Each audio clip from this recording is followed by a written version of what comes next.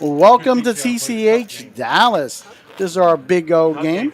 We have the great Greg Vail here, author of the Scoop Big O and PLO 8 series. Yes, Greg, sir. how you doing today? Good, sir. Great. Glad to be here. Looking forward to this game. We've got a couple of most of these players from Texas, some from as far away as West Texas and Amarillo. It's quite a trek. Yeah. Corey's from Amarillo, and Sean lives out in West Texas. Played a bunch with those guys. They're a lot of fun, man. That's a great crowd out there. Yeah. Looks like we have a good group today. Got Don as our dealer. Looks like Corey's going to start with one. They started. Did you hear? They starting with a bomb pot, or? I assume so. They usually start out with a bomb pot. So we're playing 5-5-10. Is that what we're playing today? Yes. 5-5-10. Okay. 10 up front. I think so. Okay. That's usually what we do. We'll find out about 10 minutes. It's usually 5-5-10-20 because why not? But yeah. So I mean, a lot of players started deep, and here we go. Yeah, my name is Min. I'm new. I'm Eric's resting from his nice run this week, and RJ is with some family. So you got me, but don't worry, Greg's still here. He'll do most of the analysis. Hey, there was a pinch hit grand slam in the World Series, so don't sell yourself short. Pretty dang good World Series too. yes, it was. My God, whether you loved the result or hated it, my God, what a finish! Those last two games were really stellar. And had that 18-inning game. No, thank you. I heard on the radio a guy that said he'd only been to 2 World Series games. Both of them went the 18 games. Wasn't a Dodger fan. Yeah, it was both Dodger games, both in LA, and they were saying that the same guy sung the national anthem both times. So like he's banned forever. He's done. Never again. No, sir, we'll be fine. We'll get the girl from the hot dog stand. Yeah, we're gonna play 2 full games tonight. No, thank you. All right, and we're off. Yeah, we've got. Yeah, they are playing pretty. We've got 3 guys at 5K. Yeah, Corey's our only short. Story and Zach are short stacks at 1.9. Well, Corey's only buying in short so that he can take some high variance lines early and gamble early. He has no intention of playing a 2K stack for very long. Corey has no problem getting it in there, but yeah, Corey's a lot of fun to play with. He doesn't like to lose, but man, he has no problem stepping on the gas and just giving it to you. And yeah, it's something else. He's a lot of fun to play with. Not a terrible strategy. Was just splashing around early with a short stack, right? And getting the players to think you're. Us. I mean, sometimes. I mean, it's not something that like a pro's not going to fall for that. Yeah. We know that. The shorter you buy in, nobody's holding a queen. It looks like. The more shoving you intend on doing, and that's generally not something that professionals do. But Corey's not a pro, but he takes the game seriously, and he loves to win, and he hates to lose, and I respect that. All right, all right, we're going to the turn. Of course, it's hard to have a queen. There's only one left out there, but we have somebody has aces and 10 jack. It's not a terrible hand here. Yeah, when that queen's not out there, there's not going to be any betting. Nobody's really going to take after it unless somebody tries to steal it, which like I said, the 10 jack's not a terrible hand there. 10 jack with an 8, 2 10s. Yeah, I like this bet from Look Jeremy. at that. It's 2 doogie boards, too. Oh, no, we get the diamonds on the bottom. Once it gets checked around once, and there's only 1 queen left, you're going to get most hands to fold. Like, you're going to get a pair of deuces to fold. You're going to get aces to fold. Yeah. And so Jeremy is very experienced in this matter, and this does not surprise me one bit. No, I don't. I've actually known Jeremy for a while. We were talking about the old days of online poker. Yes. Yeah, Jeremy's been around a while. Jeremy is about as effective as professionals can be in this game. I've known Jeremy for a very long time. I have never coached or taught him, and he has come up with basically the same game as I play. Wow. Within a couple of percentage points, we're basically going to be in lockstep, and he did that all on his own. It's just we came to the exact same conclusions independently of each other. And then that's what you had to do at the beginning, right? You guys are kind of the pioneers of the game. Yeah, I mean, when this game was spread here, we played, it was multiple tables every day. It was me and Jeremy and 2-3 tables full of people who didn't know what they're doing. It was just. Hey, make sure we're on different tables, guys. It was a really wild game, and he came to all the conclusions. So he's got a mathematical and a computer's background, so the analytics of this game is not too difficult for somebody like Jeremy with his level of intellect. And we were talking about it too, especially in the early days. They weren't playing Big O as much as they were in PLO for 8 or better. Yeah, and it's still very similar, obviously, but you get to see a lot of hands. That's Yeah, what I said. PLO, it's a different beast. It's almost an extinct game now. I But mean, yeah, which this is is taking crazy over, yeah. because like when I, wrote my first book, PL8 was just as common. It was more common than Big O. Back And- then was more limit, right? When you first started. I first played Limit. Yeah, that was the first time I ever played Omaha. Was a 4-card Hi-Lo Limit, and then I found Big O in mixed games, and I just was like, "Hey, this is cool. This win is way more. more fun. I win more. Yeah. This, it's a lot of fun winning." And it just took off once I realized that more variables make for a more complicated system, which I enjoyed. Corey's got a pretty big hand, right? That's a- I'm that's a assuming big that's one. a pretty big Yeah, hand. that's a big hand. So there's you're always going to come in raising there. You're always going to come in. You generally aren't going to be 3-betting if you're in position a lot. You definitely don't want to do it from out of position on people who are better because they're just going to know 3 out of 5 cards immediately. But yep, he's going to open. Not a fan of that flop, that's No, for sure. Zach popped a big hand. Too. Zach did flop his key card. Yeah. He needs a deuce to make a wheel, and he did flop that. It does make making hands easier when you got the flop your 4 key too. card. I was to say Jeremy's mystery card's gonna be an ace or a deuce, right? I mean, that's what it was. That's exactly what Corey wants to see. That's probably the card he would have picked out of the deck is the 3 of hearts. Right. And you're going to probably see a pot bet here. Yep. So I'll trade for like vintage, like a man here. Yeah, when you c-bet that flop and then turn the absolute card you would have picked out, that's generally going to be a full Yeah, you pot couldn't size ask for a bet. better bet, yeah. Because even if Zach is calling with an ace-3 and then made 2 pair, that hand is going to fold. So that's a perfect example of bluffing for half in this game with no risk.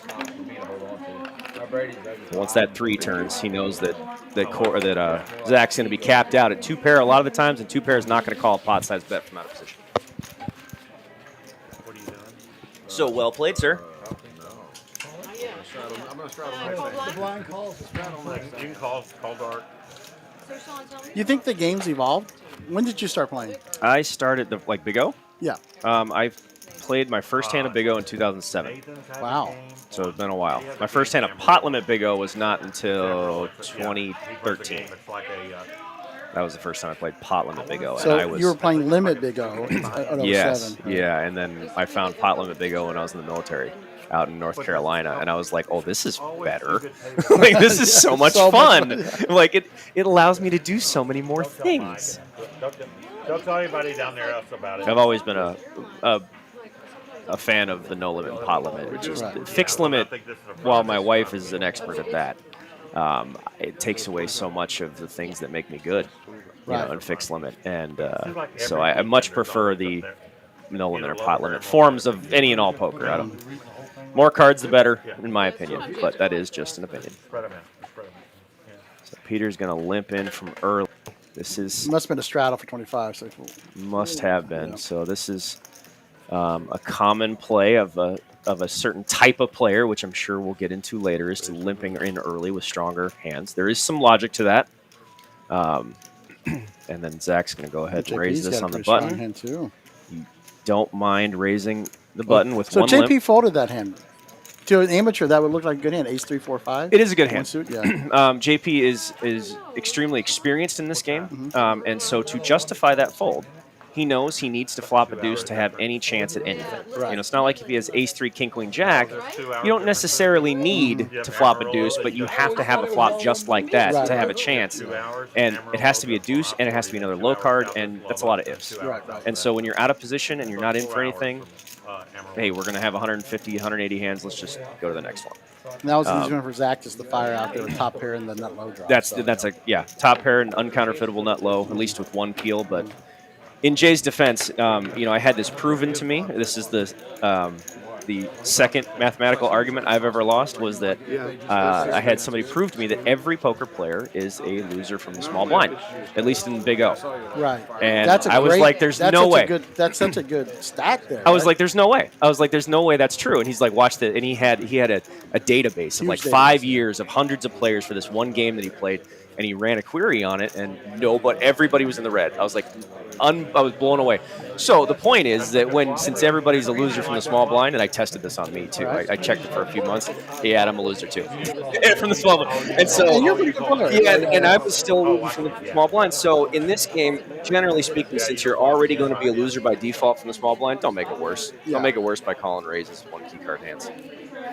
You know, if the cards speak and do the damage for you, fine, but So don't make it worse. That situation is really the expert from the beginner, or even from the intermediate players. Yep. I can't imagine most intermediate players ever folding that hand. Well, I was a professional for over a decade before I heard that, Yeah. and I didn't believe it. I was like, "There's no way," Yeah. and he proved it to me. I was wrong, and I was like, "Well done, sir."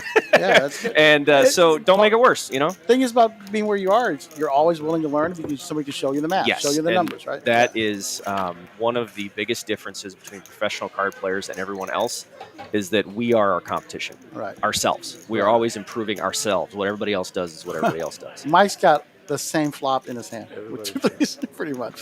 You flopped a mirror? Yeah. Mirror plus the set. Flopped a mirror and a set. Now he Bottom set. completely flopped a mirror. That's generally not helpful. No. I don't think you're going to see Mike put any real money in here after maybe one stab. That's going to be it. So Peter's going to call with a double gut shot there. He makes a straight with a deuce or a jack.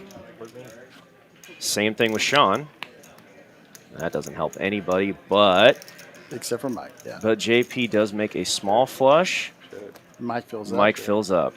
Oh, Mike's getting creative. Peter might step into it. Nope, he didn't go for it. Mike tried to go for the trap.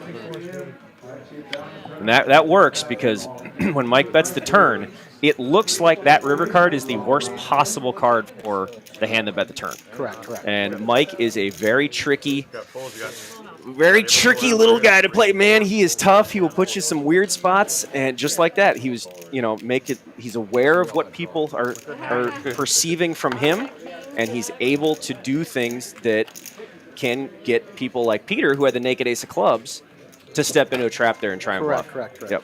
And Carter, man, and nobody's calling him, right? I mean, if he fires out there on the river. And nobody's calling. Yeah, nobody's calling there. They might call with a hand like 10-4 maybe, but he's got a little bit of that blocked up. He blocks everything with that. Yeah, So he's feeling very safe. and not even a nut flush is going to call a lot of the times. This is right at the start of the stream. Now, if this was at 4 in the morning and everybody's stuck, maybe okay for mine. Maybe somebody will call that bet. But that check there is to induce. That's what that was for. Right.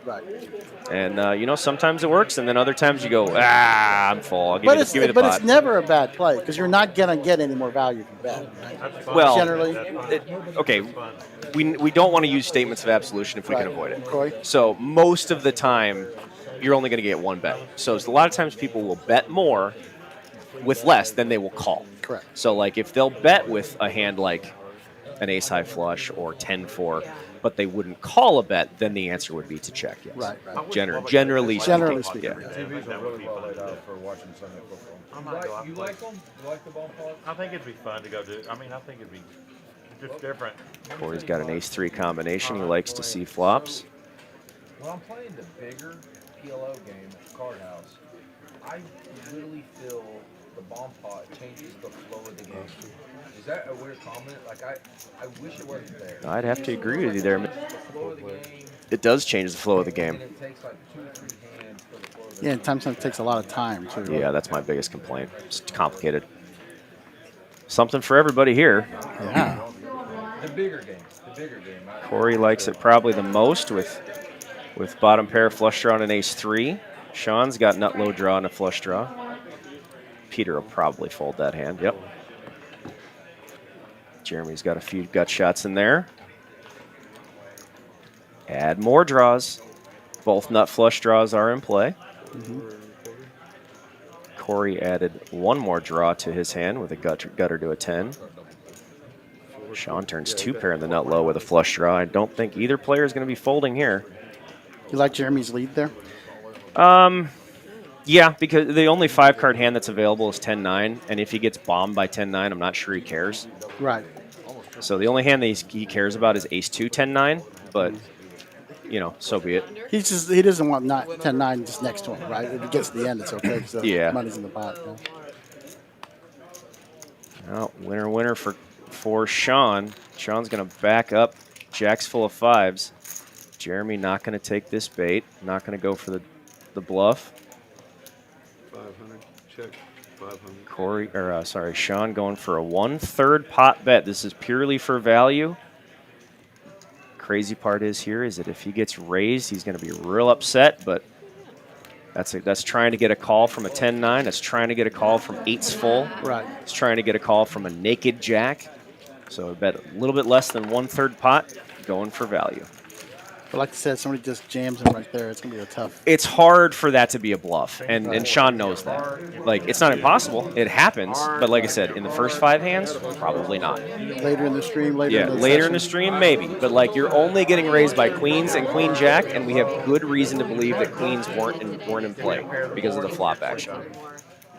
Probably bluffed it. I thought, wow. Can't find any. I bluffed once a year and I've already got it out of my system. I'm done for 25. I'm working for 26 right now.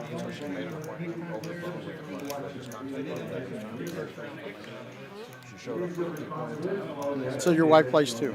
My wife has been a professional card player since 2009. We actually met at a card table. Nice. Yeah, I routinely tell people, you think I run good in poker, wait till you meet my wife. Good for you both. Good for both of you. Yeah. Yeah, we met at a poker table in 2014 in Ameristar in Colorado, and first thing she said to me, she called me an idiot. It was great. Was she right? Obviously. Duh. All right, Jeremy coming in with a hand that you would be folding from early position, but he's raising in later position. Right. See this and hold him too. You can loosen up as you get closer to the button. The king's hand, I'm always interested in mostly high hands in these situations. Yeah, a good I don't think a good double-suited king's hand, like a high rundown, Right. can be effective, especially if you get 2 or 3 players with like premium low rundowns. Right. But you need it to be a complete hand, and you don't want to do it from out of position. Right.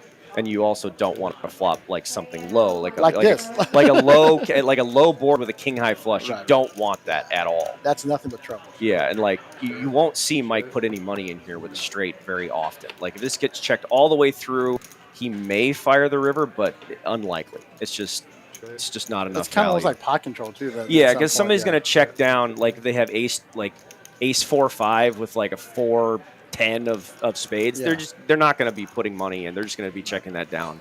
Maybe throwing in one bet, but And that they might call the river but they bet might too. call a river bet, and that hand would scoop a straight. So yeah, you're not going to see people putting in a lot of money with straights on a monotone board. Whereas in other games, it's all fun. It's all fine. I missed it. Did somebody bet? And Yeah, Jeremy bet and took it down. Yeah, once I got checked around, he realized that his ace-4 was going to be the best hand, the best low hand a vast majority of the time. Thus, he's able to free roll the folding of the high hands. Right. And that seems to be a big part of this game. Right? It is, yes. It's a huge part of this game. Yes, that's I've played a couple of times. And I've noticed the better players, so one put of the pressure on you in those situations. Correct, and that's a chapter in I think my 3rd book is free rolling a fold. Right. Is when we have identified that we have one of the pots locked up, regardless of how strong our hand is. It doesn't matter. It doesn't have to be a nut hand. But like there, where Jeremy realized that he has the second nut low, and that's going to be good enough. You can then step on it and then free roll that fold, because if they call, you chop. If they fold, you win. So there's Especially no loss. watching the action, the way that players just checked around. There was a check on the flop. Yeah. I mean, yeah. And you know this from like Pot Limit Omaha and stuff, is that generally speaking, if you open and the field checks the flop to you, if they check to you on the turn and you pot it, that gets through a vast majority of the time, regardless of what the board is. And pros are aware of that. We step on that a lot. But we also will check back some strong stuff for Just people who know that. Yeah, we'll definitely float back the flop a lot. That's one of the ways you reduce your variance, actually, is remove a street and you remove the flop. Just to get rid of it, and we go to the turn and the river. That way we get 2 good streets rather than trying to really inflate the pot, especially from out of position. It can be a nightmare in split pot. In these games, position is even more important than a game like No Limit Hold'em. I would argue it is more important than in No Limit Hold'em, yes. I know I just made some kids' heads explode, but yes, I believe the more cards are in play, the more variables that are at play, the more position matters. And I'll even say that about games like Dramah. Like Dramah, and it matters more than even here. Its position is paramount. Position is power in poker, and the more cards in play, the more it matters. One of the more popular games in the room these days is our $5 double board bomb pot. Yeah, that's happening in San Antonio a lot too. This will be interesting. This is a difficult hand to play when Sean 3-bet out of the blinds, flopping 2 pair and a draw at a live deuce. This is one of the problems when you 3-bet from out of position. If you hit like sort of a decent flop, you're not sure, it forces you to check and slow down. That frustrates a lot of players. However, it gets checked around. You probably are going to get a bet here. I think it's probably time to start firing. Looks like that's what he's doing. Just like that. I like that bet a lot. But a third pot looks like 150? Because at 125, it also looks like I could have a 2-4 here, and I tried to get fancy. Right. So it works as both a blocking bet and as a pull. You could get worse hands to call. And, you know, Jeremy's going to look them up.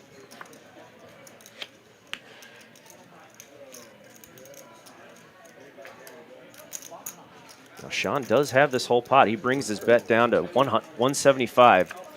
So it looks like it's begging for a call. If Jeremy can find a raise here, he will get the pot, but he might just pay him off just to see what it is. Yep. He's going to see it, and Sean's going to scoop. Sean's going to scoop. But that would be paying for information for those of you out there like, why would he call and get scooped?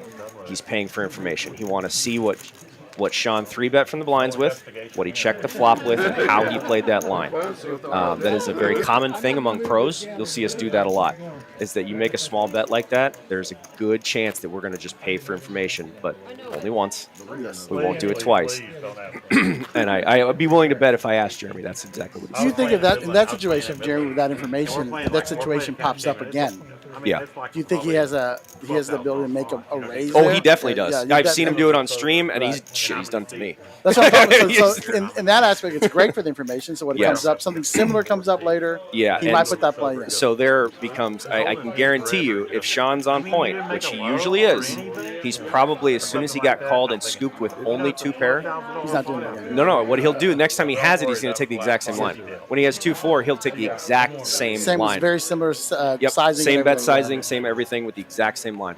That's a major difference between pros and recreational players. And Sean is every bit of professionals as everybody out there. I don't want to say killer. I won't say that. When he wants to be. Right. let me preface with that. Sean can have a lot of fun just like everybody else, but when he wants to be, my God, he can be brutally effective. Same with Jeremy and same with Mr. Carter. My God, when they want to be good, Jesus, there's no stopping them. And the great thing about a game like this is they've played each other hundreds of times, right? Thousands and thousands of hands. Yeah, tens of thousands of hands. So there's some camaraderie there, some gamemanship. Yes. So it's kind of fun to see something like this. Yeah, and there's some competition. Now, I don't know Zach. I've never seen him. I know of him. I've never watched him play before. But outside of Zach and Peter, you know, I've played a lot of poker with everybody else. A lot of Big O with everybody else. So it'll be interesting to see how people I've never seen before react to the people we know. Hell of a flop for JP. JP's flops most of the equity, no matter what anybody else has. Oh my goodness. With ace-2 and the nut low. Or ace-2 of clubs. He's going to fire out here. If you want to come compete with this hand, stick the money in. I don't think anybody has anything to compete with. We've been pretty lucky to have Rebecca bring this game to the room, too. Yeah. So, Here, I want to point this out. Mike Carter, flop the nut straight and nothing else. Boom, right in the muck. That's the sign of a really well-skilled player. you're never getting better. And Yep, you cannot improve. You're playing for half the pot at that. Half right? the pot heads up. That does not math. You know, no matter how, when you put in 50% of the equity or 50% of the exposure and 50% of the hand, right? Your heads up and 50% of the exposure. Those fractions zero out every time. There's nothing to win there. Right. You're capped at 50%, and that's how much you have to put in. That's a net zero no matter what. And there's no getting tricky with JP's hand there, right? They just you pot it and somebody else puts in the money with it. You right? can. There, oddly enough, there are some higher variance options you can take by check raising. The problem with that is if he goes too high variance, like there's a bet and 2 calls and then he pots it, he's generally only going to get called by a better hand. And by better hand, I mean a better high hand and also the same low. Maybe the mate straight that point with the 2 blockers of the clubs. Yeah, if and somebody then has a hand like 7-7, ace-2-3, they're going to be like, let's go. You know, and you're not going to be that far ahead of a hand like 7-7, ace-2-3. Maybe a little, just a touch. But and that hand's not potting him if he gets out. Right? So he's kind of in a way controlling the pot. No, that hand will flat.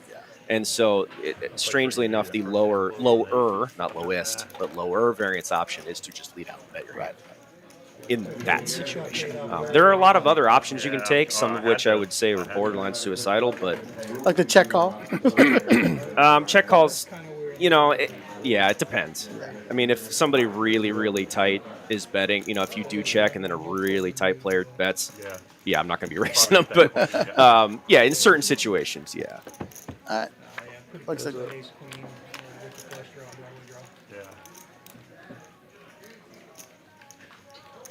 Ace is up and a live 3 draw for Zach. Not what you want to find, but a small bet. That is a tournament player right there. I assume that Zach B plays a lot of tournaments because of that bet right there. And it does work some of the time. Some people don't want to compete with that tiny little small bet. Because how big is that hand, or is it a block? We don't really know. They look exactly the same. That is a strategy I see tournament players employ a lot, actually. So if I'm incorrect and this gentleman does not play tournaments, then please tell me in the chat. But that is highly indicative of a studious tournament player. I've never played with it before. I think it's fun. I like it. because you're saying like cash players usually we just look them up at that point, right? If they have anything. Yeah, generally you give me 10 to 1, I'm not folding. Right. Especially on the flop. In position, I don't care what I have. I'm going to see another card. I want another piece of information, generally. I'm probably just going to flat that with 100%. I'm almost never folding that. I bet he bet 100 though, didn't he? I thought it was 25. No, it was 100. It was 100? Yeah, oh, that's yeah, different. yeah. Okay, never mind. It was half the pot. Okay, that's different. I thought it was a green chip. No, no. Still, That would stand by be- what I say, though. Yes. No, No, my everything's assessment right, was still yeah. right, or still stand by my assessment. But But that's the proper bet. That's the proper side. that would be more ambiguous. You know, it says less. When you bet top, like right. to the You're top saying, end of you're the saying range, I have the stone cold nuts or the bottom of that sliding scale of 0 to 100% pot. The further you get towards the edges, the more it says about your hand. But when you bet like 2/3 or half, it says the least.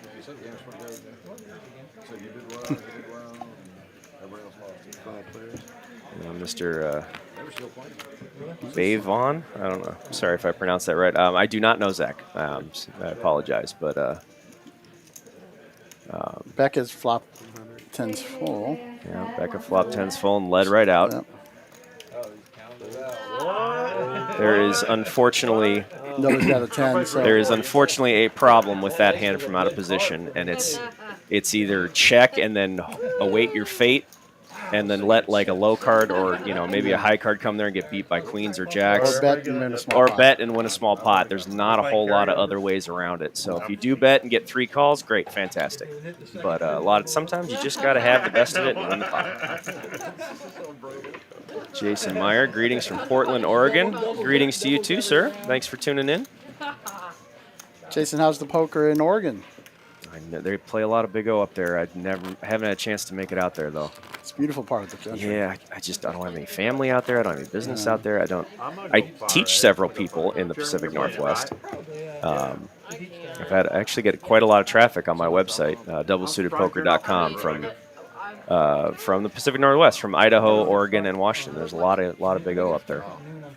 This is such a fun game to play. I've just started playing it. It's my favorite. Yeah, it's such a fun game. It's my favorite, and one of the first things that new players to Big O notice is that it's a lot faster than you'd think. It plays quicker than you think, and people make quicker decisions. And people are generally not fighting and throwing shit at each other like they are in No Limit games. They're not, going not too many euros. They're not going in the tank with the headphones and the sunglasses and the stole staring and any of that nonsense. You just don't have that in this game, and I like that. Jason, you play a local card room? Is there a local card room over there where you are? I think they have poker clubs up there. They have some casinos too. I know think, Washington State has some. It's really yeah. interesting. I know they have card clubs in Oregon. I don't know if they have casinos or not. But so JP is going to start the limping party. Normally, that starts a cascade effect, and everybody will just limp in, just like you see in Hold'em. That happens all the time. Mike open, right? He's he was in the straddle, I believe. Okay. So he's going to go ahead and raise, being in position on the rest of the 3 players calling. He's going to do that every time. Jeremy's going to consider playing this hand from out of position on Mike. Even though it is a premium, this is one of the things we talked about before the stream. Is he's looking forward to playing pots with Carter because he's such a complicated player, and he enjoys that, and so do I. Nobody with a queen. Ace is still good. This is common. Mike's going to just let a card peel off so he doesn't get check raised. Jeremy checks twice. That is the green light to bet aces. Oh, that a raise?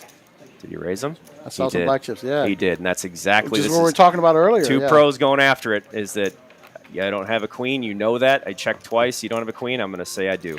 But Mike, also being a pro, thinks he's good with Mike aces. plays at a Yeah. professional level. Now Jeremy's going to have to continue the bluff. He's going to have to tell the story right. That's a big bet, 1,200. 1,200 is telling the story right. Well you know- done, sir. And so for all of you out there that say you can't run bluffs in Big O, check that screenshot right there. That was a double-barreled with a check raise with air. Well done, sir. Well, that's knowing the situation, know your opponents. Knowing your player. Yep. That is knowing your player. And he knows that Mike's good enough to understand what he's doing. He wouldn't do that. Jeremy would never do that against a player who isn't as good as Mike is. Right, right. He would never try that. You never attempt that on anybody who isn't very good. Because most amateurs just like aces got to be. Most amateurs, I'll pay to see it, or really, you know, they might not. We'd still be tanking, but they'll Their call. curiosity gets the, you know, and that's the thing that keeps beginners, is their Right. curiosity gets the best. They just call too damn Well, you know much. what they can do is they can watch the stream, listen to you, and we can get that information. It Yeah, doesn't cost you and $1,200. It won't cost you $1,200. It can cost you $100 a month on my website. right. There's all 600 something instructional videos on my site, stuff just like that. And it's free to like and subscribe, guys. So if That you're out is. there, let's go ahead and do that. Yeah, help us out. Help us out. Let's get my boy Handsome Andy's in the stream. Big fan of Becca's. Everybody's a big fan of Becca's. If you're She's not a sick. big fan of Becca's, I have questions. You know, it's been fun. A lot of these guys have been playing with Becca. I think you know Todd. Oh, yeah. Oh, gosh, and Steve-O Peter, and all those. Steve. Yeah, I know. We've been playing pickleball. Oh, are you It's really? been a blast. Unfortunately, I nailed Becca in the face last time, no. but I'm glad she's okay. She's not tipping me again. I'm gonna have to play pickleball eventually. It's a blast. Anything that poker players, high school kids, and old people agree on has probably got something to Oh, it. it's so much fun. With the best It's team. just enough exercise to feel like you're doing something, and it's just enough skill level to get better, right? But Sure. all right, Or we got do here? have a $25 straddle on every hand. Yeah. So we are playing 5-10, 5-5-10 and a quarter. It's a Okay. great game. All right. Four blind game almost. Yeah. It was already second hand deal. Becca wants to see a flop with that hand. Jeremy is going to want to see a flop with that Becca hand. raised, right? She raised the 100. She's the one that raised? Oh, right. Corey limped. Yes. No, action is not Sorry about that, everybody. The graphics take a minute to catch Yeah. up. He was the straddle. He raised See, the good thing is I'm a little bit slower than you, so I see it after the fact. Becca likes that flop, Oh, yeah. Just stay. but I wouldn't be surprised if she checked this just to see what the field does. The other option is to just go with it and hope for the best. That's the option she chooses. And she's not folding. to any No. kind of raise, She's not yeah. folding, but like there's two options here. You can check and see what the field does Right. to get more information, or you can just lead out and go with it.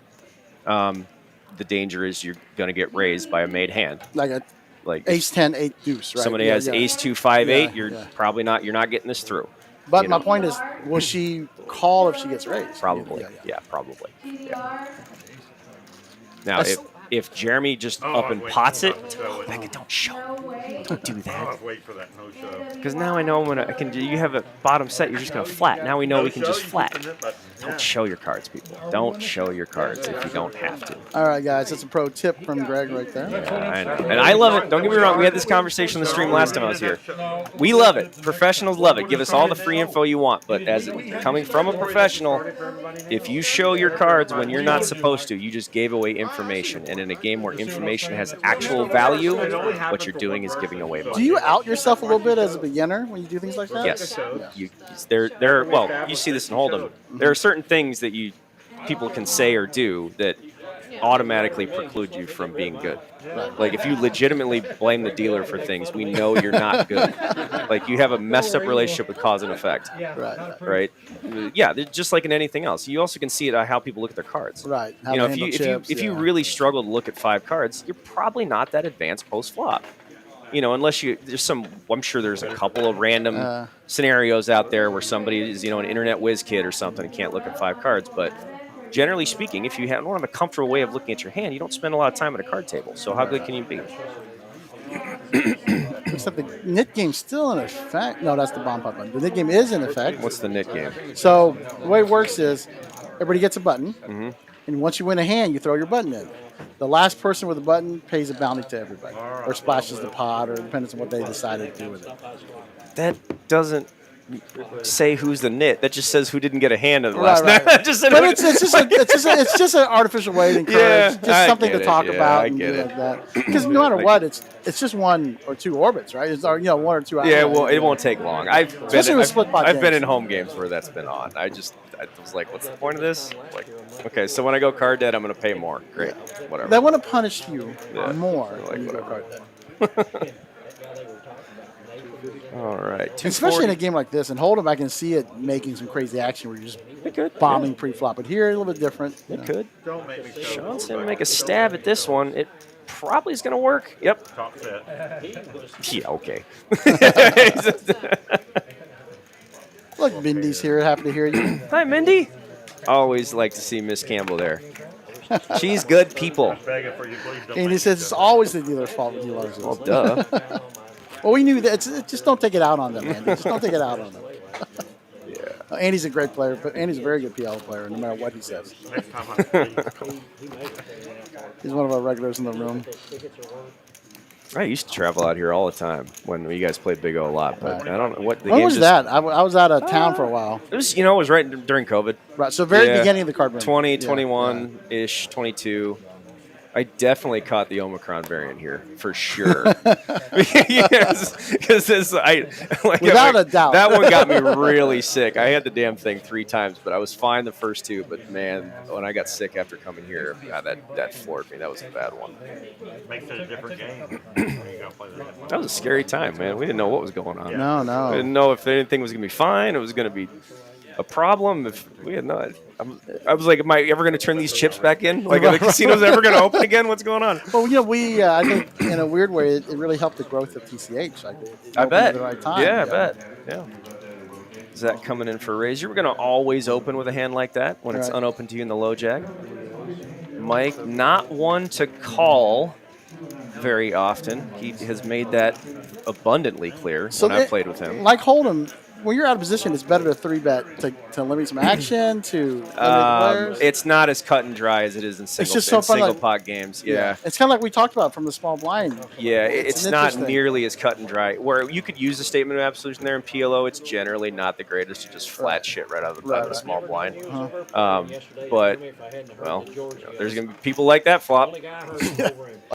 But Mike did flop his key card, but from out of position, there's not much he can do because They all flop the key card. he right? needs that board to be coordinated with a deuce to make this hand work. Ace 3, 4, 5.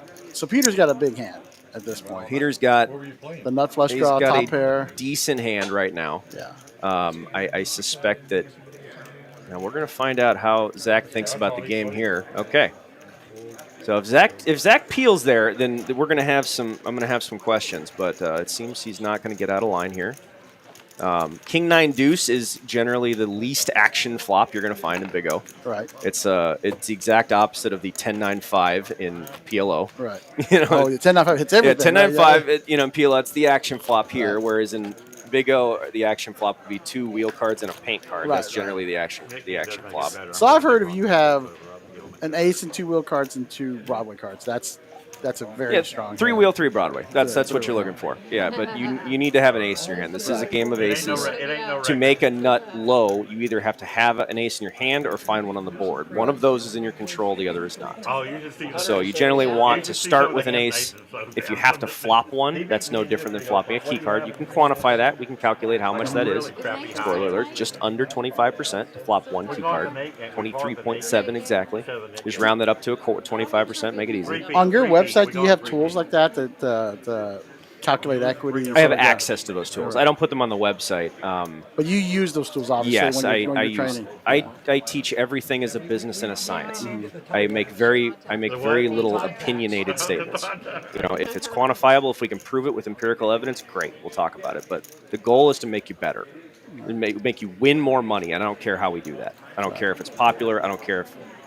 Whatever the method is that Your we can goal is to repeat. make your student win more money. More money. That's it. Yeah, to make more money. That's it. Play like a professional, win more money. I don't care how we do it. I don't care what the method is as long as we can repeat it and it passes the scientific method. All right, we've got some action here. 6 to the flop. How is that ace available? Because there's 6 to the flop. There's nobody raised. Did you play the Sunday tournament? All right. Not a whole lot, except for JP's the only one that got a real piece of this flop.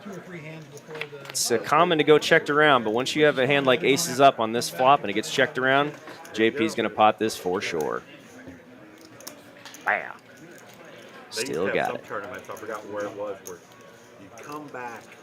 I think the Win had this for a while. How many X's you thinking JP's had? Like 1 or 2 away. How many X's? I don't know. 100. That's max pay. Take the over on 20. Yeah. They changed it, but they changed All right. Yeah, Mike's going to look him up here. He's got a lot going on here, but not a lot of nutted possibilities. I've always been curious about it because he's not going to be nutted anywhere unless he hits the straight, right? I mean, the smaller straight, the 7.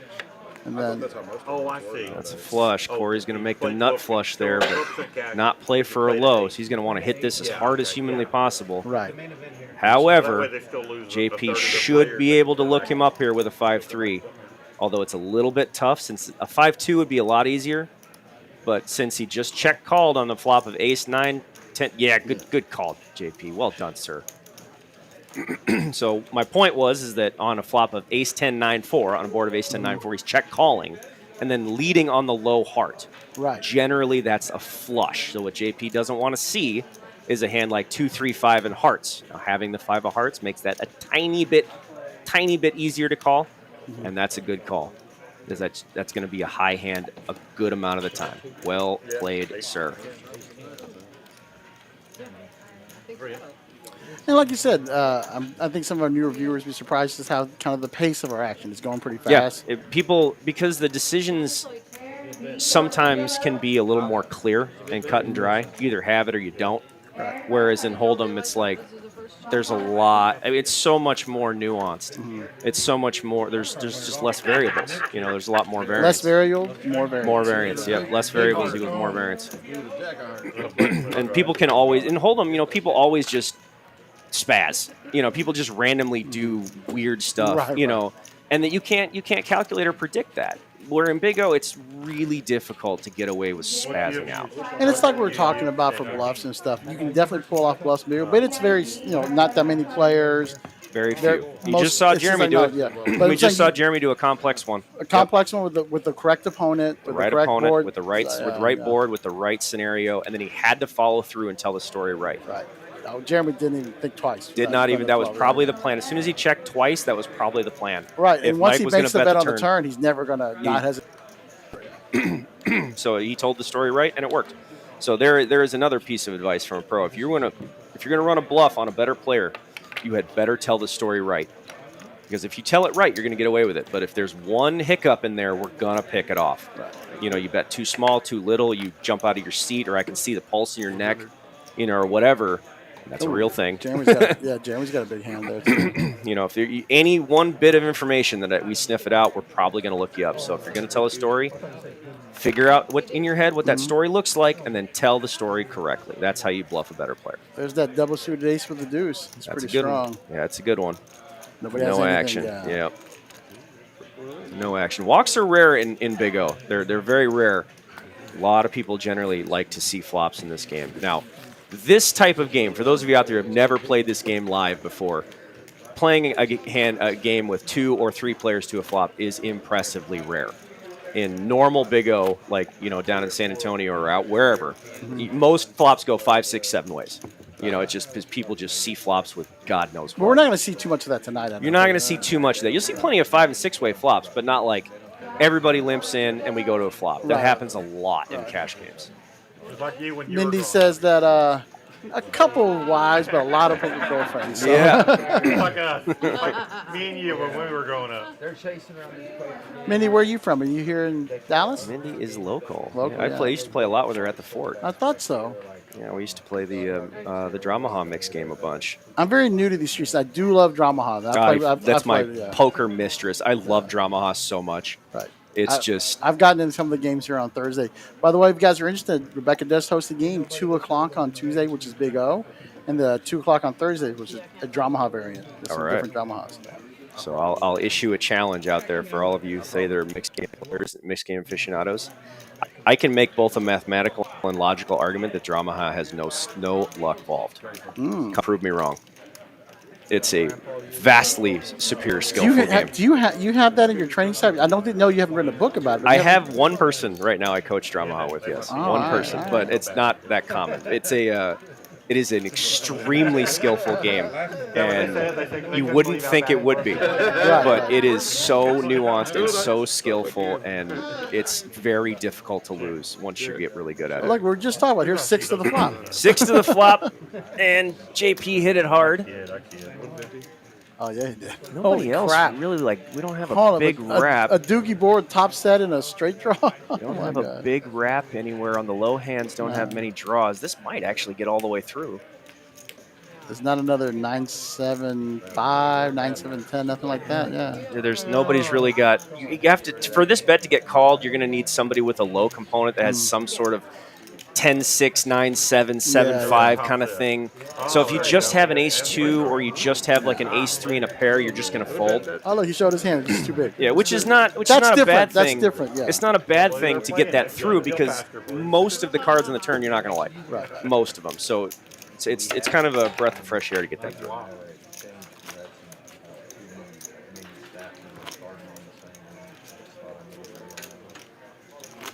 Another Dramah lover. Oh yeah, Are we gonna be yeah. JP? Me and Mindy have played some Dramah before. Look at that. Well, I'm telling you guys, come up here on Thursday. I'd love. We've been spreading a $2 bomb pot. It's a little slower, but it's been a blast. People have been playing it. We've been spreading our 5-card $5 bomb pot, but people have been playing. People are enjoying some different variations of poker. They should. Poker's been a thing for over 20 years now, and I'm referencing from the moneymaker boom. Right. Everything changed from 2003. A little bit. And so I'm going to call that the beginning of the modern poker world. Because we wouldn't have these rooms without that. No, without that it wouldn't happen. So from the beginning of the modern poker world, it's been around for a long time. We're 23, 24 years in. And people get tired of 2 cards. Right. They just get bored with it. And so there's a vast variety of other games out there that people are starting to realize have more skill involved. You win more often. They have more action. Ooh, Sean with a big hand. Sean's going to go ahead and 3-bet that. He does not want a bunch of people calling behind him and being in the middle. I do like this 3-bet from that position. This hand plays much better against 1 or 2 players than it does against like 5. Right. Ugh. It also makes it easier for Sean to win a hand on a board like this than if he had just flatted and then 6 people behind him. Well, Sean behind. Wow, that's jeez. Yes. Yeah, there's no betting on this board. Not until his opponent checks a 3rd time, which now he probably will bet because he has the ace of clubs. No. Just gonna just gonna take his equity. Just gonna say I'll take it. You generally are not betting, checking better than aces and jacks 3 times, so I'll just take it. Perfectly acceptable. But he also could have thrown in a small bet for value there just to see if his opponent would look him up and pay for information. Because it's very unlikely your opponent's going to check raise after the 3rd check. I'm going to disagree with you here, Mindy. I don't think bomb pots are bingo, but Greg will probably have that in his course pretty soon. I'm going to have to agree with you. Bomb pots are a very skillful thing. Yeah, it's a very, again, complex system. The more complex the system is, the more skill is required to navigate it. If you're seeing 10 cards on the flop playing a 4-card bomb pot, you have a lot of. If you show me 14 cards of the deck, I can tell you what you have. Yeah. It's on the flop. You're seeing a fifth of the deck. Yeah, it's so many cards. It's hard to be fooled. It's tough to be fooled. You're not gonna. It's tough to get one over on a good player in a bomb pot because we can see a good chunk of the deck. But the beautiful thing about the game is there are not that many good players, and that's why bomb pots are a lot. Especially in a hold'em game that plays 4-card bomb pots on the push, like you do down in San Antonio. It's worth it just to hold the hands and play the bomb pots because they don't have any idea. But honestly, I think the card rooms like us, we decided to go with a 2-card bomb pot for the smaller games, right? Yeah. Because again, we don't want people to get. But the bigger game people do what they want. They're big boys. Yeah, I wrote an article for it's a now defunct magazine, Stacked magazine once, arguing that bomb pots, as a whole, were bad for the game. Well, it's that discussion we had earlier about the big PLO game. The bomb pot just changes. Yeah, it changes everything, and I don't mind it in decent sized games. But like in 1-2 hold'em, you got a lot of players that are going to lose a lot of money and not understand why. And you lose a customer. Yeah, and then you're going to lose a customer. They get mad. They don't understand. They don't understand what's happening. And I don't know. it's a matter of opinion, obviously. But With 2 5s here, he's blocking the nuts. You think is that something real there? No. no, that's one of the biggest myths of Big O and PLO is that having 2 of something required to make a straight means anything. It means nothing. That it means with 5 nothing. cards, You're dealing out 40 cards already. Right. You know, there's only 4 cards that go unused. You know, if there's a better hand it's been dealt. It's there, right? Yeah, it's been dealt. It might not get played, but it's been dealt. Right. But Mike is going to try and represent that as he bet the flop and then the turn. I don't see how, you know, he's got to tell the story, and he's going to get looked up with a 6-3. That's exactly right. He's actually a scoop there. All right. 2 pair. I don't think he does it without 2 pair. What do you think? That's good for the middle. Not necessarily. I mean, it's got to be a wheel. It's either a wheel or it's not. All right. So, like, if it's not a wheel, he gets half because he has the number 2 low. Right. So he doesn't have to have anything there. But it makes it easier. It does make it easier, but again, it's either a wheel or it's not. He's not betting, you know, a set of deuces and a 6-5. That's such a very good point. It's either a wheel or it's not, and if it's not, he gets at least half the pot. So it's I like that call. That's a hell of a call by Zach, by the way. But now, if we get the opportunity, I'd be willing to bet that if you see Carter have a nut hand, he's going to take the exact same line. It's kind of what we said earlier.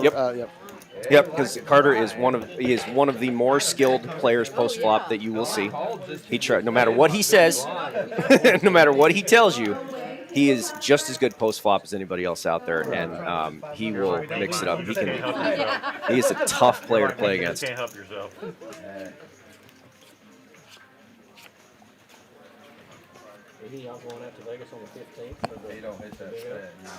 So I fully suspect that if he the next time you see Mike make the nut hand, I'd be willing to bet you're going to see the exact same line, especially if he's up against Zach. I'm automatic quarter. So I don't know Zach, but judging by his play to start with, seems to know what he's doing.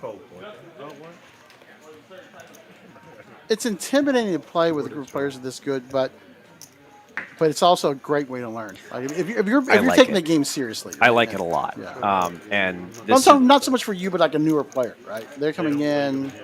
Well, yeah. I mean, the skill edge is so much bigger in this game than in other games. Yeah, I know. I just pissed off 100 people. I know, but it is what it is. They'll make it. And it's so generally newer players get beat harder. Becca flopped the shit out of that one. She's going to come out firing here. She's turning this into a pull. This is a bet designed to get action, and Jeremy will oblige. How good is Jeremy's hand here? It's not bad. Not bad. Nut flush draw and a gutter to a wheel. And the 4-5, yeah. Yep. He also is pulling. There's no value in raising his hand. He wants people to call with non-nut draws, and that's exactly what JP just did. You know, he's got bottom set, which is a draw in this game. See? You know, and Jeremy just turned half the pot. Becca turned the nut low. So it's going to keep on firing. Now, Jeremy's probably just going to assume that Becca's going to have a 2-4 here most of the time. Really? He's just going to go for it right here. Yep, this is good. So Jeremy wins with a deuce, right? He scoops with a deuce, otherwise they're chopping right now. However, Jeremy's decision because of the stack, that's why he's making this decision. If he flats, both players are going to be past a 1-1. I do pretty close right here. What he doesn't want to do is have to call a bigger bet on the river that doesn't change anything. Right. So he's going to get it in right now, and if Becca has a hand like ace, queen, 2-4, that's fine. He'll take that. You know, he's going to scoop all the deuces. Becca scoops all the aces and the queens. And it puts JP, anybody who has like a set of queens or ace, queen only, ace, queen, 2-5, puts him in a tough spot. And Becca says, I'll take my chances. Here we go. Hi-ya! Oh, boy. Feels like it hurts, but it doesn't actually change anything. Jeremy still has the high. Becca still wins the low. It's a scary card. Feels gross. It feels gross. You're Rebecca. Yeah. Now, I'm going to argue against the line that Jeremy just took. Since I made the argument for, let's argue against. So if he flats there and the river is a 4, he can bluff the river. Right. By raising turn, he removes that option from the bag. So on the turn, he decided that option was of lesser value, than forcing JP to fold and be in the middle of two players. So he took he made that calculation in his mind. That's what he wanted. Probably. So yeah. it was a deliberate move. It was a deliberate move. But But the downside to that is if he flats, he removes his ability which is a big part of to this win game, this right? pot, and that's what would have happened. Because if he flats the turn and then bets the river, he's going to win the pot. He's going to win it outright. And that is a massive difference. How big was that pot? Chop it in half. That's how big that was. Husker, yes, they do have to show to get rid of the net. Pretty good turn for you. So that's why they were showing it. For, You know what? okay. Yeah, he answered our I'm question. caught up. Thank you, Yeah, Husker. I forgot about Educating this. me. All right. That makes sense. You got to show to get rid of the net. Big brain from Husker. I know when I want it. So anyway, But that's such a good point. Because that is the nuance of this Yeah. game. Yeah, that is one of the nuances of this game. Is that if you choose the higher variance option, the effect that it will have is it limits your options later. That may not be a bad thing. That may be what you want. But that's a perfect example of what we just saw, is that if you took that aggressive action on the turn, it removes your ability to bluff and win the pot. And in that point, he has a really good feel of what Becca has in her hand. Just the way she's He's playing gonna it. when she bets the turn, But she's she's gonna got have the a deuce 2-4. four, She's gonna right. have a 2-4 So almost he knows, every time. well, the deuce is great for him, so it doesn't matter. Yep. But the 4, he doubles his chances to take the pot in a way, right? In a way, it also can go both ways. Like, what if the river is a 4 of diamonds, completes the flush draw, and Becca pot bets into him? Right. He's going to get bluffed off half the pot. So his choice on the turn was, I'd rather let the cards play themselves Right. than get outplayed or flat and have JP blast it in the back, Yeah. or whatever. Well, it's kind of like you're saying. So if he flats there, let's say JP does get out of the way. Yeah. A diamond comes, a big diamond comes. Becca can just fire at it again because she knows She could, yeah, she that's could. That's what you're saying. That's By where the balance, the yeah, counterbalance comes So in. that's the opposite. That's maybe why he did what he did. Yeah, Play what- and to Andy's point, JP would have made a better low if he had just called. Yes, Right. and so if he had just called and then JP decided to call as well, which I'm not sure he would have done there with bottom set only in a 6-5.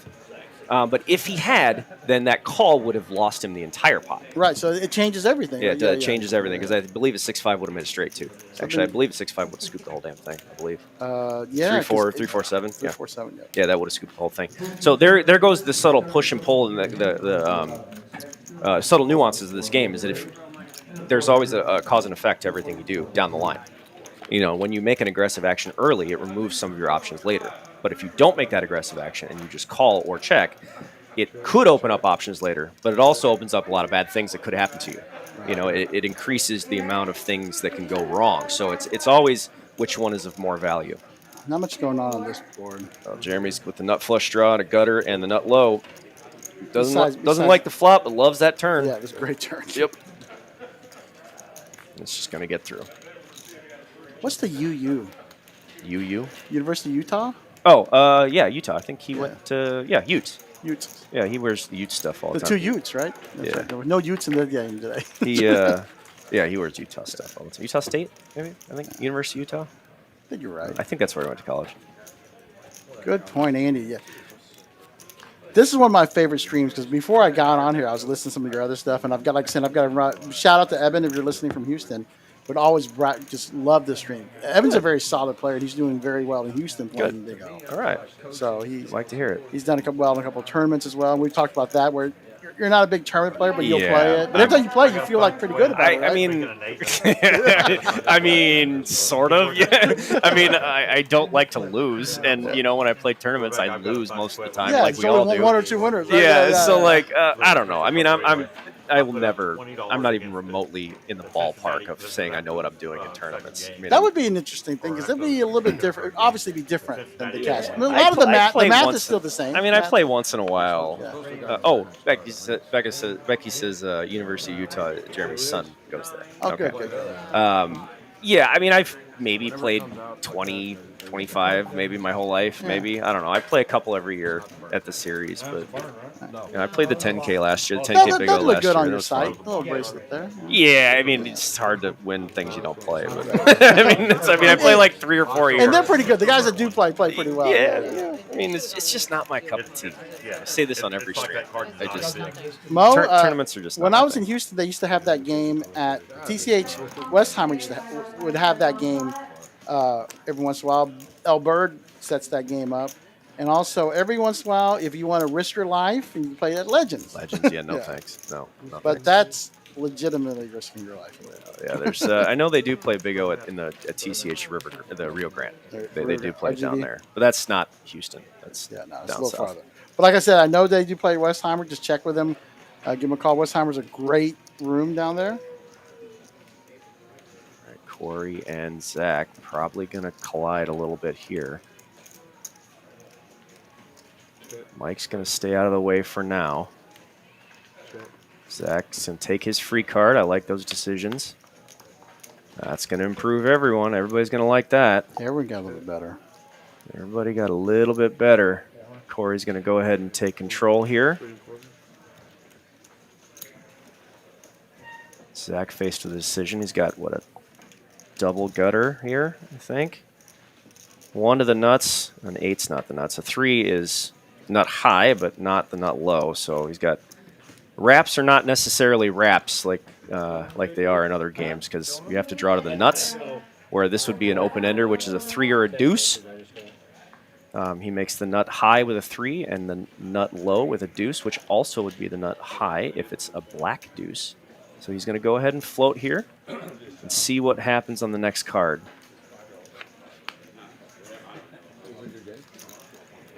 Very interesting font. And we don't have the river card yet. What's the river card? Somebody jammed. What's the river card? Oh, Oh, shit, we missed it. Yeah. it's a jack. Sometimes the graphics are a little bit winky.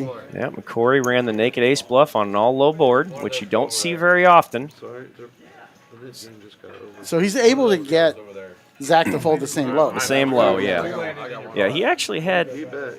He actually did have the high one with an ace king only. I don't. Yep, he did Yeah, have. sure He actually had the best hand, but from Corey's perspective, that is a bluff on the river. Right. He believes that he's bluffing. If he gets called, he hopes he wins half. Played some loose hands to try to win. Looks like the knit game's over, and we had a loser. Which, who else was in that pot? Wasn't Mike? Mike was in the pot. He didn't win it though. Yeah, so So maybe Mike. Mike hadn't won a pot. I think Mike maybe did pay the hand. Yeah. Sean's turning now, talking already. It's all right. It's all right. Hey, I've lost many of them before. Don't worry. All the Big O I know today was taught by Jeremy. He can be a great coach. Yeah, he probably would be. If I and to endorse that statement, if I were to ever hire a second coach, Jeremy would be the first person I'd call. Pretty big endorsement. Yeah, I can say that confidently. If I were ever to bring in somebody else, he'd be the first person I call. What's the name of your site again? I forgot. DoubleSuitedPoker.com. I teach Big O and PLO 8 and all mixed games, but I also consult with professionals just on their career. I have plenty of clients that are just professionals. They play all kinds of games, and I just teach them the business and how to think, act, and be professional. That's so important. Yeah. You're going to try to make a living doing If this. you're going to make a living at it, you have to do it as a science and a business. That's how I teach you. But yeah, if you are able to pick Jeremy's mind, please take the opportunity. How much you would have bet that's an ace that Jeremy's card is missing since he Pretty opened? high. It's pretty high chance it's an Which ace. is a black ace, too. Yeah, it's a pretty high chance. I'm new to this, but I figured that part out. Yeah, multiple playing hands, a little out of line from Mike Carter, but that is, you'll see that a lot from Mr. Carter. He loves to see flops. He does not care one bit what his starting 5 cards are. Right. But post flop, he's as good as anybody. Yeah, you feel like he feels like he's Yep. just He's got as- the skills for it. He's about as good as anybody post flop, but he does not care what the starting cards are, which makes him very tough to play against. You never know if he's bladed or just trying to stick it in your ear. Looks like he's calling with 2 pair. Yep, he's flat in the 2 pair. He just want to let this hand develop. A lot of cards in the turn he's not going to like, that being one of them. That's Well, a it's big not, card. it's not the ace of clubs in Jeremy's hand. So it looks like he's checking it. He's checking here because he doesn't want to bet into a queen jack and get raised. Right. So he might not be planning on folding, which I doubt he's planning on folding, Yeah. even though we can't see the other card. With the pretty much the queen high flush draw, Yeah, the it's gutter. probably an ace of spades. That's probably what it is. But he's not folding. Yeah, so he was just controlling his damage there. He didn't want to get raised. Now Ooh. he's trying to induce a bet from Mike. Mike's not falling for it. He's not going to fall for it. Yeah. He's got Oh, it. there. Let's see, what is that other card? He must not Get that hat down. Yeah, he's going to have a wheel He there. overlooked it. I know he's got the wheel. I'm just curious what the other card is. I wish we could see it, but He overlooked that. He oh well. overlooked it. I was the ace of spades. It's probably an ace. Yeah. Yeah. I It's, don't want him to Oh, overlook it. yeah, it was. I actually saw it. but yeah, that was a check to induce. Because he's not. I mean, nobody's calling you there, right? Because Well, now he usually nobody would call you there, right? yeah, because now here's unless he's this is actually one of my wife's pet peeves is a pro war is going to break out between those two, and so now that they've played 2 hands where Jeremy's got one over on Mike, which he'll find out right quickly that Jeremy didn't have it when he bluffed him, and now he just checked to him with the wheel, and so now that Mike knows that he's trying to induce him, Mike is aware that Jeremy's playing back at him. So this is so really, now we're gonna have a back and forth dynamic all night. And Mike definitely has the advantage because he's got the position. He's got it in position. Yeah. Jeremy plays way more Big O than Mike does, but Mike's got it in position now. And he's a good player. It's not like he's a Oh, Mike's fantastic. Are you kidding me? Yeah, he just plays a very different style. A lot of players don't. Mike plays 50-60% of his hands, but he plays them just as good as anybody else post flop. So he said, I'm gonna step on my advantage. There's wisdom to that. Look at this. He said, Jeremy opened, and now Mike's gonna play back at him. This is you're gonna see this dynamic all night. It's nice to have the examples right after you talk about it. Right? Yeah, you're gonna see this dynamic play out, and Jeremy's just gonna love it. He loves it when somebody plays back at him because it's like makes it interesting, makes him think, and it allows him to use the things that makes him good. And also because it's a stream, he's gonna learn a lot from his opponent tonight. Yeah, he is. Oh my goodness, what a flop for Mike. The hand's gonna be over immediately, but. This hand was not going to be one they're both going to hit. It's going to be like King Queen 10 is the only way they're both going to hit it. But he's going to show him what he 3-bet him with, and this is going to get. Wait till he sees it. He sees it. Yeah, he knows he got 3-bet pretty light. So see, Mike plays back at Jeremy. Jeremy plays back at Mike. In a way, the nit game does offer something interesting. Yeah, he has to show it. So now he knows what he got 3-bet by, and he sees he got 3-bet by I'm going to say non-premium. With the purpose of getting heads up on Jeremy. So there it is. There's your third example of they're going to start a pro war, which I mean, it's going to be great for us. Yeah, and the fun part is that Mike don't care. He's like, this is the fun part for Mike, and some of us pros have kind of peeves us a little bit. Like, there's so many other players you can pick on. Why are you picking on somebody you know is a winner? But that's part of the fun for Mike. He's so much fun to play with. And that's where the stream dynamics changes things a little bit. It does. People are watching. Yeah, these people are watching. Yeah. Like your peers are watching, so things like that. Yeah, exactly. No, I thoroughly enjoy playing with Mike Carter. He's so much fun. I mean, he's just so very rarely ever upset or out of line. He's a lot of fun to play with. He makes you think, and he will put you in some spots. Some really spots that you'll be thinking about. Jeremy's so happy he's got Mike to his left here. They're going to just battle all night. Yeah. But Jeremy also subscribes to the thought that position is backwards and high-low. I know I don't have enough time here to unpack what I just said, but that's a lot. It is, yeah. And I talk about it a lot in my 4th book. But when you're good enough, position can be backwards and high-low, and Jeremy loves having the action player to his left. I need to read the first 3 to get to the 4th book. Correct. I did that on purpose. You're welcome. All right, playable hand here from everybody. Peter's going to take a flyer with this. Would be this King Queen Jack 10-8 is kind of the Big O equivalent of like a 7-8 suited in Hold'em or pocket 4s. You're either going to flop exactly what you need or you're out immediately. But when you do hit a flop pretty hard, it can be pretty lucrative. Thank you for the example for me to understand. Yeah, appreciate it. I have to make a lot of Hold'em analogies. So Sean going to go ahead and put a squeeze in here from the button. And it might get through. This is not the type of hand you want to call a 3-bet with directly out of position. What a great 3-bet by Sean, huh? You don't see this a lot, but Sean does it quite a bit because Sean is used to playing tournaments. Whoa. Oh, Peter's okay, Peter says, screw you, commentator, watch this. Hold my beer. Hold my beer. Yep, exactly. Oh, beer's gone. And it's over. And so this is like, same thing as if you're playing Hold'em, you have 10-9 of diamonds, you flop here, you're done, you're out. Yeah.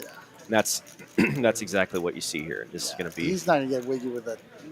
Not drawing it half heads up. Queen high flush. No, he's half, and not even the nuts. Not even even beginners. And I don't know Peter, but I doubt he's a beginner. I highly doubt he's a beginner. Even beginners know to fold. Yeah. Peter's an intelligent player.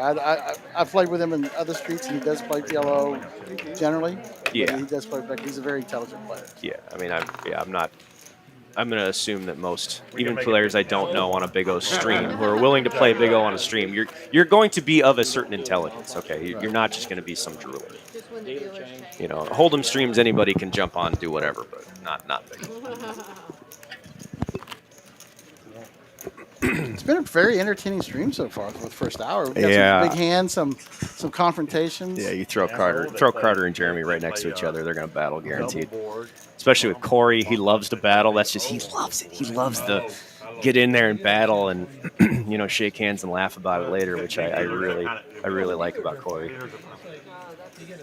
He always has a lot of fun. He's just a lot of fun to play with. I like the ultimate high off that low. That's fun. A couple streams ago, Corey hit beat quad deuces with a straight flush on like the last hand of the stream, and man, that was painful to watch. Nobody wants to watch. Yeah, flop deuce deuce 9, and quad deuces got roasted. Roasted by a 6-high straight flush or steel wheel or something like that. Goodness gracious. Like coming in for the raise from early. This hand is likely to flop a push, so you're going to want to raise from early position. You want that pot to be bigger. You're likely to flop like a pair and the nut low draw. And you're trying to get that pot inflated so you can make a bigger bet on the pot, right? Yes, Flop, right? because a bigger bet is generally going to be more advantageous with a hand like this on the flop. That is not what he flopped. So Zach did flop bottom 2. So check, check. Zach's still not going to fire at it. He's going to try and let Mike do his thing. I don't know Zach well enough to say if he's checking to fold or if he's checking to call. Uh-oh. Yeah, well, Zach just checked Mike right into the hand. Mm-hmm.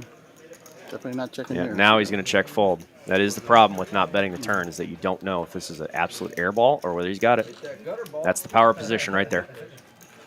As if that hand had been reversed, Zach probably would have won the pot. Zach probably bets the turn and is going to win the pot. I hit it. That is the power of position right there.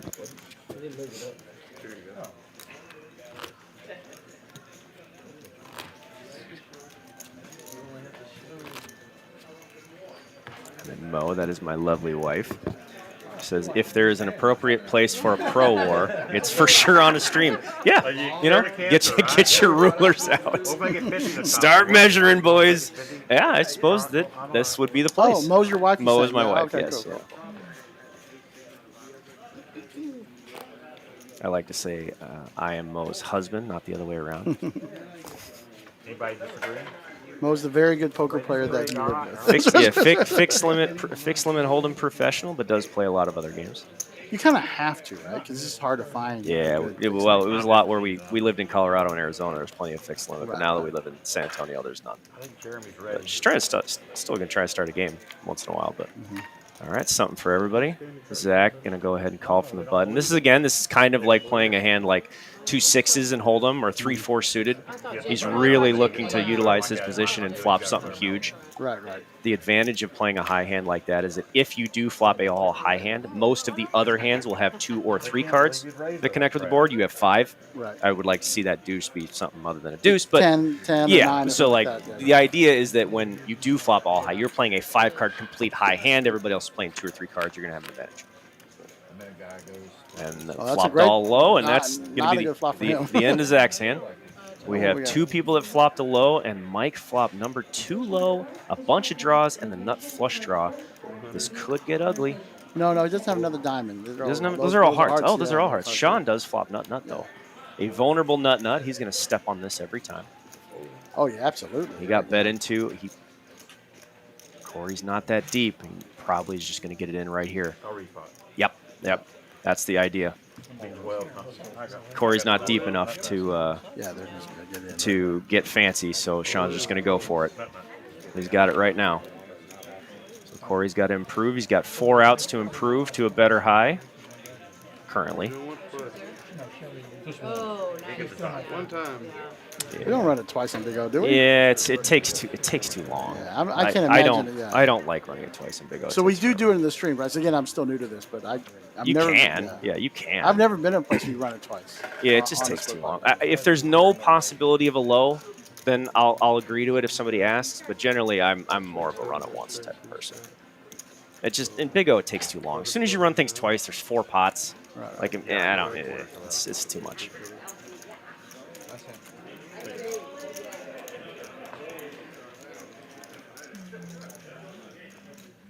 So Corey's going to have to give up half his stack there.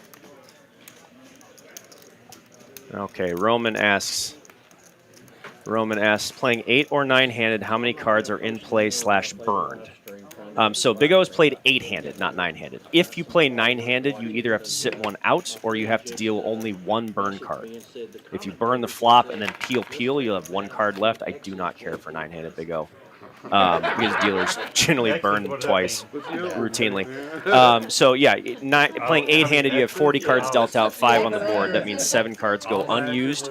Only 4 of those are left in the stub with the 3 burn cards down. So 7 cards go unused, 4 left in the stub. So if there's a better hand out there, it's probably been dealt. There's only 7 cards that aren't seen. Look like Mo's trying to get a game for you guys. 2040 limit hold'em. Yeah, she's trying to get a 20-40 game going. In another room, but that's fine. We don't have a room That's in down San Antonio. Yeah, that's fine. Yeah, That's all right. That's a different market. Always happy to get players to play. Yeah. Though if Ryan and Victor are listening, let's open a room in San Antonio, right? Yeah, there's so many of them. There's so many small rooms and only 2 big rooms, and it's like And San Antonio's not a very big market. It's a a great city. lot of Big O. I mean, my God, we may have 3-4 tables of 5-5-10 pot limit every night. Wow. You guys. Sean with a big high hand, always coming in for a raise here. Well, you're supposed to. Sean's going to go ahead and limp. And Sean does this a little bit more. Players. Oh, I thought he was No. folding He puts it on the saw- sensor. yeah, They yeah, say they yeah, fold yeah, it. Yeah. Sean does do a little more limping than most players. I've never really asked him why, but Ooh, that's an interesting hand for Becker to look up. Jack 9-8. Yeah. that's egregiously out of line. Yeah. Yeah. And a small blind too. Yeah. Especially when you're calling from out of position on an aggressive player with Sean in the middle. Yeah. This is out of line. It could be a mistake on the reading, but yeah, I this- just don't see her playing that hand. This would be the equivalent of like calling. This would be like Queen 8 offsuit and hold 'em. in If the you- small blind. Yeah, so if you three, called but, like it's about that far out of line. Here. but doesn't mean it doesn't happen. That doesn't mean it doesn't happen. Nobody with a 5. Both the aces are not going to mind this at all. Sean's going to have a touch of an advantage with the ace of diamonds because that will give him a little more power. Corey says, take this power and stick it in that ear.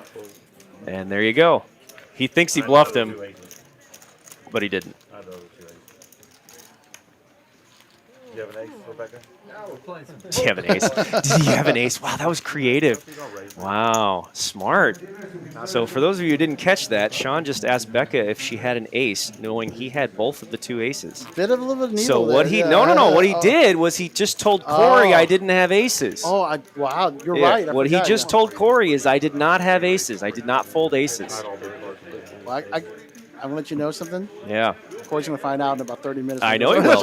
However, but not during the session. He won't just know. I will.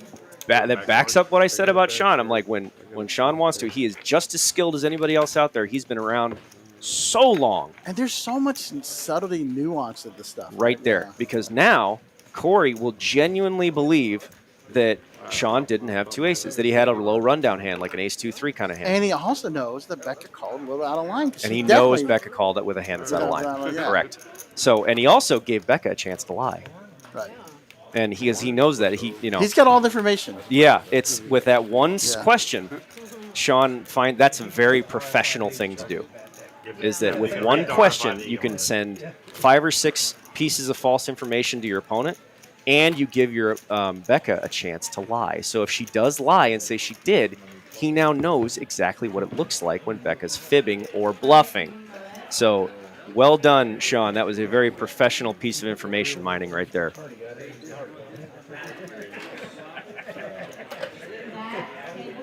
And before anybody comes in the chat and goes, that's Bush League. No, it is not. It's just one innocent little question that can reveal a whole lot of information and pay dividends later. So that's part of what you teach, right? That is. That's kind of part of what Yes. you teach. Maybe not like that. That doesn't come up very often, but But I'm talking about the type of thing that yes, you do. we right? look Yeah. for things like that. How can you affect change on your environment for as little risk as possible? Right. And if that's no risk, you can just ask a question like that, fire 2 shells of false information at your opponent, and give your opponent another person a chance to lie and reveal what it looks like when they lie, because that's important. Peter with a high kind of rundown. See, I'm a low limit hold'em player, so we're just going through the motions. This is Yeah. a whole different level. It's a It's fun. whole It's different- really fun to see. Whole different We're matter. seeing a lot of aces. Yeah. Well, like I said, deal out 40 cards. Yeah. You're gonna see. You know, you have 5 cards. You're supposed to have an ace every 2.5 hands or whatever.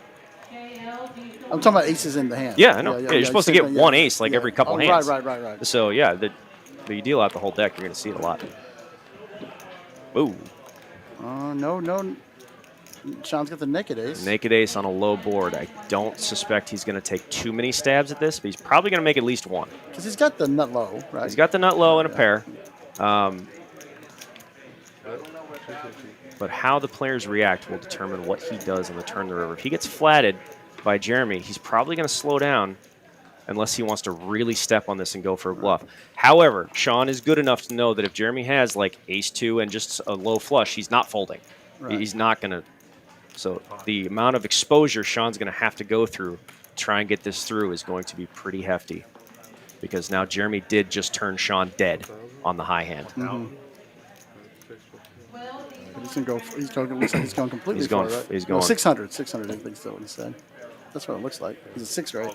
Yeah, he has. No, bet 1,000. He bet the. He has to put a lot. He has to step on this really hard to get this through. So he's putting Jeremy in a tough spot here. He is. And, again, if this would be suicidal against a non-winning player. Right. Because a player with a flush in the nut low is just going to call you down. Jeremy's good enough to fold when he thinks he might have only a quarter. Because that's how you get crushed in this game. Yeah. He's getting quartered. So it'll depend on what Jeremy's read is.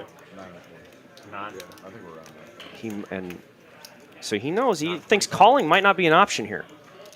He might be deciding whether calling might not be something he's considering. Man, this would be outstanding if he can figure this out and rip this back in Sean's face. It would be absolutely outstanding. It's so tough to do, though. I think he'll fold. If I had to bet, I think he's going to fold. But he counted his chips for a pot. He counted his chips for a pot. I think because he's not considering calling. Right. I think that's why he's doing this. Because he knows if he calls, he's at 1-1 on the river anyway. Yeah. He's going to have to check call the river. He knows that whatever he does here, he has to do on the river. And he's just deciding he's just he's going to let it go now. Yeah. That's the fold formation right there. That's that. Yeah. And so I'd be willing to bet that Jeremy was not considering calling. And also for those of you who like body language, when a player looks at a single card, like Sean just did, they're looking at the naked ace.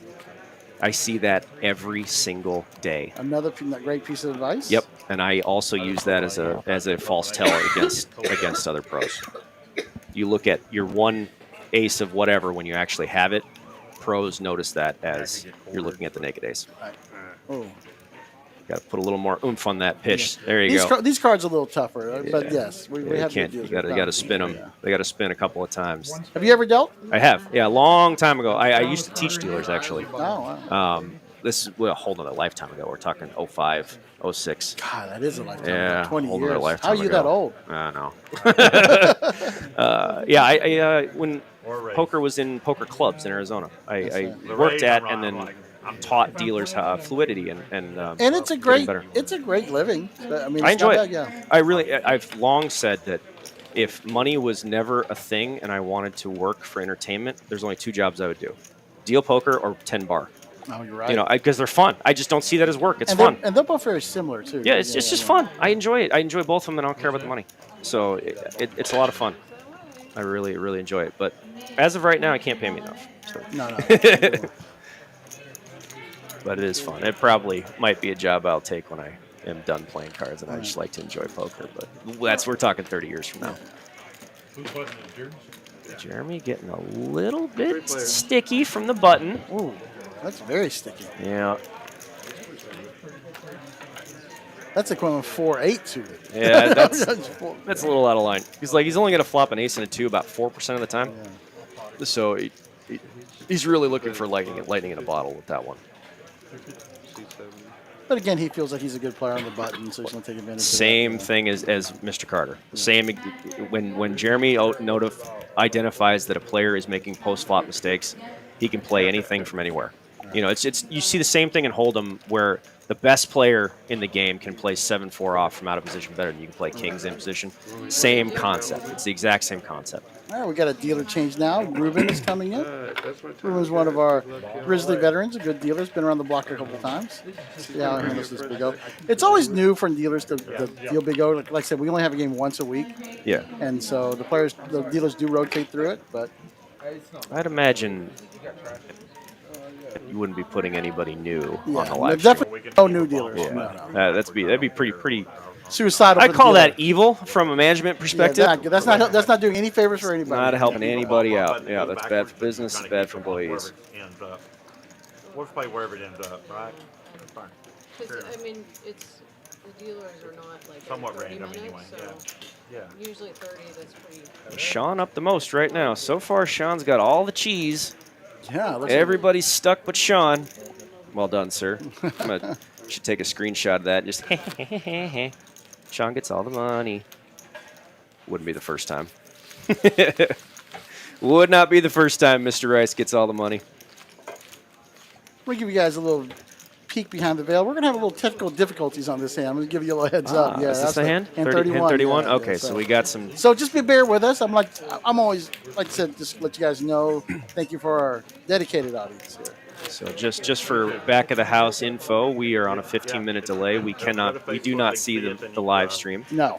And Even the tracker does not see the cards live. That's one of the reasons we use the software we use. right. Yeah, Nobody ever sees the cards live. live, yeah. And so we don't know what's coming, but our control room just handed us a note that says technical issues coming up. Yep. So this way there can be no shenanigans. Right. Yeah. I wouldn't be here if it was possible. That's No, for no, sure. we take integrity very important here. Yeah. So. I have that word tattooed on my arm. Nice. Right here. Yeah. And yeah, important integrity to- in poker is Yeah. paramount. It has to happen. And it's That's important for you as a teacher and a player. Right? for business. Honest games are good for everybody. Everybody has all the incentive to be as honest as humanly possible in poker. Yeah. As transparent, as open. That's another reason why I advocate for poker in public. Like for casinos and card rooms, I don't like playing home games Oh, because especially, God, have you been following the news at all? I Yeah. have clients that have been in fixed games before. It's not fun. And Yeah. I very much advocate for public poker for that, among many other reasons, but because That's the the main integrity thing is like because when poker is played in public and out in the open and in the light, pardon the pun, but when it's out in the light, it's better for everyone. Right. And we don't get, like Roman says, no, Mike, you don't get a Mike Apostle Right. problem when there's transparency and when it's out in the open. The only way you can have a problem like that is to have shenanigans Right. involved. And it's just bad for everybody. It's bad for publicity, and every It's poker just player. bad. It's bad for the game. By the way, Yeah. thank you, Casey, for the $5 or $4.99. Really appreciate it. But it's so important. Like Yeah. I'm a big advocate for poker in public too. I'm like, Yeah. why you know- why play anywhere else? And there's a political aspect of it too. Every time there's a bad story in poker that punctures the mainstream media, it's bad for us. Right. We don't want politicians. Well, you guys just went through that whole legal battle. my I went to goodness, your their city yeah. meeting a couple years ago. You know, when It's we never going to stop. when we either, filled the hall. unfortunately. Yeah, and the more bad publicity poker gets with BS like that, the worse it is for all of us because all the politicians and people out there are just like, oh, well, if it happens once, it's happened everywhere. It's a cesspool of scummery, and that's just Right. not true. And so the less of that shit we have, the better. And man. the people that have any kind of questions can check our rooms out between us and Los Cleanest. You're going to see people from all aspects of life. Yeah. Like we just had a big multi-day tournament. We had over 1,100 players in it. The players had a great time. There was never any issues. It's something that's important. Oh. Yeah, that's this. Okay, there's the issues we Yeah, were having. yeah. So we were just chatting it up, It was waiting for the perfect, thing to waiting for this thing to keep moving. Perfect time to talk about how Yeah. where Greg's full integrity, TCH is full integrity. Come Yeah. play. I Come play in a wouldn't- public room. I wouldn't be here if integrity wasn't paramount. However, my point is that all publicity in poker is generally bad for us. You know, so like toe the line. You know, it's just better that we as a community toe the line and don't mess around. And when you see shit like that, call it out. It's bad for everybody. It's bad for business. We do not want the eyes of politicians messing with our stuff. No. And they like to.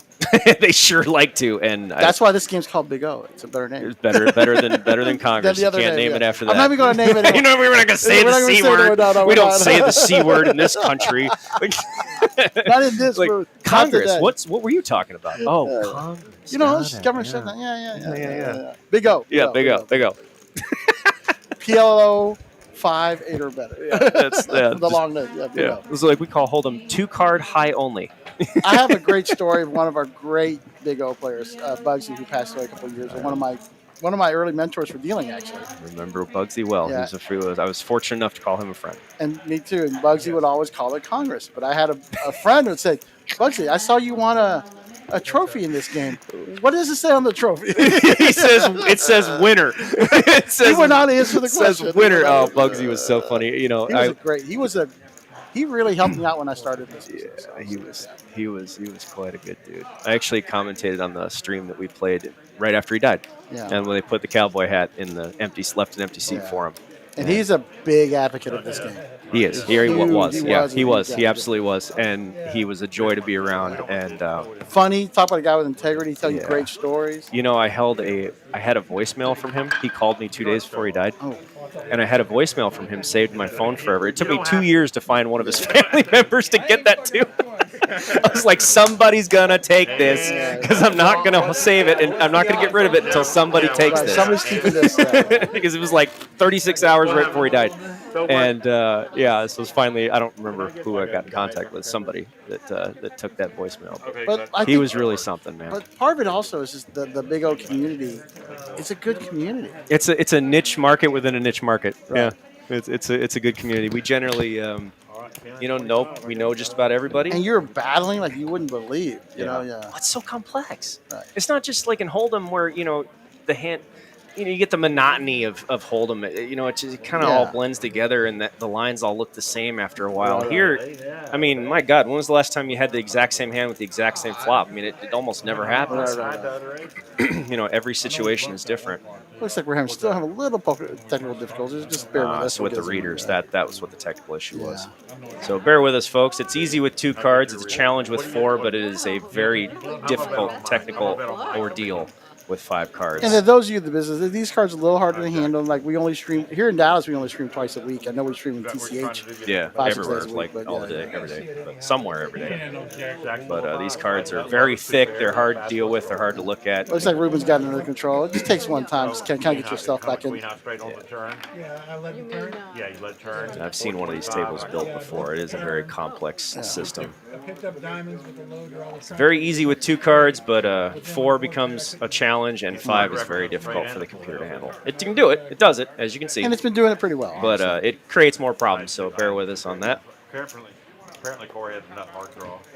They were talking about that hand earlier when Corey had the nut hard draw. And then, Yeah. when it came diamonds and hearts, I think. When it came like hearts on the flop, diamonds on the turn. Yeah, diamonds on the turn. The 3rd diamond came on the river. Couple of playable hands here. Becca's coming in with a 2-3-4 combo. If you're going to play a 2-3-4 combo, this is exactly what you want to have. 2, 3, 4 with the You two, want to have two broadways. 2 Broadways, suited Broadway. It felt like a bluff body. 2, 3, 4, 5 king. 2, 3, 4 paint. That's what you're looking for. Because when you do flop an ace, some of the time you'll have the nut flush draw. Right.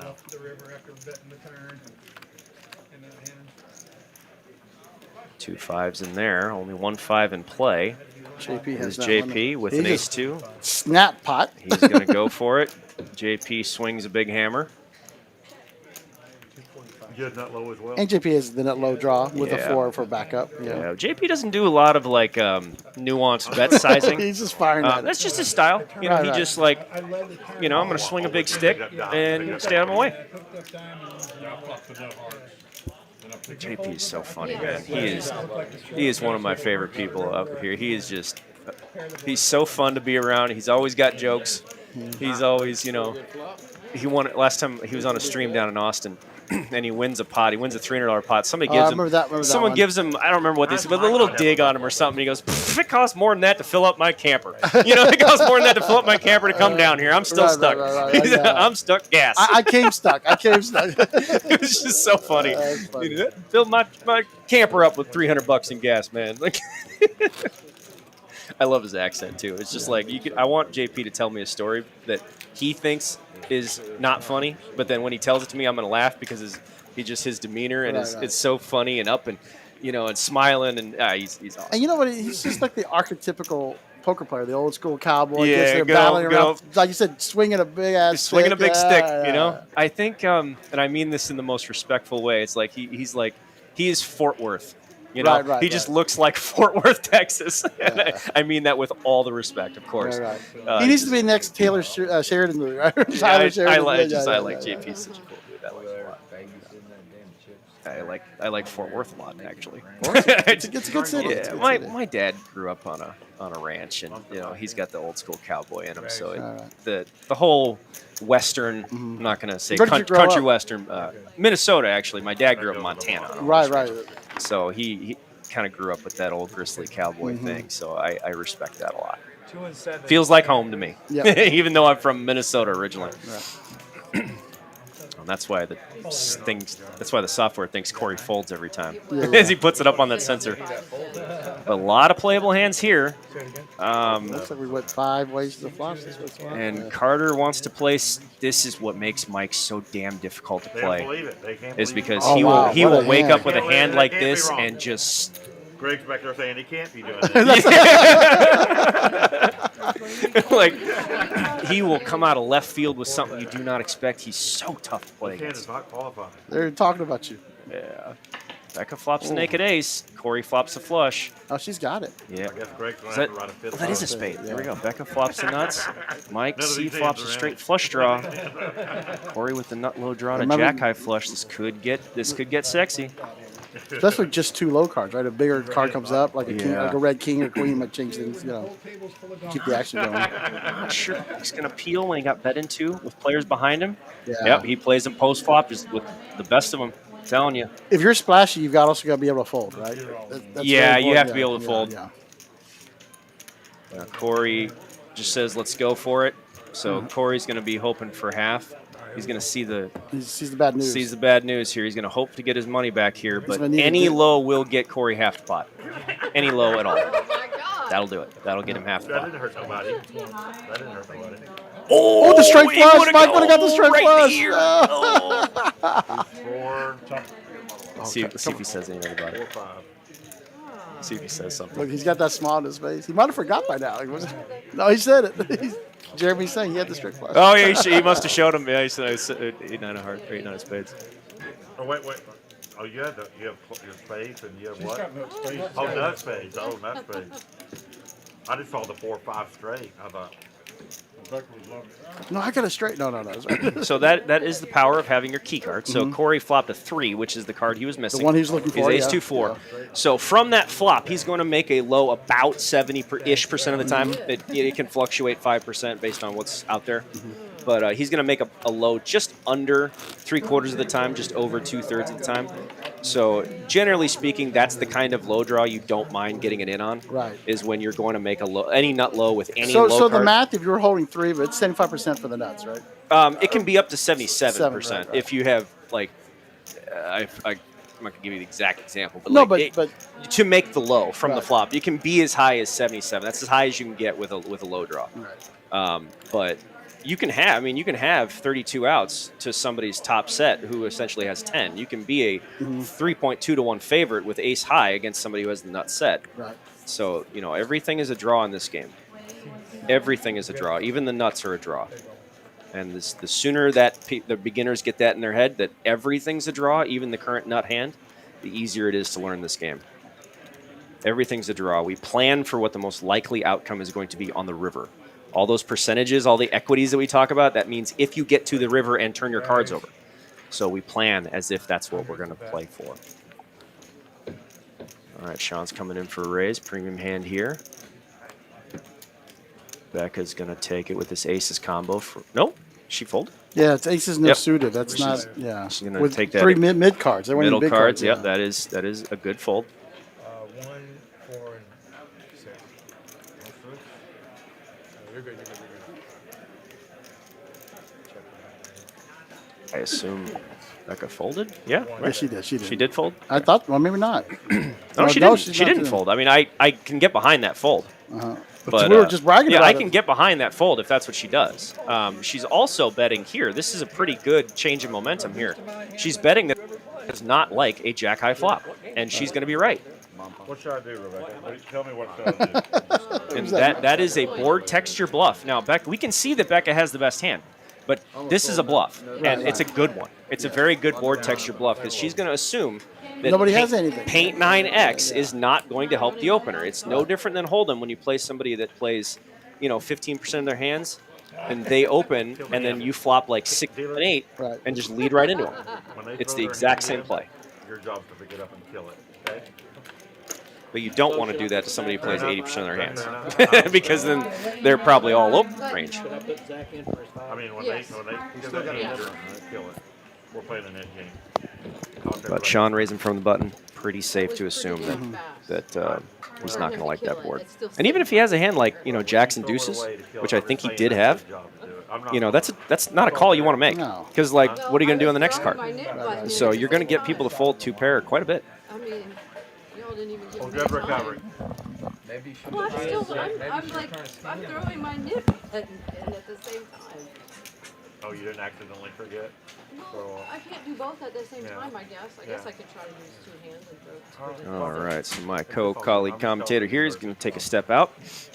I'll take it over from here. Cut Kill through, it. man. Don't worry about it. No, it's all good. I'm glad you recovered. You thought about it. You Well, deserve yeah, it. it's still sitting right here. Yeah, it's all good. Mike limping in with an ace-5-6 combo. Oh, Jesus.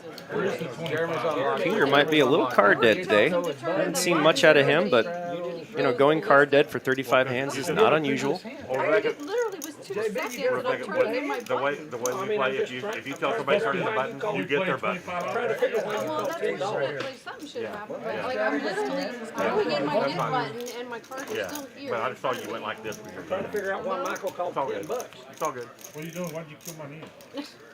Don't worry about it. Don't worry about it. That's all right. Don't worry about it. What?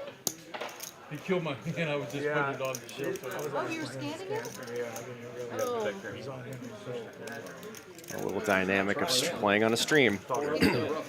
It's all good. Got to protect your hand, even if the reader is out in the middle of the table. Got to keep your hand over those cards. What did you show in that hand? What did you show? All right, 4 players. Yeah, you had. I had top pair. I had jack. So Corey's hand is in the muck. Let's keep that in mind. Mike's gonna like that flop, flopping a 4 and a 3 when he has ace-5-6. Okay, I got you. 10 of diamonds doesn't help Mike too much. It does add a little bit more, but a Jack-10 board is going to really be good for Zach's mystery card here, but Queen 998. It's going to be all over that flop. I'd imagine that other card plays well with this board. River card pairs the Jack. Nothing changes. Whoever bets the turn should be betting the river here. That's 100. That very easily could be a Jack in Zach's hand. It would make sense with the makeup of that hand. Could also be an ace. It could be an air ball. Mike's going to look him up because I want to see you with ace-10. 100. And I do believe that card was not a Jack, so it looks like Mike's going to win, and Zach got caught bluffing. Now, that is a good bluff, and if you do not get caught bluffing, you are not bluffing enough. I'll quote my friend John Beaupre for saying that to me. That if you don't get caught bluffing, you're not bluffing enough. Also, you're not going to get a lot of bluffs through Mr. Carter. He's very, very proficient post-flop, even though he probably is going to play the most hands pre-flop of anybody on the table. But I do appreciate Zach's line there. He's going to have to take that, and if your opponent wants to call you with 10s up, so be it. But I do like that line. If you bet that turn, you're going to have to bet the river, even if you don't have it. Can't believe Rebecca's giving up the big O, man. You're going to let somebody else try to win that, huh? Birthday? Got no choice. Yeah. Sean talking about Becca's affinity for winning Big O tournaments. She has won quite a few of them in the past, and she knows what she's doing in the tournament streets. 600. I think you get 40,000. Yeah, 600. I guess they just wanted over and one. I don't know. Yeah. Yeah. Yeah, that's a ring. Last one I started playing. look at the structure and see. How late did y'all play the other night before y'all quit? Still got Sean holding all the cheese right now. We got a The couple. bubble took way too The long. bubble Or was within an $100 hour of and up. 20 minutes But right now, Sean's got all the money. My table had somebody all in for a $400 every hand. tournament. My table was the only one that had, we had somebody all in every hand during the bubble. And nobody else was playing. Mo was putting somebody all in every single hand. Wow. Oh, Mozilla, huh? You know, Mo, press the action, especially when he got chips. Hi there, River Rat. Thanks for joining us, and greetings from down south. All right. Welcome in. How was your Big O at RGV? Yeah, tell us what you play and how often you play it, Right. so people down there know what to find. All right, Zach coming in for a raise. He's been rather quiet, except for that last hand where he got caught bluffing, which is going to be good for business. Treat it as advertising. Jack 8-9. Mike's See going a Queen 10 somewhere. There it is, Becca. Mike had one. I don't see if he had Queen 10 of spades. I'm not sure if he's in the hand or not. But Becca's in the hand with Becca Queen 10. does flop. This is what you're looking for with a whole high rundown hand. JP's got aces and The nut number flush. 2 straight And the nut with flush the draw. nut flush Oh, draw. This could be a This could get ugly because Becca has the nuts and a set redraw. with Becca's hand here. Yep. What do you do? Well, she's not deep enough for Yeah. she's not deep enough to do anything but But that. that, okay. Yeah, she's not deep enough, and we're just gonna have to gamble. And JP's got the one hand that Becca doesn't want to see. Uh-oh. Oh, did they- Uh-oh. Turn more flush draws. Full Hey, house. Becca's going to get there. Oh, man. JP Wow. turned Double nut flush draw. 2 nut flush draws and a gut shot. Brick. Brick house. Queen, spade, or diamond. Queen, spade, or diamond. Brick house. Wow. But yeah, on the flop, Becca's not deep enough to do it. And the Yeah. pot bet was, you know, the pot bet was a few hundred. So, and she's got, you know, 1,300, 1,400 Yeah, or whatever yeah, it is. yeah. There's no If real that, option. Yeah. You know, you could make an argument. I suppose you can call and hope this spade doesn't happen. But if your opponent is betting a straight and you call on the board pairs, you're getting $0 from that point on. So the idea is to get it in now. But what she doesn't want to see is Queen 10 of spades, and they have the exact same number of outs. Right. You know, so it's like, flip a coin. But Queen 10 of spades was in the muck. We saw Carter did have that. Just for a hypothetical, Mm-hmm. if Becca was deeper, let's say they're playing way deeper, like maybe 4 or 5K each, Yeah, you have options. you have way different options. You have options. Yeah, you generally don't want to get super deep and then just like stack off on the flop with a straight. You generally don't want to do that. That's because you're only going to get action from the same hand with a bunch of draws. Therefore, neither is going to have a really large advantage. Most of the time, a flush draw and a set are the same number of outs or one off of each other. And honestly, What'd you say? Cowboy had a low draw too that Becca didn't have with ace 5, right? Yeah, he could Well, have. no, yeah, he could He have could have made a. He could have. If he bricks it twice, then he's going to make a low. Right. But yeah, when you're deeper, you have more options. So the deeper Becca is, the more likely she is to call the flop Right. and see what happens on the next card. So when the next card turned to king and her hand didn't change, there's a good chance JP's going to bet again, and then she's going to bet it there. Because you wait till the turn. The equities don't really diverge until the turn. Until On the the turn turn, they card go comes. very far apart. So yes. we generally, as better players, will wait until the turn to do something crazy. But with her stack size, There no wasn't reason. any option. Yeah, it was like a $400, $500 bet, and she only had 12 or 1,300. So too short to do anything else. The shorter you are, generally the higher variance option you will accept. 4-card forever, my favorite game. You might change your name now, maybe 5-card forever. But the 4-card is a little more It symmetry is to it. definitely his favorite game. What's up, buddy? Oh, you know them? Yeah, definitely. Becca with the big hand. The big hand. Oh, wow. So we shall see. But unsuited on the ace. I but lost still. lost a stack with this hand last night, flopping ace 7-6. So hopefully that doesn't happen to Becca. Oh, my God. Yeah. Ace 7-6. Yep, I got swept. This exact hand, ace 2 through 5. All right, 9-8-3. Not a ton for everybody. Peter flops an open ender at half. Mike flops an open ender at half. And before you say 7-6 is 7-6 is an open, it's a gutter. Sorry, 7-6 is a gut shot. Only a 5 is the nuts. A 10 is not the nuts. So we generally don't want to calculate that when we're up against the field. Peter's firing at it. Oh, no, he didn't. Corey's going. Corey Corey's fired. firing out at this with his overpair of kings. 2 backdoor flush And it's draws. kind of like we were talking about the board texture. On This hand, is a right? board texture Yeah. play. That's exactly what Corey's doing here. 9-10-X generally doesn't help a lot of people in Big O.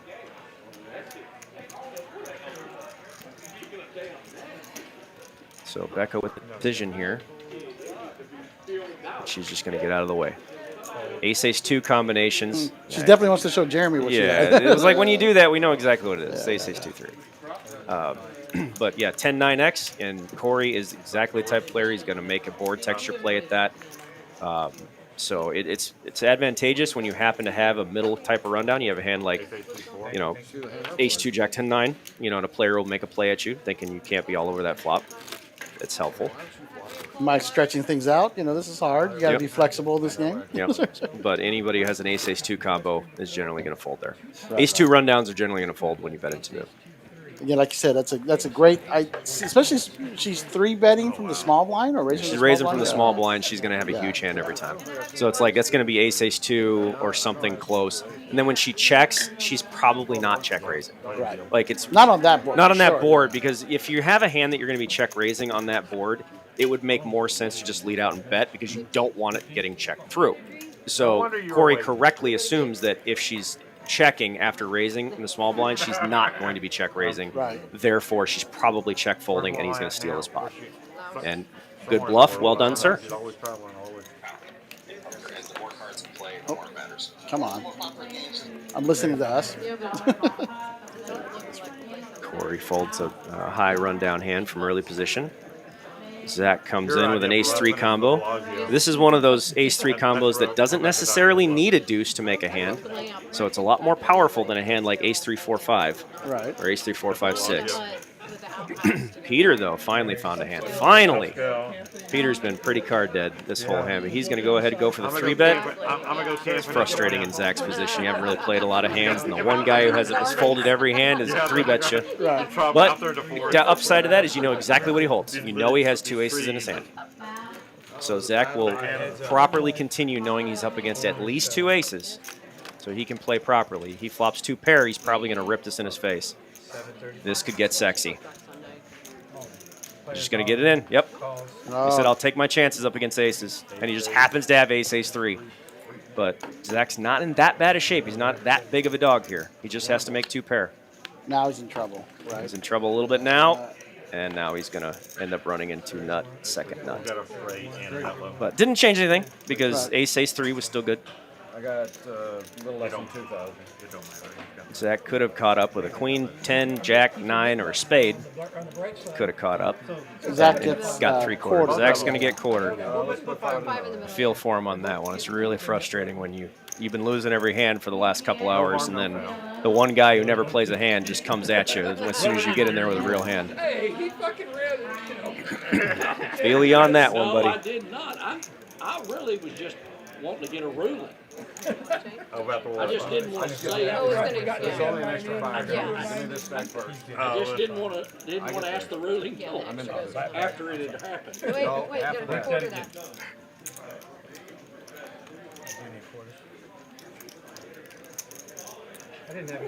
JP saying, but the ruling, I'm curious. Oh, they're talking about a there's a Different, I different, know. Yeah, but I'm curious. different stream or something. They were talking about something, Oh, okay. Completely different. something different. You guys had a big stream at TCH in Austin recently, right? Yeah, a they couple do. weeks ago. Yeah, they give me a call when they do one once in a while. This is a lot of fun. That's a shorter drive. Oh yeah, it's an hour and a half with no traffic, which never happens. Yeah, no such thing. On Yeah, that never. 35 quarter. 2 in the morning on a Tuesday, maybe. Yeah. With no construction. Yeah, with no construction. I But used to yeah, drive it's a those lot streets closer to me yeah. in San Antonio. This is quite a drive. San Antonio and Austin, we have some good cities in Dallas. I'm very happy. I love Texas. I've always liked Texas. I was traveling here for 9 years, every month for 9 years to play cards, and finally we just bit the bullet and just moved. San Antonio's a good city. Yeah. Great food. That's my wife's favorite thing. That's my favorite thing. We love the food in San Antonio. Oh my God, it's so good. But so Sean and Becca now up Oh, really? 3K. Becca's got Looks like it. that much in front of her.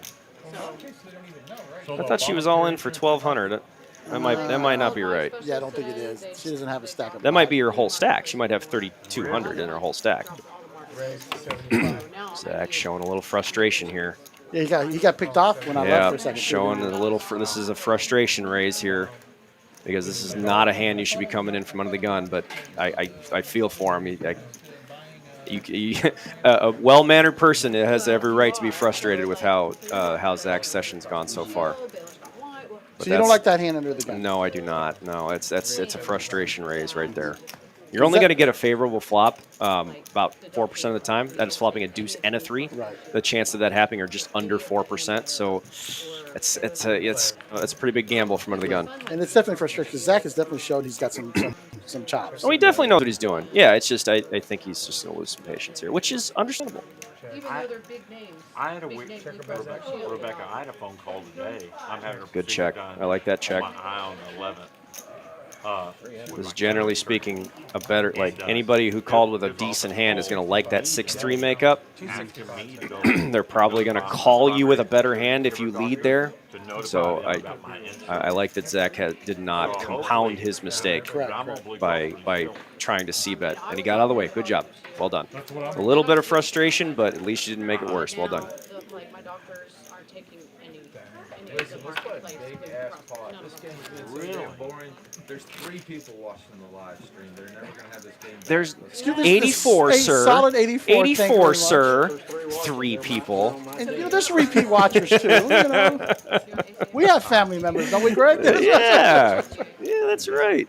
I see these. After a couple months, they have several thousand views. Yeah. Boy, after a few months. And honestly, I've talked about this before. People take this as an educational stream for a big. Good, they should. Yeah. I mean that's why you guys called me, right? I mean that's what I do. I take these streams and I cut them up into lessons for clients and students. And I post them all on my website. There's 340 or something live stream hands just alone, plus another couple hundred other coaching calls that I have people sit in on, or other content that I've made for other clients and students in the past. DoubleSuitedPoker.com, everything you'd ever need on Big O. And I just started a new series where I'm taking videos of other people on the internet who give really bad advice for free on YouTube. That's gotta be fun. And we correct it. And I teach you this is how beginners think. This is why they think what they think. So that's a new series on my site called Correcting Bad Information. And that's actually really fun too, because then you also see how kind of general public think about it. So Yes. You're getting in the mind of the other players as well. It helps me explain to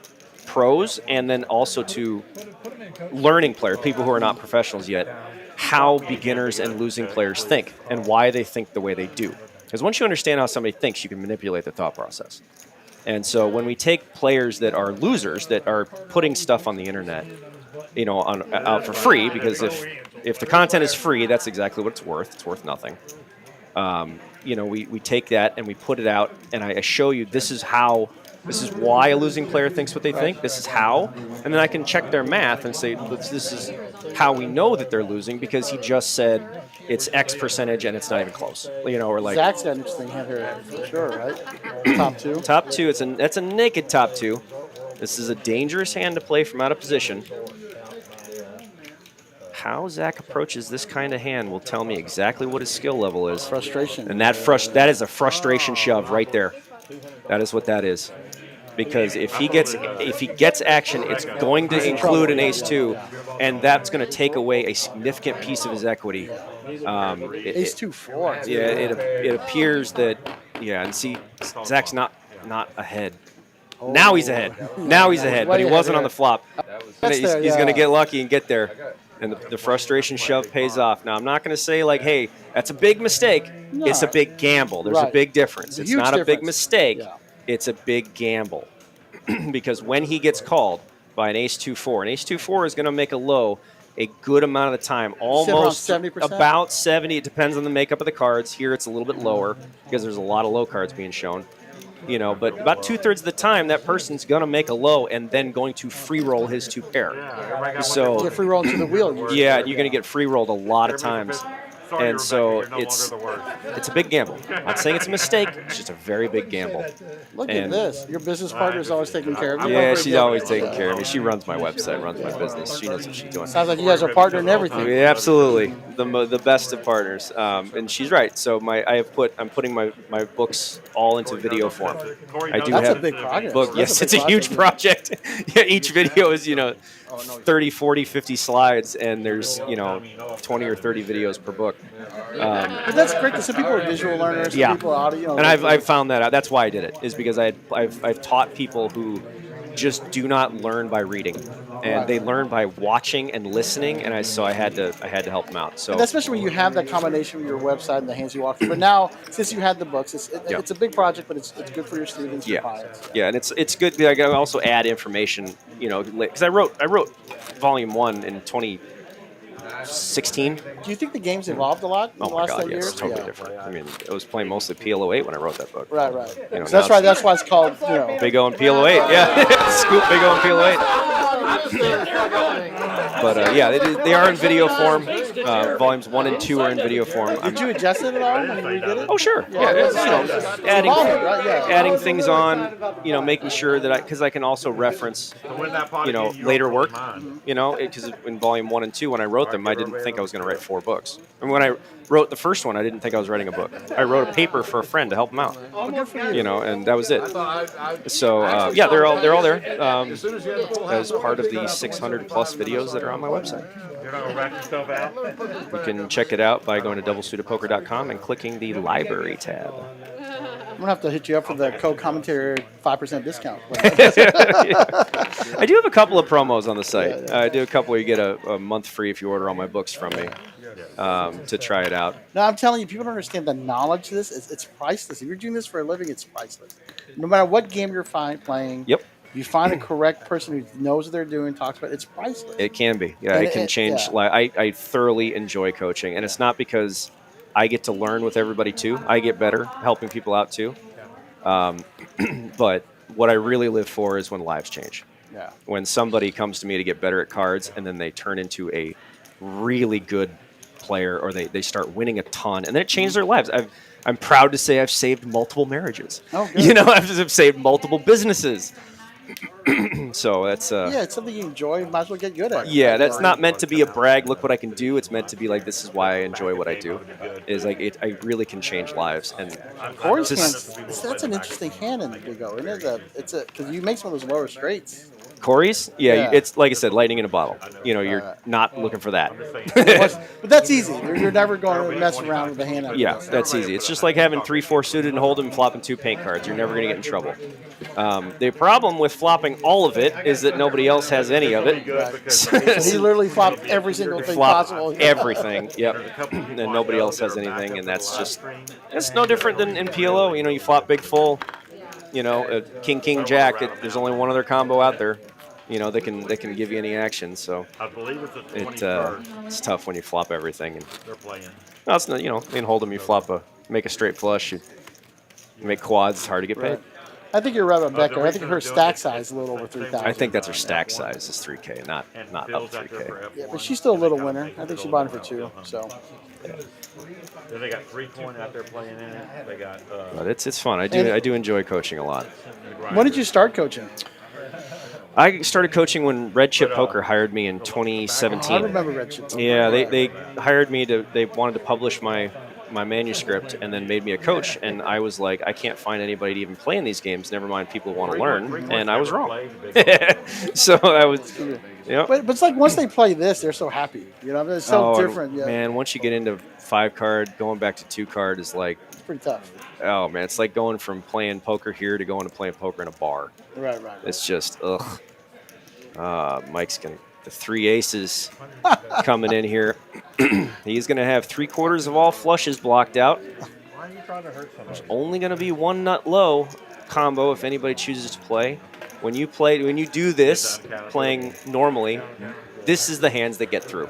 Yes. Is that a lot of times you're going to raise with 3 aces in your hand, it gets through. 3 aces is more of a blocker than 2 Yep. aces. 3 aces is a significant because it takes all the blocker. combos down. You Yeah. have the 1 ace combo with all the deuces. It has to play though. You can't 3 aces and a 9-6. You just have to throw that in the muck. Yeah. But if your hand plays together, it can be quite significant. You just don't get that much action when you do it. Correct. So there's not a whole lot to gain from it. Jay, quit counting them chips. They don't. And it super sucks when you flop an ace too, because then you know that nobody else has a pair. Nobody has an ace in their hand. That means they have all the draws. Right. So it's kind of frustrating. Especially if they follow you, if they call you. Yeah. You know. The last time I flopped an ace with 3 aces in my hand, the flop came ace 10-10, and I was dead. Oh my lord. The guy had it, yeah. If you watch the commentary, her ego should have already been boosted up the first 30 minutes. JP, her ego. Now he's really bragging. She's like, damn. Rebecca didn't mind. Just doubled her up. Yep. Rebecca didn't mind. He is a good sponsor for Jay is incorrectly assuming I was blaming his play or saying he sucks. I would never say that, sir. Yeah. No, sir. Sometimes the cards just get the chips in for you. JP's playing on his image too. Oh yeah, he's just having a grand old time. You know, but yeah, but in JP's defense, in that hand, when you do lead, you're committing yourself. Right. Once you lead that flop, you don't care if you get raised. Correct. And that's what you accept. And he accepted that. And he just snapped. Yeah, it's not like he's like, screw it, get it in, I don't care. You know, he made the decision, he stuck with it. We just talked about it. He's just flopped. Speaking of, just flopped it. He's going to stick with it. But fun to pick. Is anyone like the slow roll? Yeah. Okay. He's not a bad low either. 3-4. 3-4, going to come out firing. He will be drawing at a deuce, but nobody's got much. Hold on. Becca's got the other ace and will draw. Betting here on this flop, you can almost guarantee that the other ace will call and peel and try to beat you on the high. Didn't happen there. He's going to fire one more time. He's got the best low too. He's going to fire right here. He's betting here, hoping he's not going to get raised, but he cannot check and let Becca pot it. If he checks, he has to guess. If he bets, he forces the decision on Becca.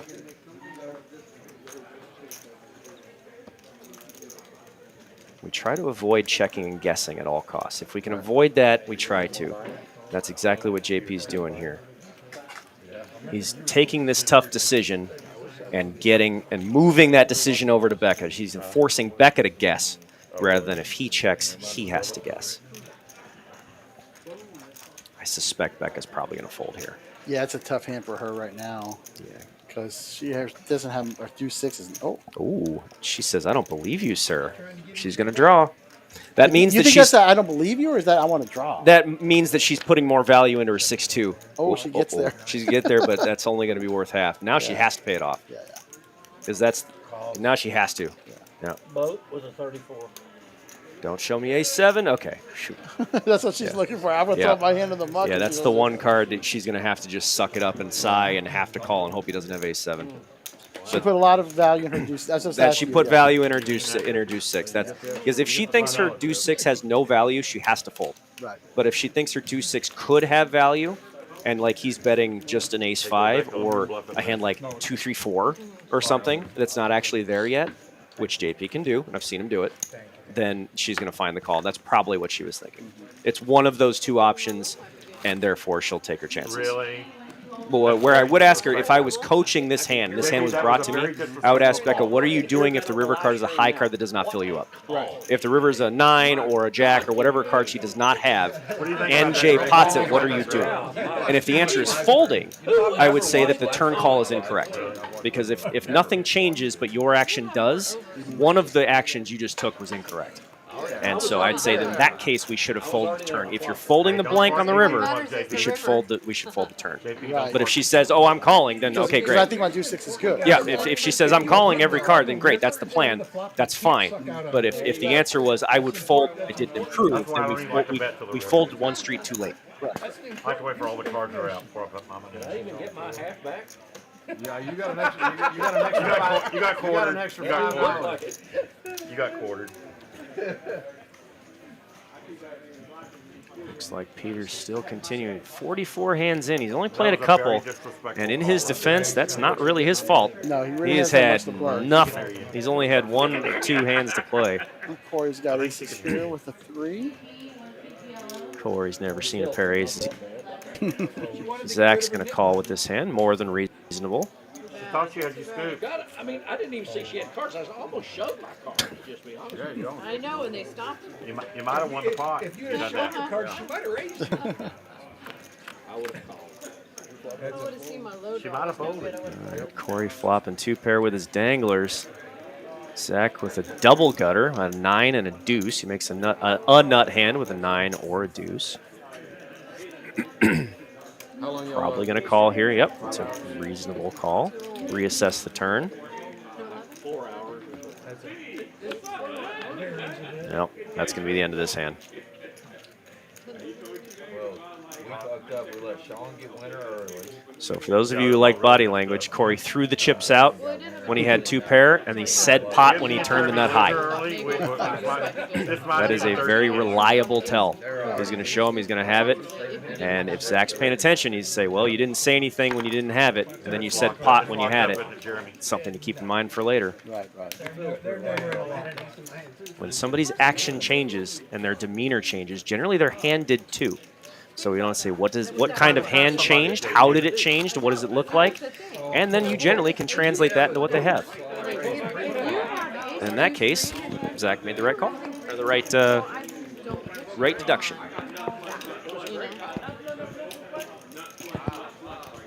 You know, you see a lot of the players these days, especially the younger ones, who put their headphones on, put their hoodies on. They're losing a lot of information. Usually, yeah. Yeah, that's a bone I pick with some of my clients. Is like you're shutting out all your information. I mean, we as pros pick up a lot of information based on what we hear. You know, because somebody can say something that can reveal more than their play ever can. Right. You know, because if they genuinely believe something that's false, or when somebody explains a story, what they're doing is they're laying out their A to B to C to D logical process, their thought process. And if there's any hiccups in that, we know what you don't perceive well. And so if I can tell what you have problems perceiving, well, guess where my thumb's going to go next bluff, you know, and so I fundamentally disagree with people who shut themselves out from sensory at the table. You need to see. You can't. I was just going to say that. So most players watch their phone, not the game. You can't have your nose in your phone with headphones on and then expect to gain any information from anyone. Information is money, so why are you ignoring money? And it makes the game more interesting when you're watching the players trying to evaluate things. I mean, it's doom scroll on the toilet. Don't doom scroll at the poker table.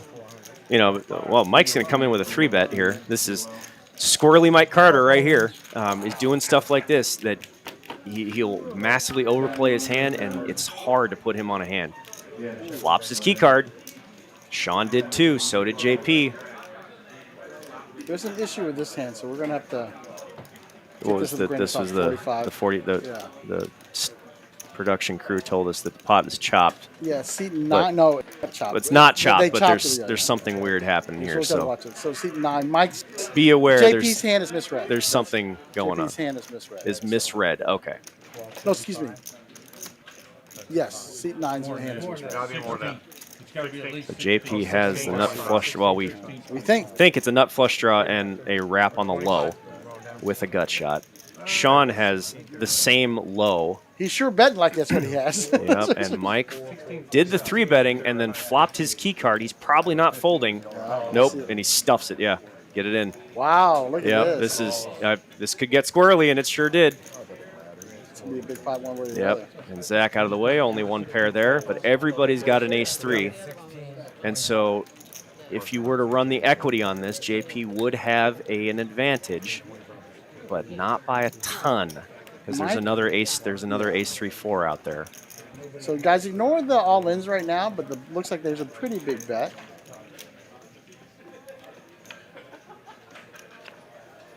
Oh wow, queen. Doesn't change anything. Does add a flush draw for Mr. Carter, who said that's good enough to get the rest in. It's the exact opposite of what Sean and JP want to see. Right. Want to see anything but the board pairing. They don't even. JP's not even going to mind a 10 or a jack, but he does not want to see the board pair.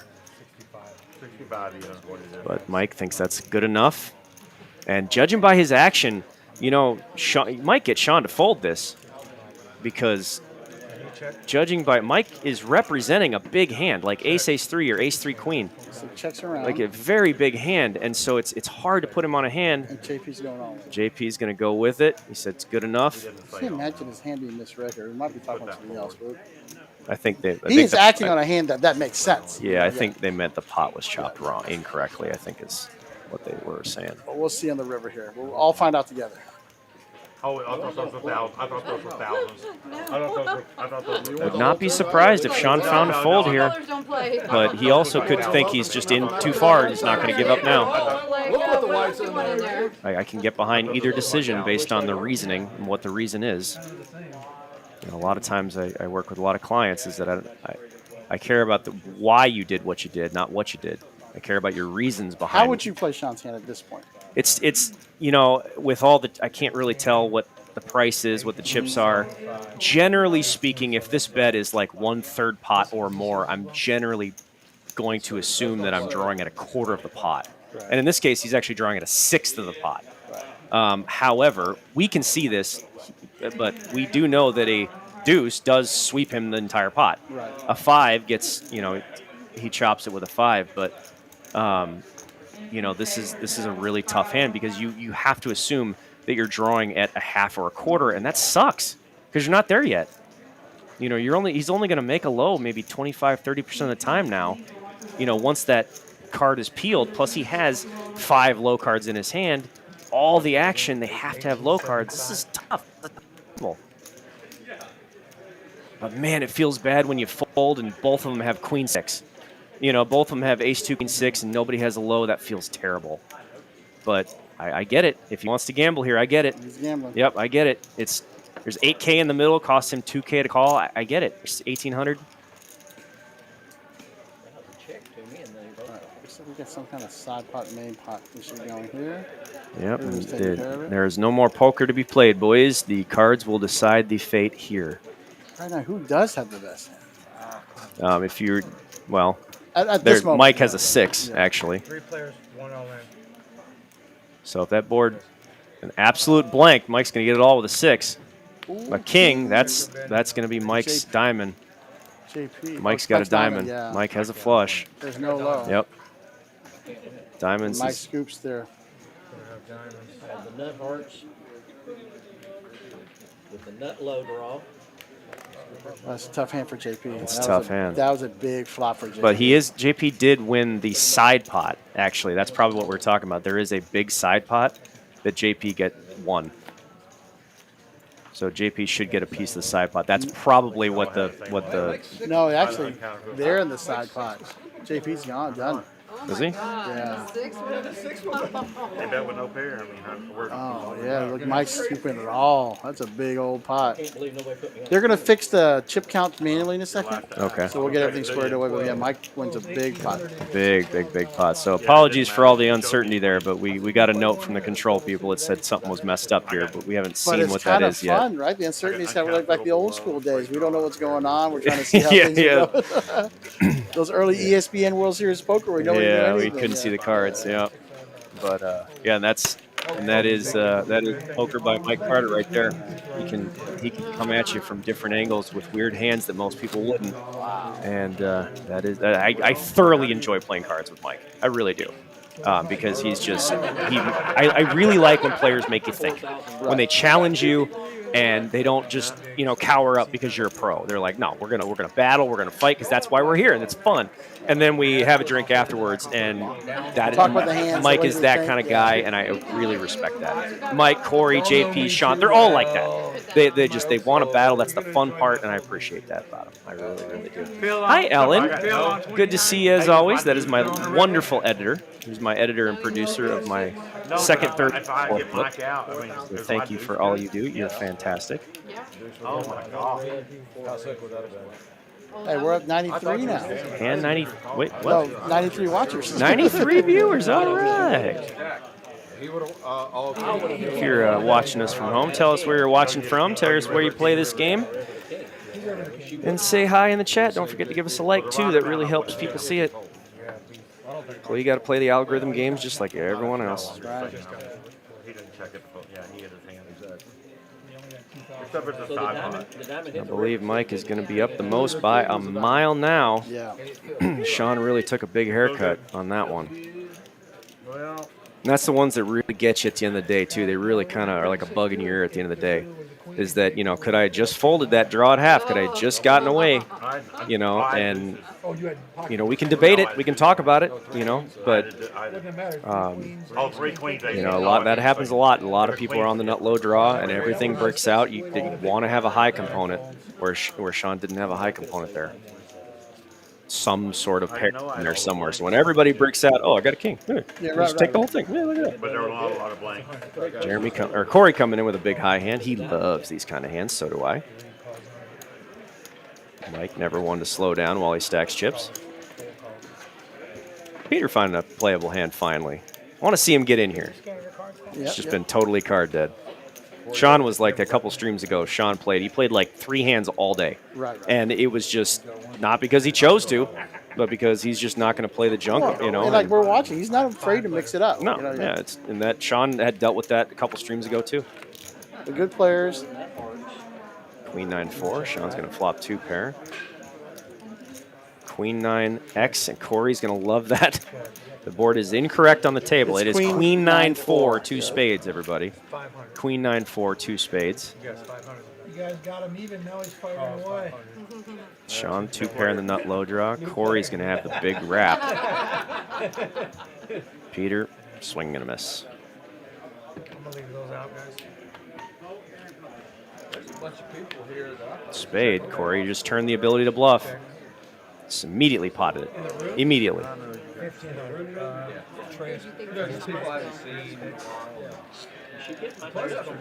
That bluff works a lot. Looks like it's working here. Yep, works a lot. Well done, sir. There's not a lot of defense there. No. It's not a lot of defense at all.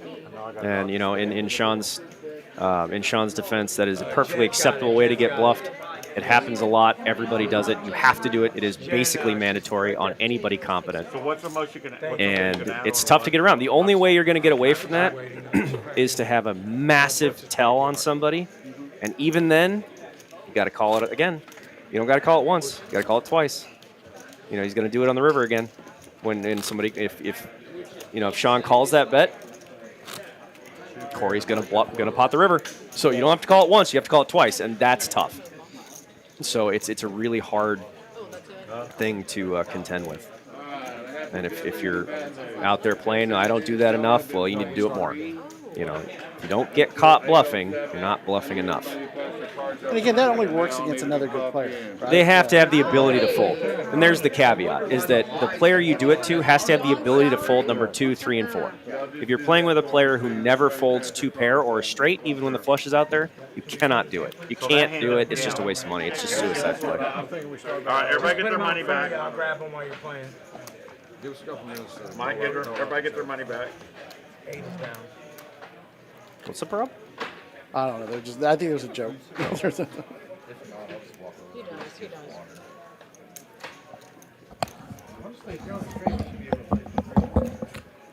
I didn't think we paid to be on here. Becca with a definitely not a playable hand there. Oh, we just have to sign everybody back in. That's what happened. We had a problem with the Atlas system. Wonderful system that it is. Has its glitches like everything else. I appreciate these card houses so much. I honestly don't give a fuck. I agree with that statement right there, sir. Mike said, I appreciate these card houses so much, I don't give a damn what you charge me. I agree. I mean, it's a small parking lot, but they have security. Card houses are a wonderful safe haven for poker. I absolutely love it. The only thing I've heard about here is a couple of break-ins and cards. No slot machines dinging in your face either. Dealing cards. Ace, ace, 3-5, jack, double suited from Mr. Carter. That's right. That's what I forgot. Coming in for a raise, playing it exactly the same way as he can play a bunch of random cards. So it makes him tough to deal with. Peter with an ace 5-5-6 combo. It's probably a little, not quite enough. You generally don't want the pair at the bottom of your hand. You don't want ace deuce deuce, ace 5-5. It makes your hand a lot weaker than it looks. And Mike's just going to win the money. That's true. Peter said, I haven't had a playable hand all day. He's had one. Literally one. So that is a fair complaint. Although we're only 48 hands in. It's not too terrible. I routinely go a couple hours without playing a hand. It happens.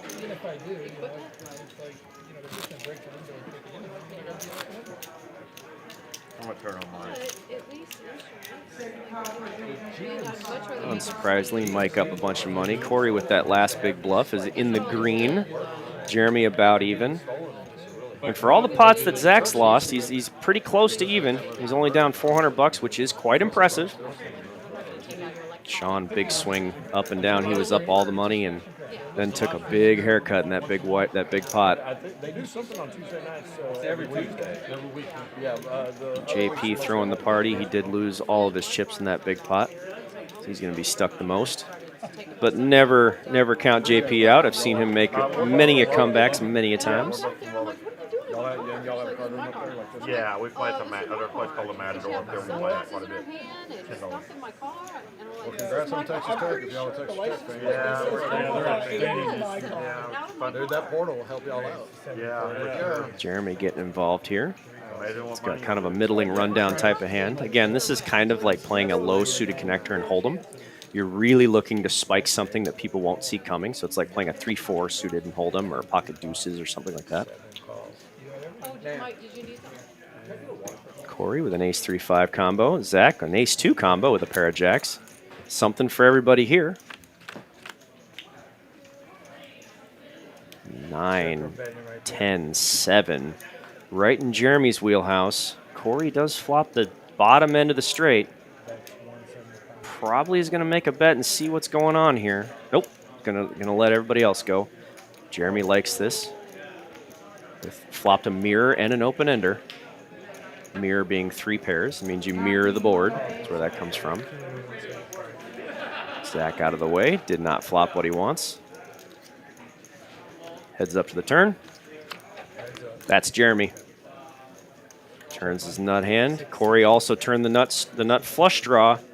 So Jeremy's going to make a full pot size bet here as a push because of the presence of both those flush draws, which he does not have. So he wants to put as much pressure on this as possible. That is a good fold by Corey. So for those of you who think it's a little, what a tight fold, he knows that Jeremy bet the flop and then the turn. He's going to have a queen-jack combo. And that naked nut flush draw, Corey's going to need 4 or 5 to 1 at minimum to make that call. And he's not getting it with 2 to 1 with a pot size bet. Good fold, sir. I didn't see the 7. I was ahead of you on the flop. We'll let you slide since you're I flopped 3 pair on the flop. Jeremy being honest about his holdings here. Did you throw your card in? You got to show 5. Please, get me the fuck out of here. That's why it's a rule, but anyway.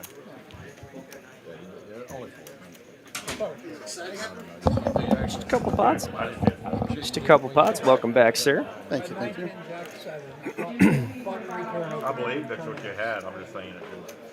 Corey and Jeremy discussing the previous hand. Oh, yeah, I just wanted to add something. Right now we're running a special TCH, 4 for 44. We're bringing some canned goods for the North Texas Food Bank. Oh, cool. So you guys are looking at doing something like that? Come on by, bringing some good canned goods. Help some people that are in need. And get 4 hours for $44? Can't beat that. All right. Me, Rebecca, and who? I got one. Oh, shocker. I got one. All right, Peter coming in with an ace-3 combo. He's been notably card dead this entire stream. Corey with a decent low rundown hand. JP's got some revenge Oh boy, range. JP's rolling up the sleeves. Let's go, boys and girls. Probably a little bit of frustration and being down after that huge pot. We like to joke, when the person coming in raising, who lost the last pot? Oh, that guy. Okay. Yep, trying to make up for it right here. I had an old buddy named Mississippi. He goes, the best way to get rid of red ass is to give it to somebody else. King's up. It's not what JP was looking for. No. It is a doogie board, so. Yeah, Peter finally is going to have something playable here with top pair and the nut low draw. He's going to continue. JP is going to step on it with his 2 pair. This is not advisable. This is super high variance to take top and bottom 2 pair. And then as soon as you get called by someone who hasn't played a hand all day, you should pucker up real quick.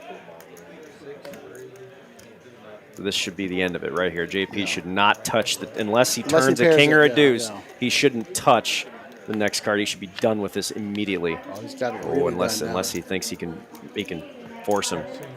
JP comes out betting there. He might get an ace-3 to fold, but Peter correctly assumes that kings and 3s are the best hand and moves all in. And I do say he has the best hand because he is currently winning the low and tying the high, so that is the better hand, along with his nut flush draw. That is a good shove, sir. Some people can't make that. Some people are just afraid of running into a 4-5 or an ace-4. We round up the quarters. They're rounded up. 1975. Yeah, we're rounding up. JP does not. Isn't folding. Wow.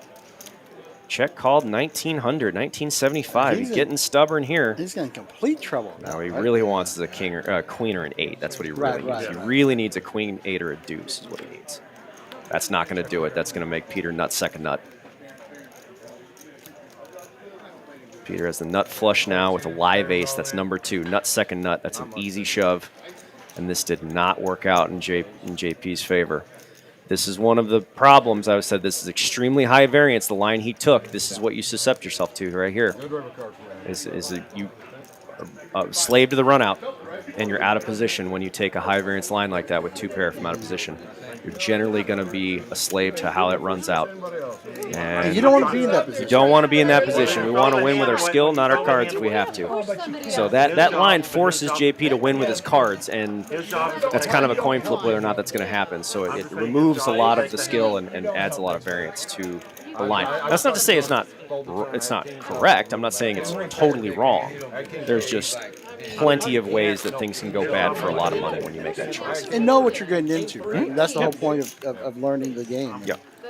Yeah, when you make that choice, you're either going to win a big one or you're going to lose a big one, and the outcome's going to depend on what comes on the board, not necessarily the action you take. And that's such a big lesson, I think, in all forms of poker.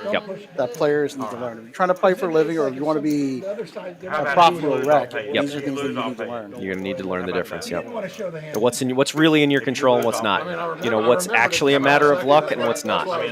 And you want to lower that variance. We want to lower that as much as possible. You know, because we still, when we take lower variance lines, we still keep a lot of the winning possibilities in play. It just happens later. It doesn't happen all at once.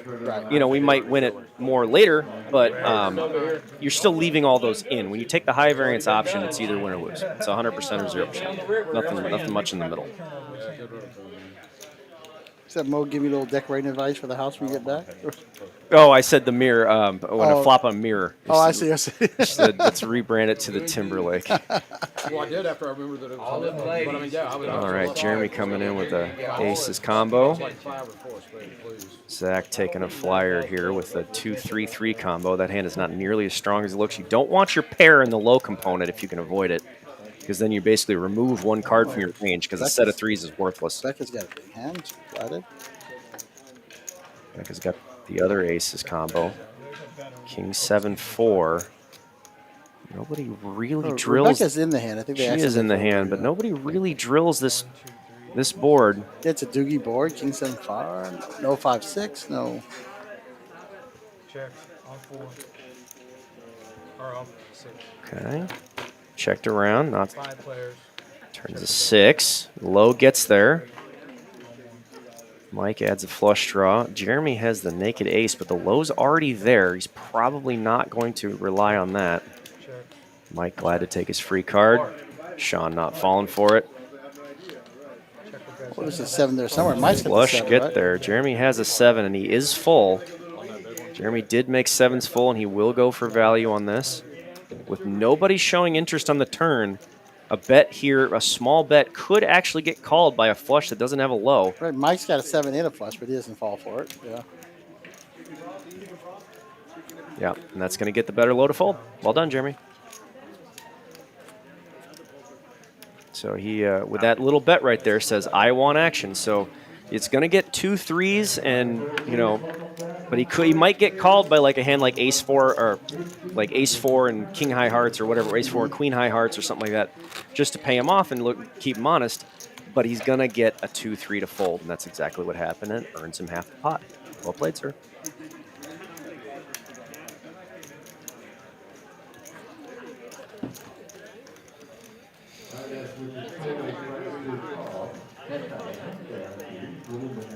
What's wrong? We've got 5 players in the positive now. JP, a couple of 2 big rough hands throwing the party. And the graphics might be off a little bit, just like looking at Becca's stack. But yeah, it looks like generally what we've been witnessing. Yeah, I think Becca has 2.8K in her stack, actually. That looks like about a 3K stack to me. Right. Mike with a good high hand. He's coming. He's raised to 100. Okay, I was like, Mike usually is not going to limp to open with a high hand from early position. You generally want to come for a raise if you're going to play a hand like that. Jay put a bunch of red chips out there, I saw. Oh, that is my mother, everybody. But as a microbiologist, I can't condone scrolling on a toilet. Yeah, that's right. I said doom scroll on the toilet. Pink eye is real. Pink eye is real. I nailed it like you can't nail it. All right, Mike flopping a set, and JP's not going to have much to contend with here. You pair your low component. There's not much left to have.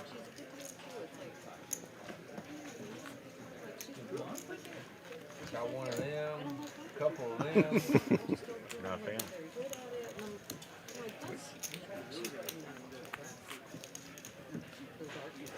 And JP is going to try and get something going here, but this is a big test. You know, at this point in time, when you take 2 really big losses and you're stuck huge, it's a big test. You know, of your patience, of your professionalism. If you can keep it together and not make any huge mistakes and make the losses worse, it's a commendable trait. So hopefully JP can do just that.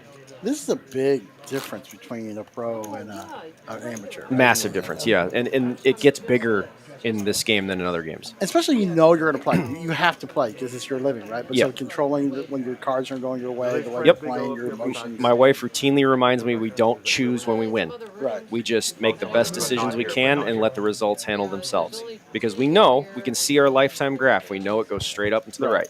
And you Okay? trust your math. You trust Yep. your process. Yep, math doesn't have an opinion. That's my favorite thing about mathematics. There is a correct answer. It doesn't care what you think. And so but yes, the difference between, you know, pros and everybody else, it's massive. I mean, we study for a living. You know, we have to do this because our results depend on it.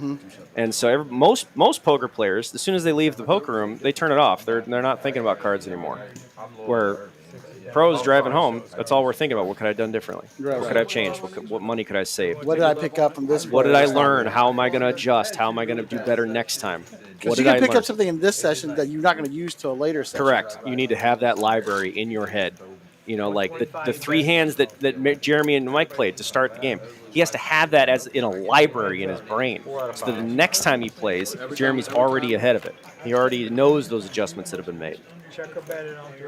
All right, Zach having an aces type of hand. He has the naked ace of clubs, so he has the draw at the bluff. Mike not with much, though. It's probably one bet's probably going to get through this. Even a small one. It's a 125 looks like. Yep. The power of having that naked ace there is that you can get a lot of non-nut flush draws to fold because they're not just going to check call on a non-nut draw. This is very late, but I came in to tell the dealer to put his burn right to the left. I think some of our issues are we're trying to put the burn on Oh, the it flop. might be. Yeah. So the reader will think it's one of the cards. It's like just move it over to the left. Yeah. Probably an hour and a half too late, but he'll know next time. Yeah. There's a lot to put on a stream. I'm glad I'm part of the TCH team now. I've worked on some streams in some other rooms. I've been here about 6 months now. So. All right. I think Eric and RJ do a great job, but sometimes they need a little break. Things going on. So. It's more complicated than it looks. Yeah. But I love having you on there. I've learned. I know the players have learned. I know I've learned a ton. Thanks. Becca routinely reminds me. She's like, I love having you commentate the streams because I learned so much. And Yeah, it's essentially a few hours of free coaching, essentially. Yep. And you're a very expensive coach. Yeah, As you I should don't be. charge nothing. Yeah, As you should be, So I have a very busy schedule. But lately, actually, I had like 6 or 7 people all use up all their time all at the exact same time and dropped off the schedule. So I like had only like 4 calls in a week, and I was like, oh, week off. I was like, yeah. We go play. Yeah, I'm sure next week I'll have 5 or 6 sign up. So I have open spots for those of you who want coaching now. I generally don't have a lot of open spots for very long. That's right. Doublesuitedpoker.com. Doublesuitedpoker.com. Yeah, I very rarely have more than 1 open spot. That's a very interesting hand Corey's got. Yeah, this is a very big high hand. Same thing with Becca. Those are 2 PLO hands that might go to war. 2 right? very big PLO hands alongside a very big low hand. Right, with JP. Yeah, and so the weird part about this is only either JP's going to flop this and get no action, or Becca and Corey are going to flop it, JP's going to fold, and they're going to go to war. There's not going to be anything in the middle, you know, unless this comes like Jack 10-3. Oh, there's a 5 for JP. Best low, best hand. Big JP flops the better of it. After you turn your hand up, He's on fire. I can't He's imagine going to very fire. far. Yeah. You know, Corey might peel. There is some players who would peel here. Having the 2 over cards, or the 2 over pair, can be a rather lucrative position, especially on a player who might not see it coming. Like JP could be, you know, tilted and upset enough that he might not see it coming and might bet at trip 5 again if you turn 10's full. But also it's 5-5-8 where but you're right, because people don't think about it. There's a low draw, but if you hit your card, you're not. Yeah, you can do a lot of damage calling a bet with 2 over pairs and spiking it. You can do a lot of damage. It's like a train wreck in slow motion. And it can be lucrative. If you're super deep, it can be lucrative to draw there. You don't want it generally to be aces, though. Right, because that makes the low. Because it'll get the low there. You know, you generally don't want it to be aces unless the flop's like 10-9-9, right. Then aces are fine. Right. But 5-5-8, the ace completes the low, and that takes the value away. Such an interesting point, too, because you do just wreck somebody. Yeah, especially you if there's can, any kind of action. There might be 2 5s out there. You're Yeah. wrecking at least one of them. You can really take a slow moving train wreck to somebody else's stack if you. Yeah, I peel there, not that situation. You generally want to be in position, not out. Right. But yeah, you can wreck somebody. Especially if you're you're deep. playing super deep. Yeah, you can really wreck somebody because they potted into you. You pot that, you're getting a 16x pot bet. Like exponential growth's a bitch. It can get big quick, and you can really wreck somebody. So sometimes it's worth peeling. You know, if it's a $40, $80, $100 flop bet when the you're playing 5-6K deep. You're gonna hit it one time in 10. You know, Oh, big So, multi. like- This is gonna be fun. a lot of playable hands. JP is the only one really out of line here. Something for everyone. Peter with the nut low. Becca with a big flush draw. Corey with the naked ace, but aces up. You generally don't want to make aces up in Big O. Kind of kills your hand. There's not a whole lot way to go. Sean with none of it. Mike's got a straight flush draw along with his top pair and a 6-5 low. Really looking for that 3 of clubs, and I don't see it there. It's available. Let's make for a good stream. Let's see they just peel off on the turn. What happened with Corey's quads? I was like, oh, Corey's not dead. He turned 1 out, and it was like I called it like now 4, bam, 4 clubs. Like, oh, I felt bad. 4 players. King of diamonds. That makes Mike's hand bigger.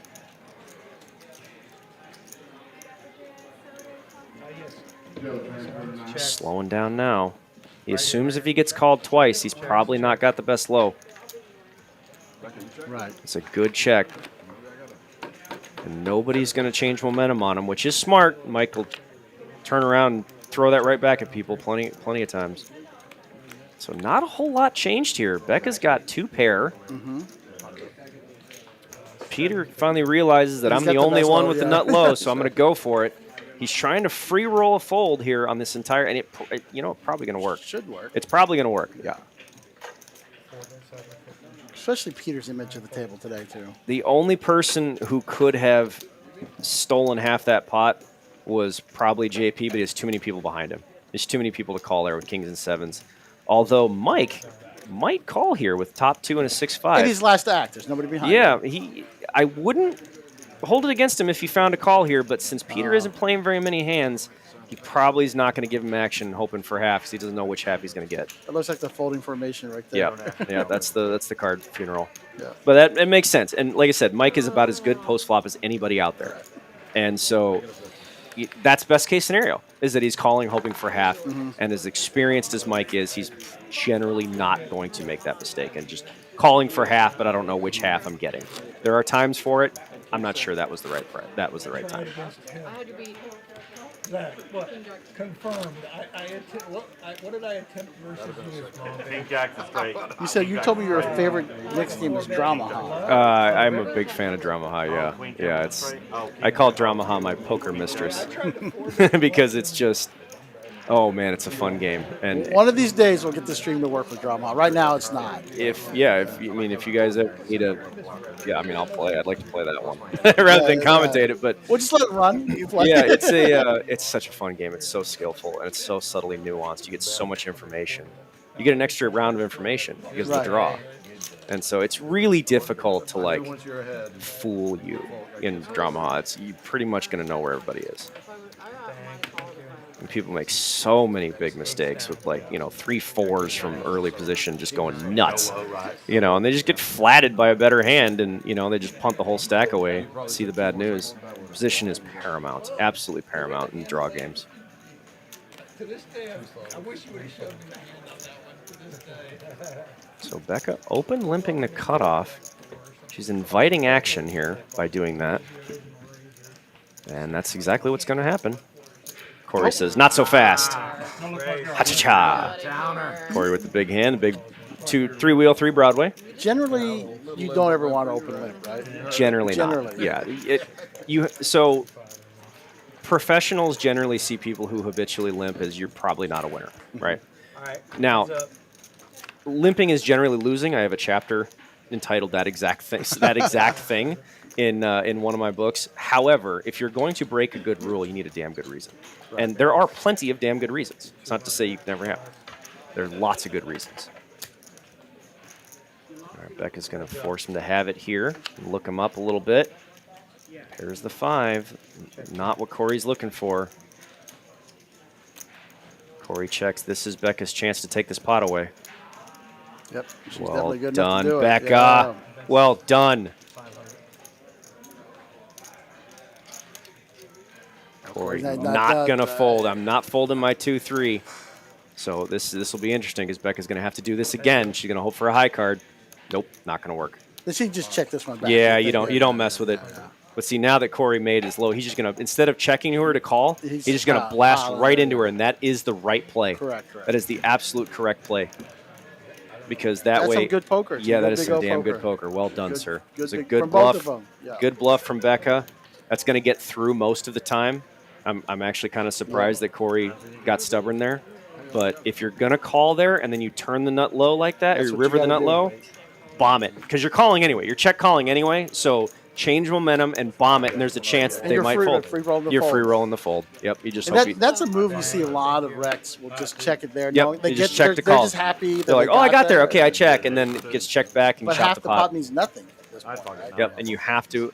Now, granted, the only downside to that, sometimes Becca's just going to have 2-3-5. It is what it is. But you're already check calling anyway, so it doesn't make any difference. You were never folding. Yeah, if you're going to check call no matter what, you generally should just put it in. Because sometimes your opponent will fold. So even if it's 5-10% of the time, you're going to make half the pot 5-10% of the time. That is more than if you check call. It's more profitable every time than if you check call. Unless, the one caveat is, unless you think your opponent is totally empty and is just spewing and will bluff with nothing, then by all means check. But that's very rare. People generally don't double barrel airball when the low gets there very often. It's a very rare caveat. Jeremy been kind of quiet lately. He's gotten some fireworks early with Mike, and it's been kind of the cards have kind of dictated his. Yep. Mike open limp the button with a very strong hand, and he's doing what Becca did. He's inviting action by doing that. He found it with Peter. He has a damn good reason for doing what he did, and he open limped the button with a very big hand. And so he's trying to invite action from those blinds, and he's going to get it. Now, okay, you don't 3-bet there, right? After the open limp, you got the action you wanted. There's no reason to inflate the pot, you think? What do you mean? So he open limp, Peter raised. Peter right? raised. And then does he ever put the 3-bet Back in? 3-bet? Oh, hell no. No. That's just That's just silly, That's just right? sloppy. Yeah. Yeah, it's raise the button. There will be at least one audible laugh. Like, what are you doing? All right, Queen 5-6 checked around. Oh, that's the card that Mike was looking for. Now he has top pair and the nut low. This is definitely going to put in a bet when this is checked to. I expect this to be a big one. That's 200. Oh, he's going for 2/3. He wants to say less. So smaller bet says less to his opponents, and he's going to get called by ace-4, which he is scooping. So, well, good bet sizing, sir. I just didn't see it. All right, and 8. It functioned as a pull and brought in a lesser hand. Doesn't change anything. Checks. Now Mike has to figure out what's the biggest bet I can get a pair of aces to call. Money in the tournament, Jeremy? Yeah. Because he got raised from the small blind from a guy who hasn't played many hands. Yeah, I barely. And he called the turn after checking flop. He shouldn't have an ace-3. I better check. I got to Oof. Might It might have gotten him to fold if he had bet, if you make a big enough bet. But I guess his calculation was, I can't beat the aces he very clearly has. I'll just take my half pot. Right. Because he doesn't want to value own himself into ace-3. Right. So I assume that was his thought process. If that was, that's as good a reason as any to not go for the bet there. But generally speaking, on a tighter player, sometimes you're going to force him to have it. But after he raised pre-flop and he's only played 3 hands all day, it's going to make you pucker up pretty quick. So I don't blame Mike at all for checking that back. You know that 10K buy-in, the guy that we played with multiple times together, you know, that's great that he won. I think that AZ, Yeah. great that he won. Yeah, he played really good. He played the 10K World Series event. I tell you what, I was at his table for a while, and I'm not going to say he didn't play with. I don't know. I played with him a lot in cash. I don't know how he played well. He's flashy in cash game. but Talking about the he World played Series of really, Poker really 10K well. Big O, which is my main event. He played I don't play the regular main event, but that is my main event. Did you play it this year? Couldn't play it this year. No, I had some family stuff going on, but I couldn't play this year. I did play last year. But yeah, I had to go get my money back. Unfortunately, I had to run home. I bet you there's some good cash games. Eh. No, not really. You'd think so, but no, not really. I mean, there was one small one at the Venetian, but it was Really? Yeah, it was all right. I generally don't play. If I go to Vegas, which is rare now that I live out here, I probably won't go very often at all. But I generally just would go in for a tournament. I used to live in Phoenix, so it was the same distance from my house to Vegas as it was from San Antonio to here. So I just run up there and play a tournament once in a while, but that'd be about it. I call him what? But How's the poker in Phoenix? not Talking what it sticks, used to be. It just slowly bled itself out, and not a lot of mixed games anymore. Texas poker is something special, so I just intend on staying here. You know, I feel like we're not far off. If we actively cultivate it, we can start getting a good mixed game culture back in here. Oh, I'm sure. People get tired of holding. They're tired of holding. I said Rebecca's done great with the Dramah, the Yeah. Congress. If you can So. picture Jeremy with talent. Jeremy's going to pot it here. This is a textbook Oh, push. I thought Jeremy was gone. I'm sorry. I didn't know that. Top and bottom 2 pair with the nut low draw and a flush draw you'd like to promote. You need the 10, the 9, the jack. You need those to fold, so you want to make a bigger bet there. But nobody had anything to compete. In fact, Just have to win the pot. That's honestly, I like it, and the guys are my friends too. But if I had to go, It seems like when we're talking, it seems like a lot of the nuance of this game is. always. It's like in Hold'em, a lot of times you want to just pick up the pot, He's really, really you know, take up a pot. But like in this game, there's times we're building pots too, right? Yeah, well, that's Lady Streets. the pull concept. That Right, that's what I I was talk when you about that said pull, yeah. in my first book. It's one of the bigger concepts in the book, in the first book, is that when you're pulling, you're inviting calls and raises. Yes. Where you don't get a lot of that in single pot poker. You know, like sometimes you do. You have to flop like those massive hand, and then you end up doing things that people call quote unquote slow playing. So that some people think pulls are slow playing, but it's No, not I a think whole. I feel like there's definitely a nuance. That's a difference, very yeah. different. I don't like that word. That's a dirty word. You know, it's like, what are we doing? We're not just pumping the brakes just to do it. That's what that implies. We're pulling the other players in. We're pulling the bets Right. in. There's purpose behind what you're doing. We're making a bet that this specific set of cards will call, or I'm inviting this specific set to raise, where if I bet larger, that won't happen. And you feel good about both situations, right? Right. That's you're targeting. We call it. We're focusing our actions towards one specific type of audience, and in this analogy, the audience is the hand range. You know, and we want our message to find that specific audience, and that's how we target. And I talk about that in my 4th book. That we target a very specific type of action to occur. And so how good we play will be based on how well we target and how our message is tailored to the right opponent. Because if you put the wrong message on the wrong opponent, you're going to lose the pot. JP flopping aces and queens here with a 7 high flush draw. Nobody's got the diamond. Nobody's got diamonds. Nobody's got diamonds. Oh, no, JP's got little diamonds. He's going for it though. But he's got the ace. He's got the ace queen already. Yeah, ace queen 9, ace paint 9 is generally 2 pairs a lot stronger on that board than on the board like ace queen 3. So it's top 2 has a little bit more value, a little bit more oomph behind it when that card's a 9, when that 3rd card's a 9.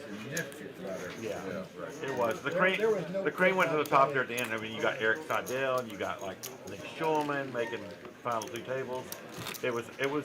Everybody at the end was a very, very confident player. There was no give me there at that. No riffraff. Yeah. No riffraff at that table. It helps when it's a 10K buy-in. Yeah. That was a great tournament. I'm looking forward to playing the next one. I'm happy to say I cashed the one time I played. Very good. Barely. Ran out of juice right when the bubble burst, and that was it. Still, it works. That's an accomplishment. Yeah, it works. I was one for one in playing the 10K Big O. So you're definitely gonna try to play it next year. Oh yeah, oh god, yeah. I would have played this year if we didn't have a family issue. I had to come home for. I had to right in the middle of the series. I had to go home.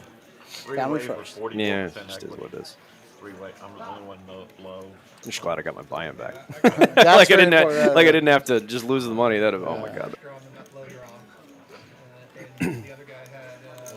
It feels like Big O community is not the biggest community, but it's pretty tight. And yeah, for the more. It's a niche within a niche. Fold around to the button. No takers. Zach, first one in the pot, coming in for a raise. Which is a wheel card. Missing card's a wheel card. Probably. Becca with an aces combo. She's probably not folding. Oh, yes, she is. Oh, no, they're still trying to scan her. Yeah. No, she's definitely not folding. I see some chips not out folding there. that hand to 1 raise, no. Or to a single raise.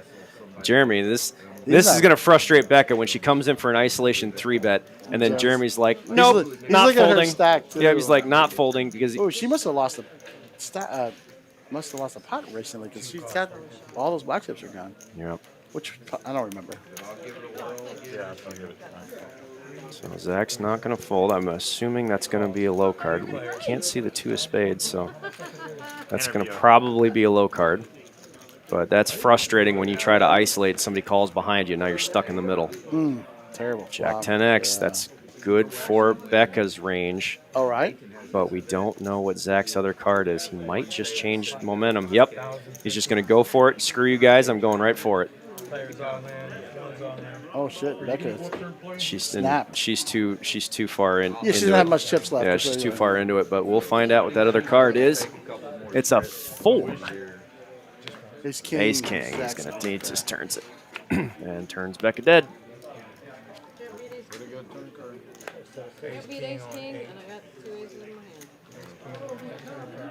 I didn't see his other card. That was just. Was it just a pair of jacks? A pair of jacks and a gutter, and he just went with it? Yeah. Woo! Hi-ya! Yeah, ace, king, jack, 9, 4. Woo, man. Becca made a great call. Gamble. Yeah. He's gotten away with 2 today. He's gotten away with two big gambles that weren't necessarily incorrect. It was just gambling. Gambling. When you run those equities, they're not actually that far apart. Strangely enough, 1 pair versus 1 pair is generally not going to be too far apart. So in hindsight, both of them were not technically incorrect. They're just huge gambles, and he won both of them. And he cries all the time. And I thought, why do they put this guy on live stream? Because if he wins, he's going to be crying all the time. And then he ends up winning like $50,000. But Crazy on some hands, and he just no, he just beat us. yeah, he's trying. Somebody's mooing at us. I think he's yelling at Mo. That might be my buddy Griffin. If so, good to see you, buddy. I just thought it would be more interesting if he was just suddenly mooing at us. You know, Yeah. He's just saying, hey, Mo. I believe that's my friend Griffin. That If sounds I'm right. incorrect, I apologize. But if so, what's up, buddy? Yeah, I bluffed into. He raised it pre-flop, but I didn't put him on a king. I mean, king. So I put king big. No, I'm surprised. I'm pleasantly surprised. When I found out I was doing this on the way home, I was looking through some of the streams. I was coming back from Oklahoma, and don't worry, I'm running right into the we get good viewership. Like I said, it's a niche within a niche, but it's important. There aren't that many out there. Yeah, there's actually a lot of viewers, and I go back and when I look at these and I start chopping up the footage, and I see You it see 2 or 3 months 1,000, later, yeah. several thousand views. He's from Vegas. He's a surgeon. Oh, really? I knew he was a surgeon. Plastic surgeon. Oh, they're talking about Dr. Costa. That's who they're talking about. You know damn well it's me. Hey, buddy. I never know. It's just a chat thing. Oh, man. Oh, Mr. Kane. Is this Texas Big O like Congress? Here we go. I'm stepping outside. This game is called Big O. Congress is not a thing. It's not even in play right now. This game is called Big O. Only a very small sliver of Texas refuses to call it Big O. They call it Congress for some reason. So Big O, 5-card Hi-Lo. Just a very small sliver of Texas calls it Congress. But Peter flopping ace-10 here. Becca is calling with the wrap that is drawing dead, but now she has a chance to get half. But I don't think she's going to get there. Yeah, he is. You get called once, you probably are not going to let a free card peel off. He was running it over it. Yep, good bet. Got a charge. The place down the street. You get called once, you have to make another bet there. The only time you check that back is if you had like literally ace, ace, 2, 3. Then maybe. Money. Then Or if a big card comes. you yeah, check then that then back. you want a 10 because if you have it both ways, you have like ace, ace, 2, 3, 4, ace, ace, 2, 3, 5, I haven't gone there. ace, 10, 2, 3, 4. You really want somebody who check called with a 10 to feel comfortable and lead the river. You know, so that would be a proper check back. Because, like you said, we're not slow playing, quote unquote. We're doing something with there's a tactical reason why we're doing what we're doing. And so if you check back the turn, you really want somebody with a 10 and a low to feel comfortable and lead into you on the river. And that would be the only time you'd ever check that back. But if you have anything less than that, then you're going to have to bet twice. But the game to play, probably if you are going to play a game, is this because it's not like it's not like Hold'em where you're getting somebody to fold on the river. Yeah, it's hard to have somebody pay you for life at this game, but you bluffed the wrong person and hold them a few times. Like, can you imagine JB, like his stress level if he was playing Hold'em? Holy shit. True story. True story there, talking about if you just bluff people multiple times and hold them, you can send them off the edge, and it's just not really that common of a thing in this game. You might get somebody once or twice, but you're not going to bluff one person multiple times in a day very often in this game. We all have them. It's actually it's that 2, 3, 4, 5. Trying to let Rebecca win. 2, 3, 4, 5. Trying to let, I think Zach might be I think he's got a little bit of frustration. I've seen a little bit of his actions here have been explained by just him getting frustrated. Rebuy in somehow. That's all. And again, we've talked about it before, but Rebecca just snap loaded the ace 4. I mean, it's just that's just smart play. Just getting yourself out of trouble. Turn jack clubs. Nobody got any clubs in their hand. This is a good bet by Zach. Your opponent checks back the flop after you surrender momentum. They probably don't have a flush, so that's a free pass to bluff. Well done, sir. It's hard to beat that. It's going to be hard to beat that. And Griffin, you want to come in this game and blast? Yeah, you would. You'd have a blast, man. You'd have a good time. You need to contact Becca. Shoot me a text. I'll send you her number. What part of is your buddy Griffin in San Antonio? Tyler, Texas. Tyler, Texas. Yeah, Tyler, Texas. That's not far at all. No, not far. We used to play a game about a little bit bigger than this one out there, and I would fly in from Phoenix, fly into Dallas, and drive out to Tyler and play that game. It was a good one. Tyler's actually a really pretty part of Texas, I just like San Antonio. I actually like Tyler a lot. There's San not much Antonio's there, but very- I do enjoy it. San Antonio's a very naturally beautiful part of Texas. It is. The hill country's gorgeous. I love San Antonio. I always have. I love everything about Texas. I always have. Like it's just You can't beat the pubs in Texas. no, you can't. It's not even close. I don't know. It's so special. No casinos, and we get poker is amazing. If I hope casinos never come to Texas. I agree. I really hope And I've because had this discussion a million times. it'll wreck poker. Paying the time is so much better. That's the nuts. Oh my God, you pay $100 an hour paying rake, you pay 10 or whatever. Yeah. Yeah, it's not Especially even, in a split pot game. You know. well, it's all time's always better. It doesn't matter what game you're playing. But I'm Paying saying time's it's even always more. better than rake. I think even Yeah. more than the split. It's always better than paying rake. It's not even close. You're talking like 1/10 of the amount. It's unreal. And the most important thing for players, especially pros, money stays on the table, and that's Yeah, huge. yeah. Plus, in card clubs, we don't have the that don't care about us. You know, Yes. we put now we're the redheaded stepchild that nobody cares about.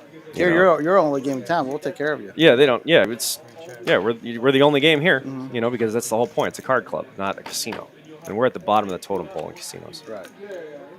Checked around, 6-way board. Checked around. Nobody had anything. You guys are worse than paper keno. Now Jeremy's got a straight. So now Jeremy's got a straight and an ace-5 with a bad flush draw. Sean's got the nut flush draw in 2-pair. Corey actually folds the best low. But that's tough to know with a bet and a call there.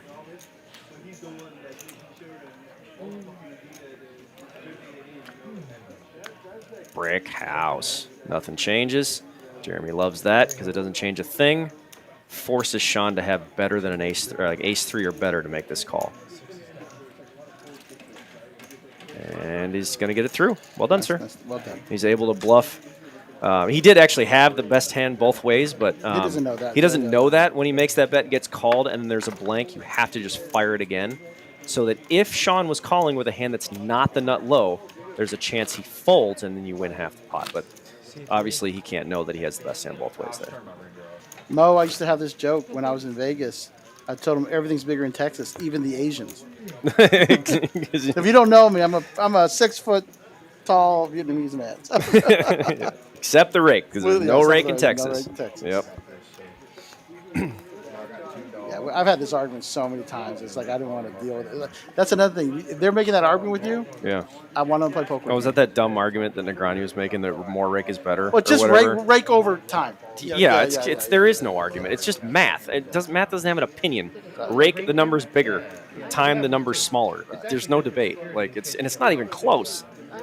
I mean, look how much money gets raked off a 1-3 game, and you can break $100 an hour. It's ridiculous, or more. Well more. Yeah, it's like Yeah, you're paying you're $10 breaking a time. $6. You're getting 30 hands. It's $180. Yeah, it's a ton of money. I mean, it's huge. And that's why, if you're at Texas Card House, take advantage when we have the discounts, like 4 for 44, Exactly. 90 for 99. I'll pay all the money to get a discount. Yeah. Mike coming in with a connected high hand. We haven't heard from Mike much lately. Yeah, well, he's also up a ton of money. Yeah. He's also up a ton, and he doesn't need to do much else to lock in a win. But these hands can really jump up and bite you. This hand's kind of like the Jack-10 suited and Hold'em. Okay. You know, a 10-9 suited, it's like, if you get what you need, you can really mess somebody up. Right, because it connects their board too, right? Yep, yeah, it generally connects other people's hands too. And if you do happen to flop a high hand, you do have a connected all high hand, and you're going to play better. But I don't think anybody has a king. Mike's going to pretend. Mike's going to bet here. So against 3 players with 15 cards out there on a paired board, Wow, it is about 50-50 whether your opponents have trips or better. About 50-50. That's a tough lead. Yeah, so it's about a coin toss whether somebody's going to head it. So if you can make the argument that your opponents will fold 100% of hands that are not a king, then you should be making a profitable bet. But you'll run into it. But the thing is, once you run into it, you know. You know, yeah, you get called there. So, if you see somebody c-betting, you can float. That's where, you don't float very often in Big O, but that's the spot where you do it. Good. Yeah, you can calculate that. With one player heads up, it's about 18%, depending on what rank of cards we're talking about. It's more common with wheel cards than it is for middle cards.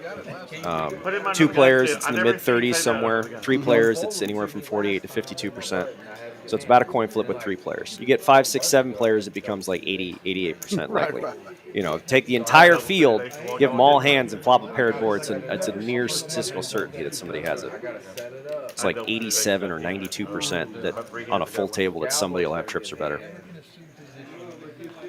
You can tell. So don't bluff 7 people. That'd be the lesson. That's a good lesson for any game. Don't honestly. bluff let's, 7 let's people. not do it. Yeah, Don't- especially when don't- they get 5 cards. Don't try to ram it through the entire deck. You know, it's just not going to work. Dang, Rebecca, I'm trying to pay it off.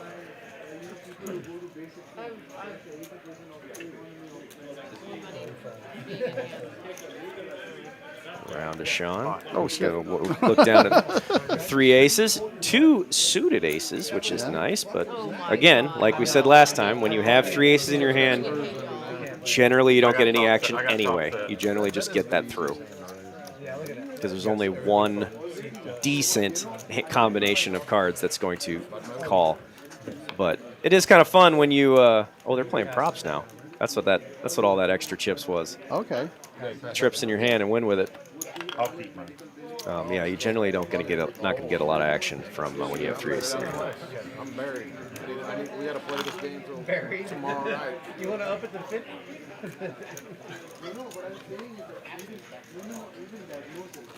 You're voting for me, I'll do it. I was really shocked it went 25. I thought for sure it was going to be 100. I thought it was going to be 100. I was like, that's... Now our chip counts are definitely not correct there. So let's. Peter is definitely not up 4.7K. So his chip counts are a little off at the moment. Sorry about It that. gets a little bit better when it's I thought allegedly. horrible. It looks like Zach's got himself out of the trap. He was stuck a little bit to start the stream. He's got himself out with a couple of properly timed gambles that went his way. There's a few $100 payout, people just don't want to pay it.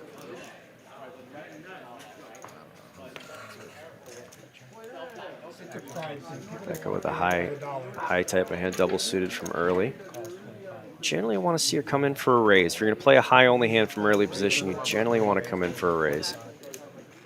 Carter going to come in with his ace 3-3-4. Again, I'll say the same thing. You generally don't want your pair to be in your low component because it takes away a card out of your hand. Peter, that's a big hand. Ace 2-4 King, double suited on the kings. Is that a 3-bettable hand there with Peters? Sometimes, yeah.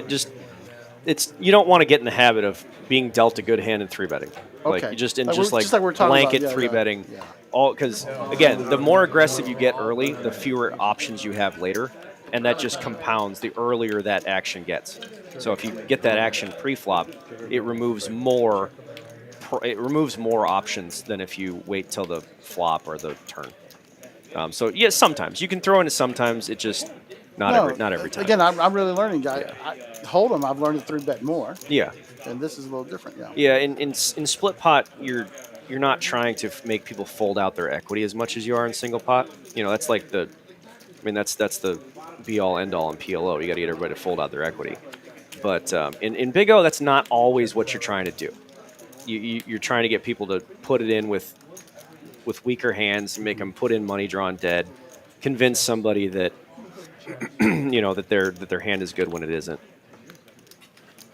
Also, this is a pretty sneaky check by Peter. Generally, you get checked to on that after he bets and checks. You generally are going to take a stab there with kings, but judging on based on that, Peter's been pretty card dead all day. It does not surprise me that he just wanted to take a free showdown. Do you think that how close are you to playing that 600 on Thursday? You stay with your son? Hitting him is pretty brutal. You stay with your son What the hell? down here? Like, we He left, gotta, he we already gotta went wake up back to early work. and then drive and I then, can stay at his I'll house. come, that's why I said I'll come in for a late range. Yeah, we gotta hit Buc-ee's first. And then, You can't drive by Buc-ee's. Yeah, you can't drive by. Listen, it's kind of a fucking really?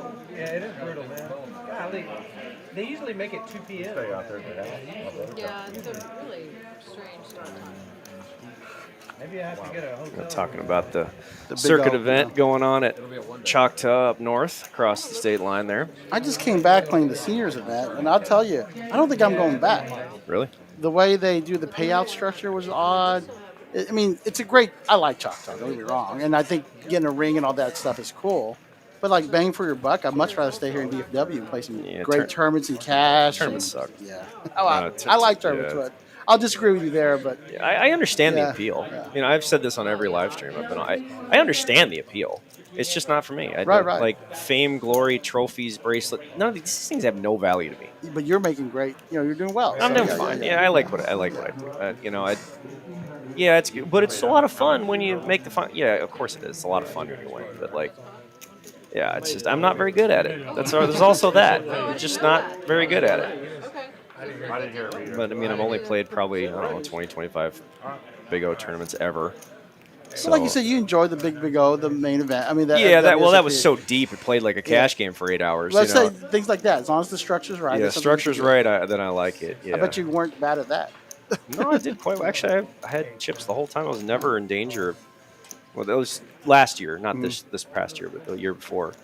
Yeah, I was never really in any danger. I was never, that I could remember. I was always had chips. It was comfortable and it's a good structure. It was the best structure, like 2-hour levels or something. That's It's crazy. Well, 10K, you deserve that. Yeah, I want some play. They're taking some juice from that too. Don't worry. Nobody has a flush. Becca with the stone cold bluff.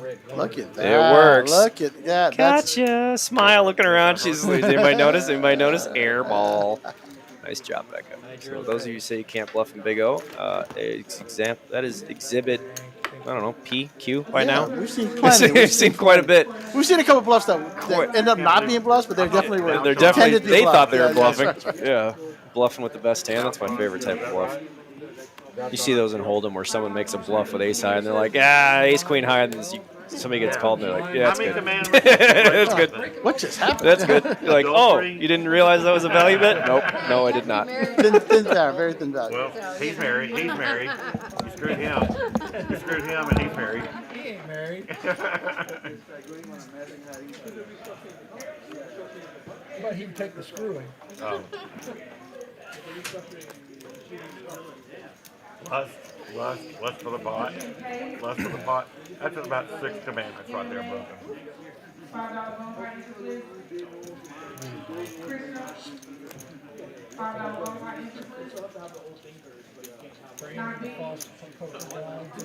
Yeah, exactly. Praying to a false prophet. The poker god. Yeah. You might have broke all the commandments. Corey right comes there. in from the button, ace 4, 4, 5, 8. Becca making a raise. Ace 2, 5, king 9. More than playable. In on one of the limpers, you got to like that. Corey relinquishes the button. He knows Becca's going to be raising with a better hand than that. Oof. Corey would have liked that flop. But Becca does flop the nut low, and JP's not gonna be able to contend. So she's going to pick up the pot right there. That is the downside of playing hands that are a little bit out of line, is even when your opponent doesn't actually flop anything, they're going to have the better hand, and they're going to force you off the pot. So it's not like in other games where you can duck, dodge, and maneuver and win pots without cards a lot. You generally have to have it in this game. So you want to make sure if you're going to be out of line, don't be out of position.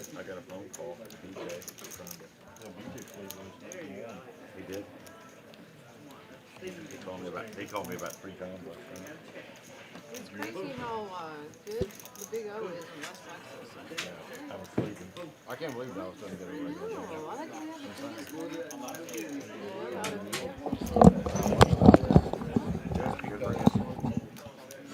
All right, guys, this is Men coming back.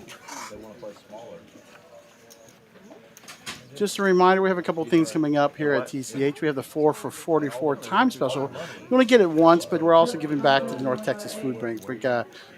Bring 2 or 3 good canned goods or anything besides ramen noodles, and we'll accept ramen noodles or expired items. We'll get it. You get the deal for 4 for 44. And like we said earlier, it's time is the best way to play. Talked to our friend with the new Dramah. Looks like Corey's got double aces again. I talked to him a little bit. Double suited, but no low. Ace, queen, 9, 7. He said he hit some fine. We were talking. He won some big time. He said against Todd. Zach's calling with a 3, 4, 5, king, queen. See now, can you stand? Maybe it was. one that you were all pissed off? No.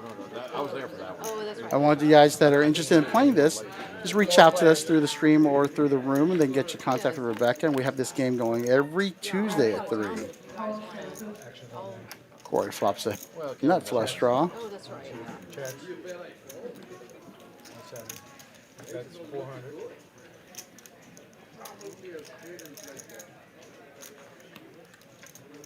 Eight's down. Nine's down. Jaren's going to keep him honest with the nut low draw.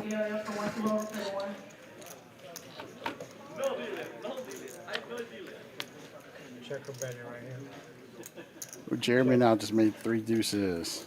Checks.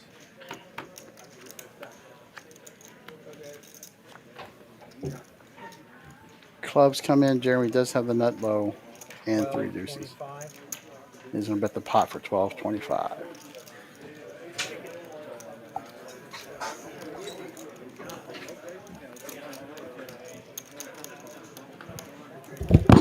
Corey's sitting there with a nut flush draw, but it's a good bet by Jeremy. And like Greg has taught me, he's trying to free roll the fold. Well, Jeremy's got the best of it. Yeah, He got the best of it both ways. He's trying to get called here. Yeah. Oh yeah, the deuce 7. See the 7. He's got way the best of it. And that is a full pot size bet too. So that's a tough one to call. Would you bet less? Well, I didn't see the rest. I just walked in on the river. So I generally take the attitude that if we're betting for value and your opponent folds, we done messed up. You know, we've made a mistake. Because if we want them to call and they do the opposite, then we bet too much. Right. And so that's how you generally end up finding down bets, you know, where you end up betting 1/10 or 1/20th of the pot, because if you, like, say you have top set on on a coordinated board and then it runs out blank pair, you know, and your opponent was very clearly drawing and doesn't have a hard hand like trips or a full house, they can't call anything. So there might be 2K in the pot. You end up betting $40, you know, because they're most likely holding is ace high or second pair. Yeah. And sometimes you get people to spaz and raise you, you know, when that happens. Oh, wow. Or Yeah. they don't, because they don't understand what you're doing, or they just like condescend it and look at what kind of a bet is that? I pot it and they don't have anything. Right. You know, so like we have to target what our opponent likely holds. And that bet, I came in at the river. Right. That bet tells me if Jeremy's betting full pot on the river, he assumed that Corey had a nut low as well. Right. That's generally when you make that bet, is when you assume that your opponent does share the low and cannot fold. But when you're wrong, they fold, and then you realize that we should have bet a lot smaller. But you won't know until after the fact. But also, like I said, he made the read with the nut low. Yep. That he got there. I think what happened was Corey bet the flop. He checked the turn when he made the full house. So he bet with the nut flush draw, not the nut low. So it's very and so- similar in reasoning. I Yeah, and so understand, Jeremy probably assumed that he was betting flop with the nut low draw, and that he made the nut low. It's an assumption. It's just an assumption on my part. But that's probably why he came to the decision to bet full pot, is he assumed that Corey had a nut low and would not fold. So 5-way pot here. Back of pairs or deuce. You hate seeing that when you have ace-2. Pair your bottom card. That is the quickest way to screw up a good hand.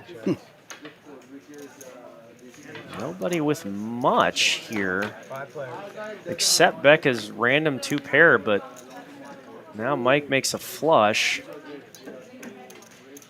And JP's the only one with a reasonable low, but that's going to be hard for anybody to be putting any significant money in the pot.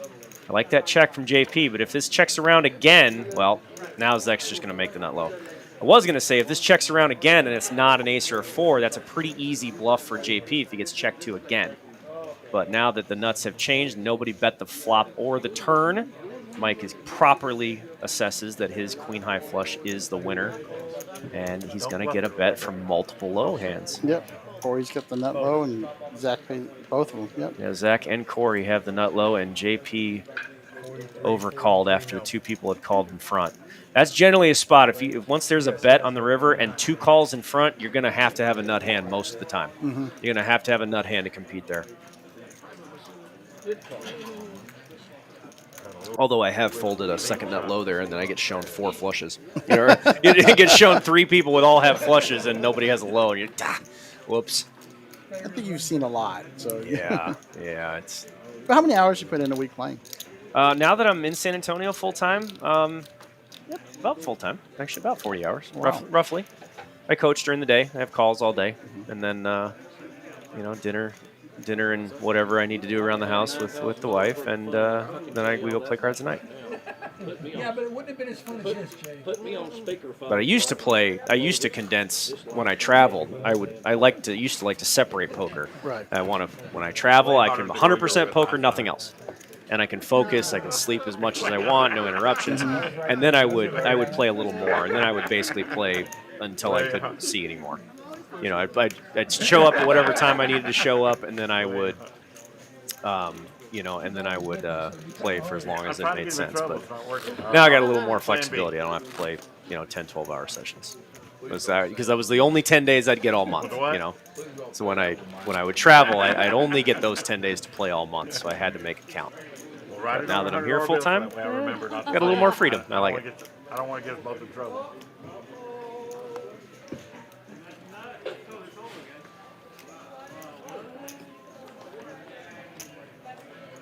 You still doing your matchups on sports? Heads up? Oh, JP must have lost another pot while I was gone, huh? Yeah. Oh my God, he must be the worst. Goodness. But to be fair, he did kick my ass last year. Looks like Jeremy's won a ton. Yeah. It's way more than worth. I mean, he might have reloaded, but I feel like the numbers are wrong. Yeah, it might be. Jeremy and I take the same philosophy towards poker. We're going to find a way to win, and it's not so much that we both take the same attitude towards this. It's not so much that we're obsessed with winning as much as we despise losing. He takes the same opinion. I hate losing.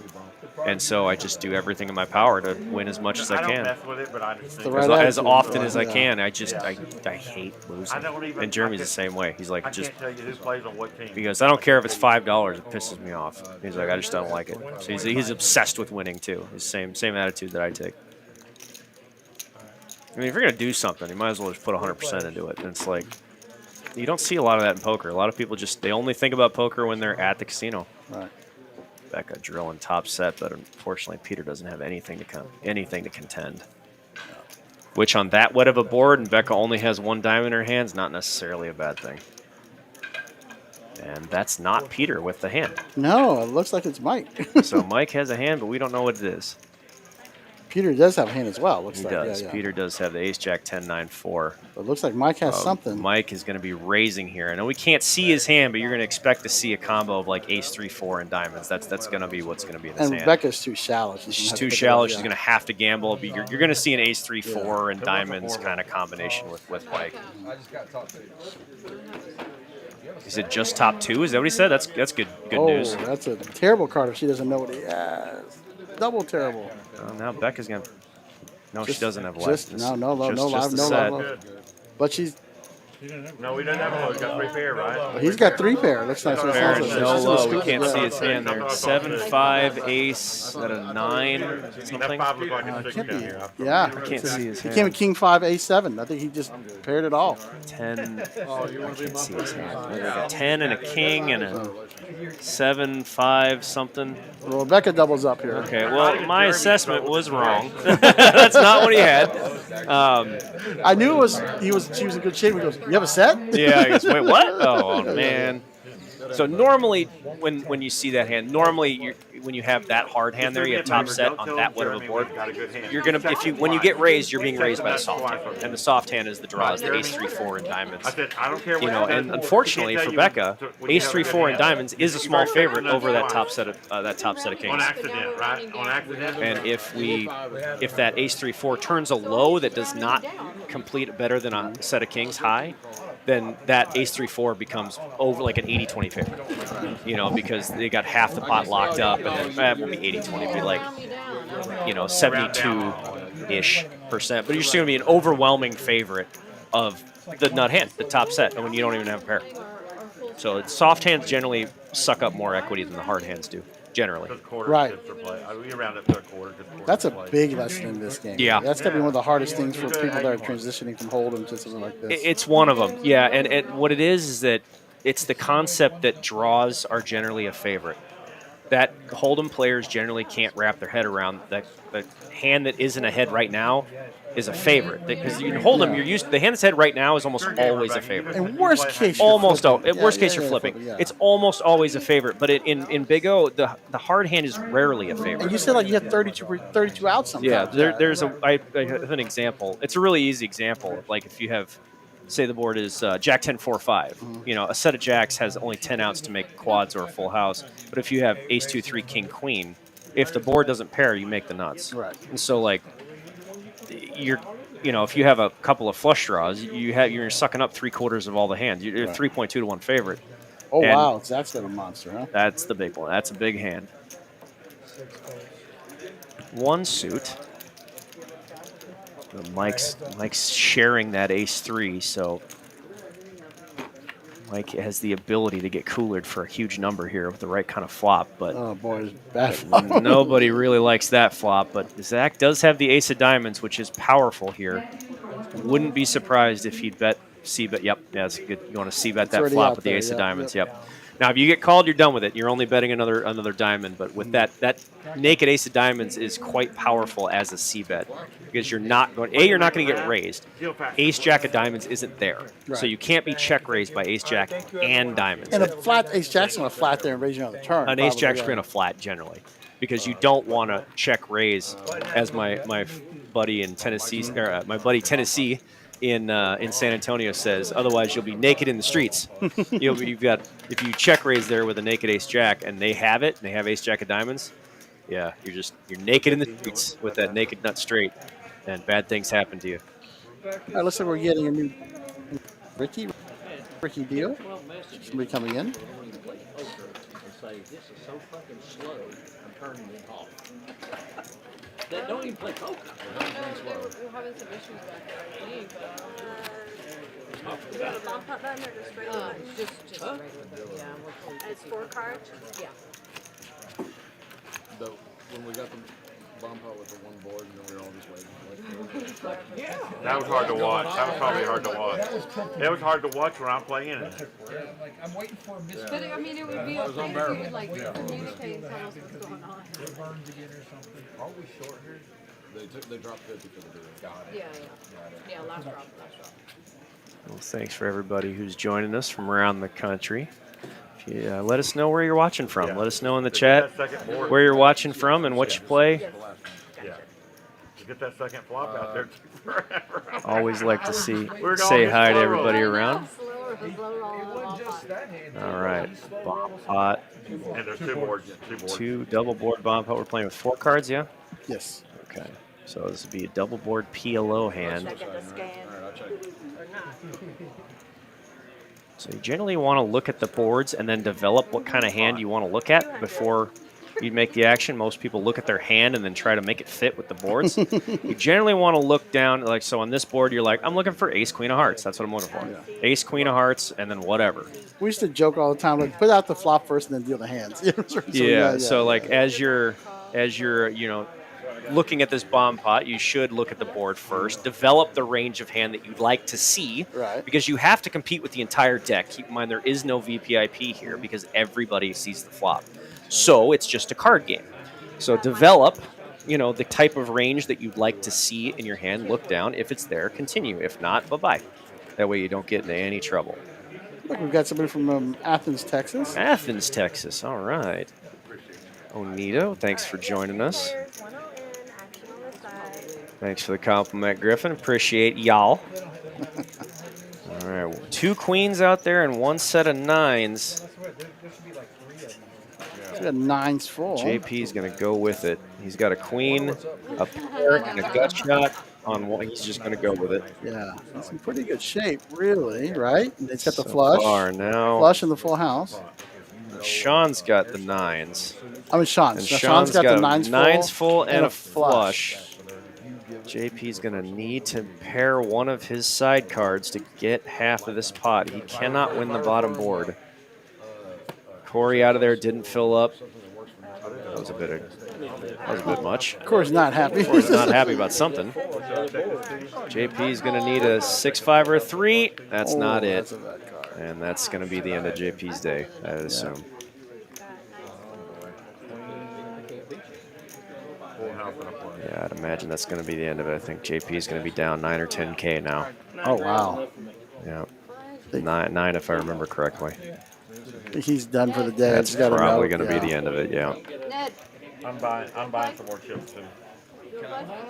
That's rough, man. Looks like Ned's tapping That's rough. in, I feel you, JP. That's JP's tough, a great man. player and a great character. Yeah.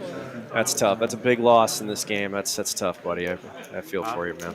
Just that one hand where Mike scooped, he had a monster. Yeah, low, the nuts that left just draw. ran. That's one. That's and right there. That's the reason I don't like tournaments. One shit run out and you're out. Yeah. And not a fan. You got to have a two-way hand. I had a two-way hand. So. And true story, Sean, you always want to play for both boards and bomb pots. It is split pot single poker, split pot poker, with PLO hands. And most players have no idea how to do that. So your split pot techniques, your big O game will help you out a lot in even when you play single pot poker, because a lot of concepts transfer from high-low to single pot. Single pot does not transfer to high-low. It'll sabotage you quite a bit, actually. This is interesting. Looks like Mike's switching seats to the 9 seat. or the 8 that's seat. there's probably a tactical reason for that. But some people just like certain seats. I really like the 8 seat. That's my favorite seat at the table because I play cards with my left hand. So it's easy right there. So I prefer the 8 seat or the ends. I do not care for the middle of the table when I'm playing with 5 cards. 2 cards I don't care. There's 2 cards that you don't have to look at your hand. You have to lift cards up or anything. But looks like Ned's tapping in. Ned's coming in. Good to see Ned again. He was watching the last live stream I was on, commenting in the chat box for us. But yeah, Ned was on the last one. He got buried a bunch and then came storming all the way back to book a win. I was really impressed with that one. And Ned told me he wanted to tell you. Uh-oh. To see how much he's gotten better since all the last right, time. okay. He might have had a couple of choice words from those plays. I don't choice. No, I don't cuss at not anybody. Oh yeah, I was like, I don't cuss. They give him a little hard time. It's not like Ned's that. a good guy. Context maybe, but never not like that about. No. Just play. I think. Which is kind of what you're supposed That's to do. my specialty. That's all we have. I'm here to commentate. To make comments. But yeah, I was glad to see that Ned came storming back in that last live stream. He was stuck a ton. Came storming back and ended up booking a win. So congrats there. That's tough to do. It's hard. Once you get buried hard, it's tough. It's tough to keep your wits together and make good decisions and come back and not get down on yourself and make things worse. I mean, we've seen that. I'm pointing out some frustration stuff, and like JP, when you're down 8K, how do you not get frustrated? Not all of us. None of us are immune from getting a little rattled. Everybody to scan your hands against these. Nobody likes to lose. Nobody likes to lose. So it's perfectly understandable from someone who hates to lose. All right, Corey's got a reasonable holding here. He's going to come in for a raise almost every time. Zach's going to do the same thing. Zach's going to take a flyer here. This is a bit out of line. The ace 5 8 8 king. It's a bit out of line for calling a raise for my taste, but different minds may disagree on that one. It's the game. Carter's got a flush. He's got 6 hearts and no flush. Everybody else is open range. Carter was looking for that ace that did not flop. He'll be out of the way real quick. But did we have that? We had someone sit down? Or one sit down? Beck is going to go ahead and make a bet there on that paired board, knowing that her opponents are about 50-50 to have a jack or better. So she's going to take a bet there and assume that nobody's going to call her with less than trip jacks, which in this case she's correct.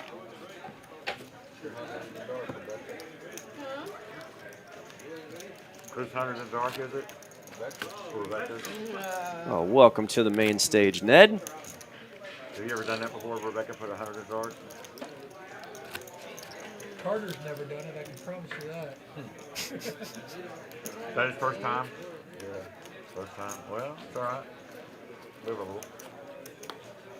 You've never done it before, have you, Rebecca? I've been playing a lot of years. I can't say I never have. I probably have at some point in time.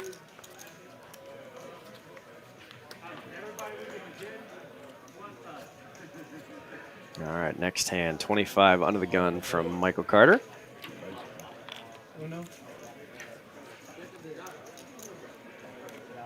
And that's a bunch of junk right there. Peter with more junk. More junk. Aces combo. All right, Zach's gonna start. Who you rooting for, Mike? He's taking. Zach's been taking flops when Corey raises. I'm starting to notice a pattern. Usually when, again, I don't know Zach, so I'm going to make an assumption, but most of the time when a player starts calling one person's raise, that they've identified something that they plan on preying on.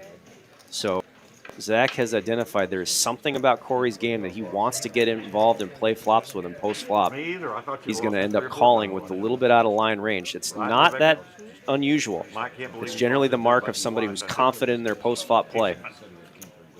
Which, judging by Zach's demeanor, I'd imagine that he is very confident in his post-flop play. We're going to call this the Mike game. Hey, Rebecca, we're going to call it the Mike game, not the Nick game. I can't believe it. I can't believe it. So now we're going to have Yeah, so. So here's Give me a $14,000 pot. I don't care if I lose. You got to show the hand. So we're playing the Nick Mike, game give me a again. $14,000 pot. I don't care if I lose it every time. Last person holding that button.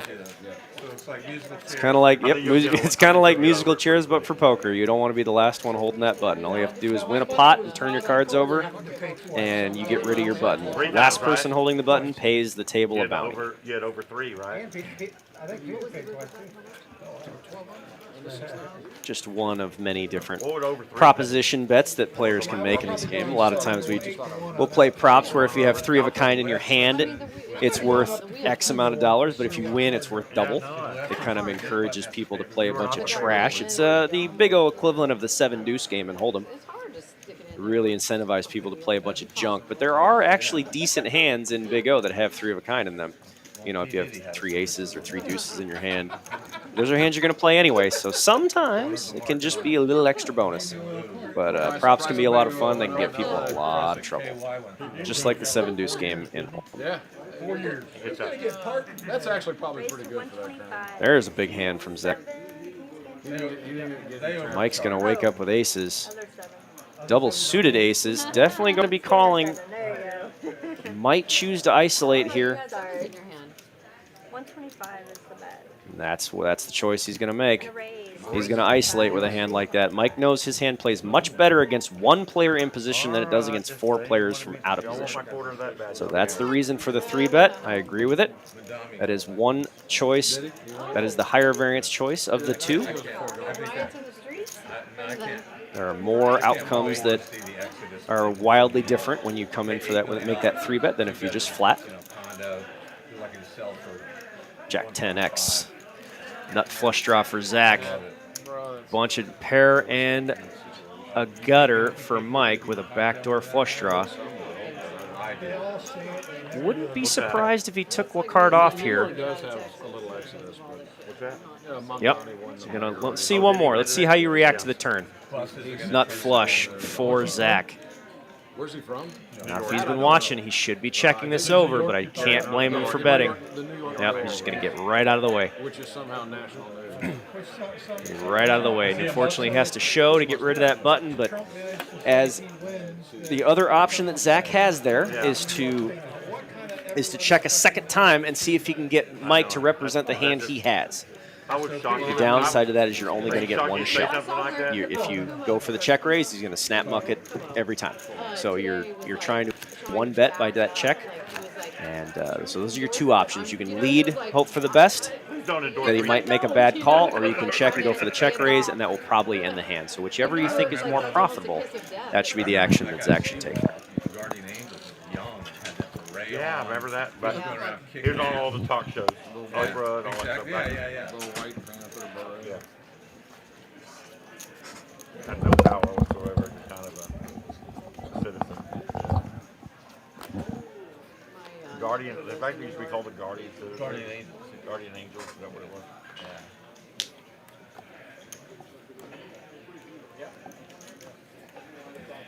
Anything exciting happen?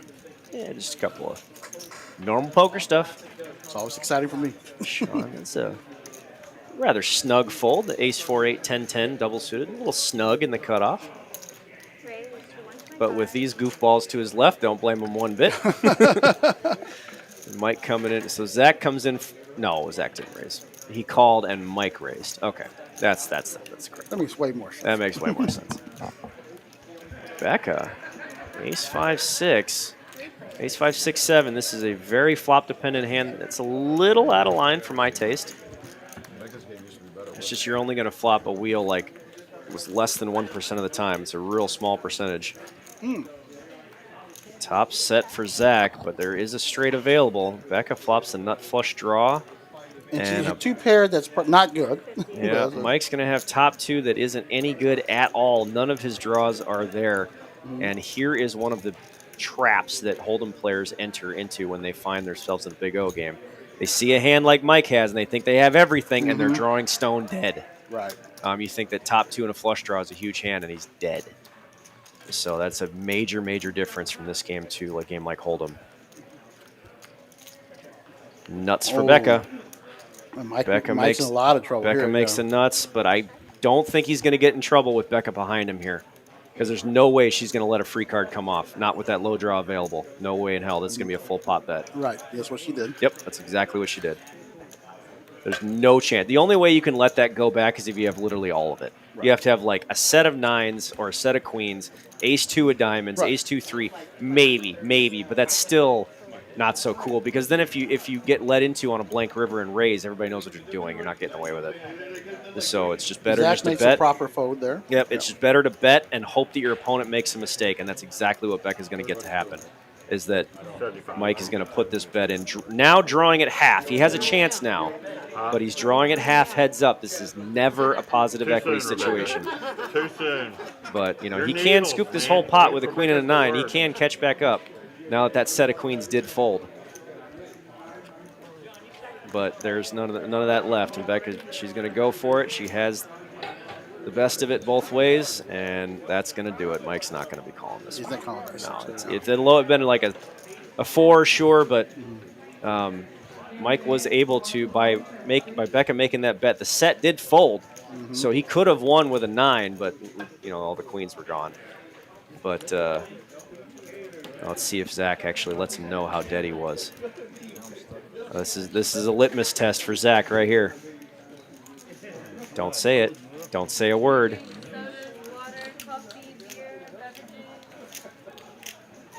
Professionalism test coming. And if Zach doesn't say a word, then that's professional behavior. You don't want to let him know he put all the money in drawing dead. You do not want to let him know that. Yep. Don't tell him.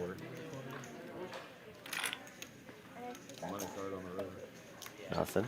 Nothing yet. I'm listening very closely. Yeah. One of these days I'm going to run like real quick. I just don't do stuff. My lows have not been coming in. I don't think he said anything. No. Well done, sir. That is a big point in the respect column for me, for Zach, there, that if he did not say anything, because usually an amateur player will be like, oh, I had you dead. Oh, I had a set of queens anyway. They can't help themselves. Be like, I was in second place. I was better than you. But pros, you do not want to let people know that they put all that money in drawing stone dead. Do not let them think that. Let them think they got unlucky. Right. Yep. You want them to do that. You want them to every think they time. got unlucky. And don't say a word. So well done. Zach passed. Assuming he didn't say it and I missed it, but that would be passing the professional litmus test right there. Well done, sir. Proud of you, even though I don't know you. Best thing to do when somebody turns that over and they look for sympathy and you see this? Oh, man. They look for sympathy. Like, dude, what a bad beat. That sucks. Tough, yeah. That sucks, man. They're like, yeah, I would have done the same thing. We had the nut low draw hand top too? Like, oh, gross. You just go, oh, man. Knuckle the table and move on. Start talking about football or something else. Cowboys defense. I mean, it's not existent. That's not a thing, is it? It's not a thing. It's not a thing. Can't figure the Cowboys out. I never know what I'm going to get with them. All right, Ned with a big, a big high component type of hand here. Becca with the better low component of the two. Zach kind of splitting the difference between them.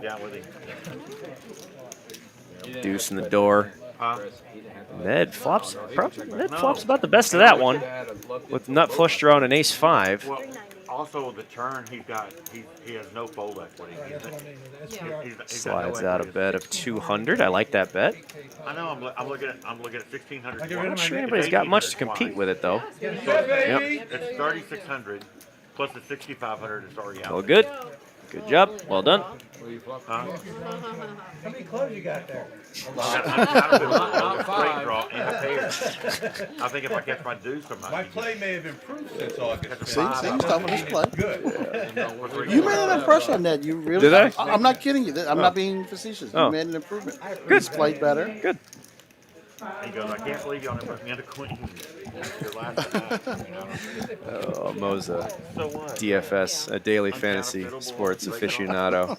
We have a ton of fun. We love going out to sit at a bar and scream at the TV about our $3 fantasy lineups. It doesn't mean anything. We have a blast. We have a ton of fun. See, Mo's betting on your future kids being smart, like you two. They will be if they take after her. They will be. They absolutely will be if they take after her. Uncounterfeitable. If they take after me, they're gonna, have some issues. You chose a good partner. That's a big part. Oh, I sucked out on the world on that one. I won the lady lottery. That's not me just saying that because she can hear me. I say it all the time.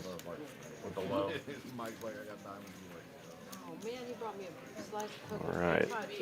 I'm going to have to assume that we have some messed up chip counts because that graphic 100%. showed everybody was in the green except one player, and I don't know if the money's been spread around that much.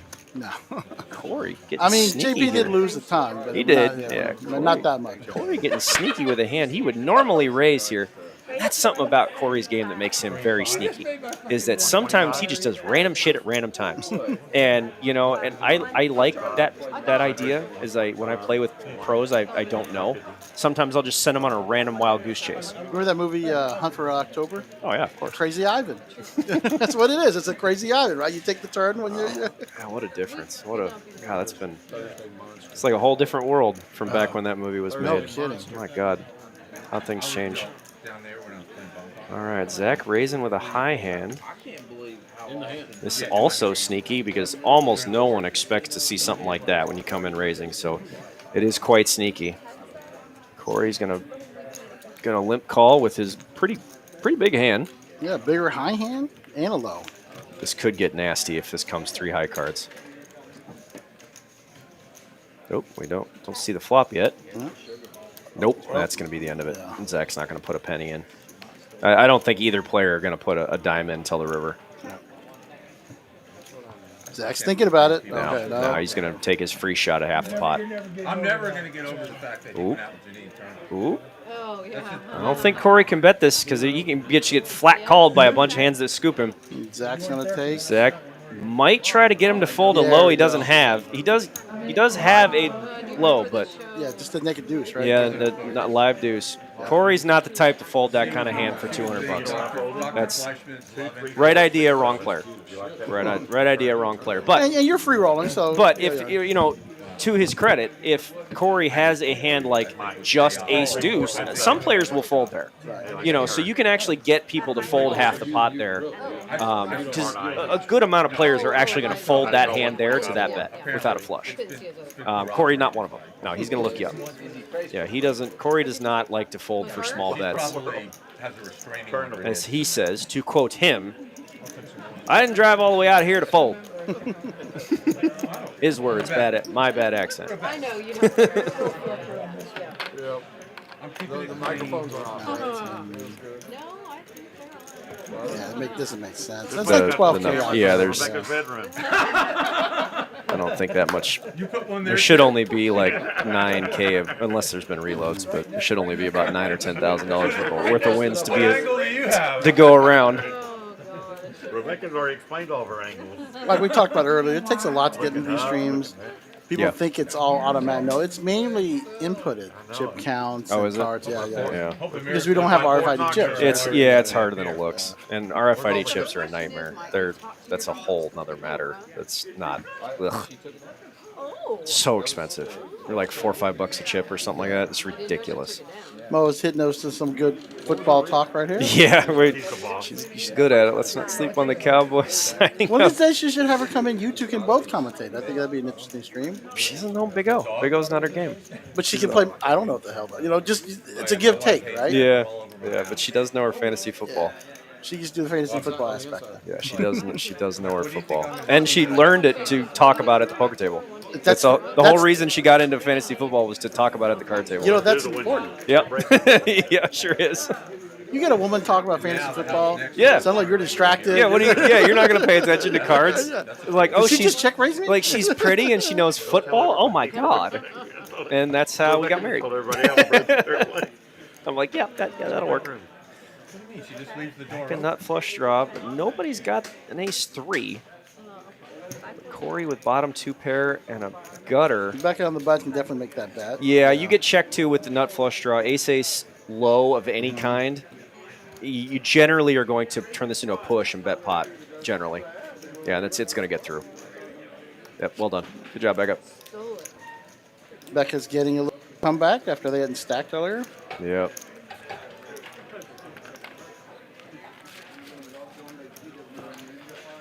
Can't help yourself, huh?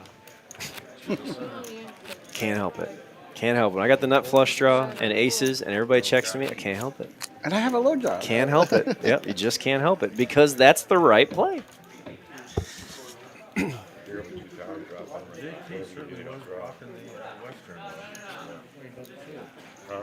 I think if you're going to come out and support that whole thing, you should try to win at least. It's like going to a football. Well, I mean, I don't think he does it wrong. You can ride with me. You get your face painted. Your team loses. And here we go. Race 100. Zach coming in for a raise. 25 straddle under the gun with a mystery card. Is Big O usually played with 3 blinds? Yeah, usually. There's a straddle somewhere. Usually a straddle on the button, actually. That's a more common thing. I think that's how they play it here. Yeah, we played on San Antonio that way. It's 5-5 with optional 10 to 25 on the button. You can straddle anywhere, though. Yeah. Or, I think they played 5-5 with a 10 auto on the button. Oh, yeah, it's the same thing. Yeah, same thing. But ours is optional. You can do 25. What did it tell you? Yeah, 10 to 25 on the button down there. That's a rather common thing. I mean, all the rooms. They all do that. Or he flops top 2, but no low possibility is probably the end of this hand. That's probably a deuce or a 3, so he's going to bet every time. It's related to Yeah. Even if that other card was a king, you're still going to bet when check 2 there. those girls. The dynamic I want to see is I've noticed a change in Zach's pre-flop strategy when Corey opens. He's loosening up his calling, and so I'm hoping that we get to see that dynamic play out post-flop because, as I said earlier, when a player starts calling a specific player's raises with some less than normal holdings, they're doing it for a very good reason. They're trying to exploit something specific, and that generally means something post-flop. So I'd be curious to know what that is, but I want to see that dynamic play out between Zach and Corey here moving forward because he's now done this probably three or four times. I've seen him call one of Corey's raises with something that probably you can argue is better to fold. So he's looking for something specific, which tells me that Zach is probably quite experienced, even though I've never met or seen him before. Like you said, just walking into this group, you've got to have the confidence to be able to play. Yeah, and he also, like I said, he passed the professional litmus test earlier when he could have told Mike that, you put it all, I had you dead. And he chose not to. He chose not to reveal that information, which says a lot about his professionalism. So it earns a lot of respect from me. That tells you a lot, doesn't it? It does. It really, really does. It tells you a lot about their demeanor, tells you a lot about their maturity, tells you a lot about their lack of ego. Because most people will have an ego issue. As soon as they see that queens and nines, like, I had it better than that. And you're tugging on that ego. So that tells me a lot about Zach. I've never met him before today. And Well, that- never yeah. actually met Like I him, said, but- that's part of your classes too, the professionalism, going through all that. yeah. Right? What can we do to Meet them up. make a, because the word professional doesn't just mean the best at what you do. You know, it means being the best at everything you do for yourself, like being the best version of yourself, not just being better than everyone else. Because we're not competing with everyone else; we're just competing with ourselves. That's Mike firing out right there. Did you raise too much? They built that game around Danny. Mike's the one betting? Yeah. Got through. Well, maybe the Wait, graphics. Peter wouldn't. No, there's no way. Something's wrong. Something's wrong here. That wouldn't. I mean, Mike can bet anything at any time, but I can't imagine Peter would fold there. But That game used to be. it happens. Sometimes we don't see the cards right. Right? Like I said, it's not easy. Yeah. As If so, that would be a rather unusually tight fold from Peter. Not to say it's not like it's wrong, but it would be a rather it would be a little bit towards the side wrong side of the bell curve there. right, It'd be a- and paying attention to watching Mike play, he splashed around. He's splashing around all the time. Like, So you should you know, be able- one Peter's good enough to bottom know that. pair and the nut low draw is going to have more value against a player that plays rather open ranges post flop like Mike does. So it's going to have more value there than if some super nitty person bet their bottom pair and the nut low draw would have no value. But Mike can have anything at any time. Correct. So maybe there wasn't anything there, or maybe Peter just doesn't want to fight with Mike from out of position. That's also reasonable. That's a perfectly reasonable reason to just get out of the way. You know, or reasonable reason sounds weird, but like that's a perfectly normal justification for doing what he did, if that's his reason. Pancake? No. Oh, this is real. I'm betting the bad card read. Yeah, maybe. Yeah, it's probably in. But you're right. I Yeah. mean, Peter's a thoughtful player too, as well. Yeah, I've played with him somewhere. He looks very familiar to He me. plays in our regular game. You I just probably don't know played with him where. I know him from somewhere, but I don't know where. 125. All right, so Corey coming in for 125, double suited ace-2 rundown. Mike with a big low hand. Probably going to flat here. This is the type of hand you want to take multi-ways. You don't Right. want Oh. people folding. He's 3-betting, looks like, though. Right? I see some Is that black? chips. Yeah. Okay. Well, he chose the opposite reason then. He'd rather take this in position. I don't. This is a matter of opinion. This is generally a hand you want to pull with. You want more players involved from different angles.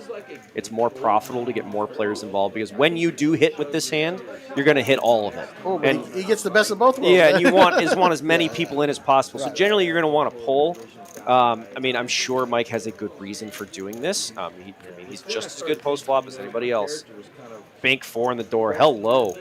And this is my point right here, is that when you do flop it, you want everybody in. You don't want to isolate and get people to fold. Does he check here? No. Because here's the problem. When you 3-bet this hand pre-flop and flop the shit out of it, you're c-betting into people that are out of position. They're already going to be on the back foot, and it doesn't help your cause. You actually win less money 3-betting than you would if you drug the whole table in.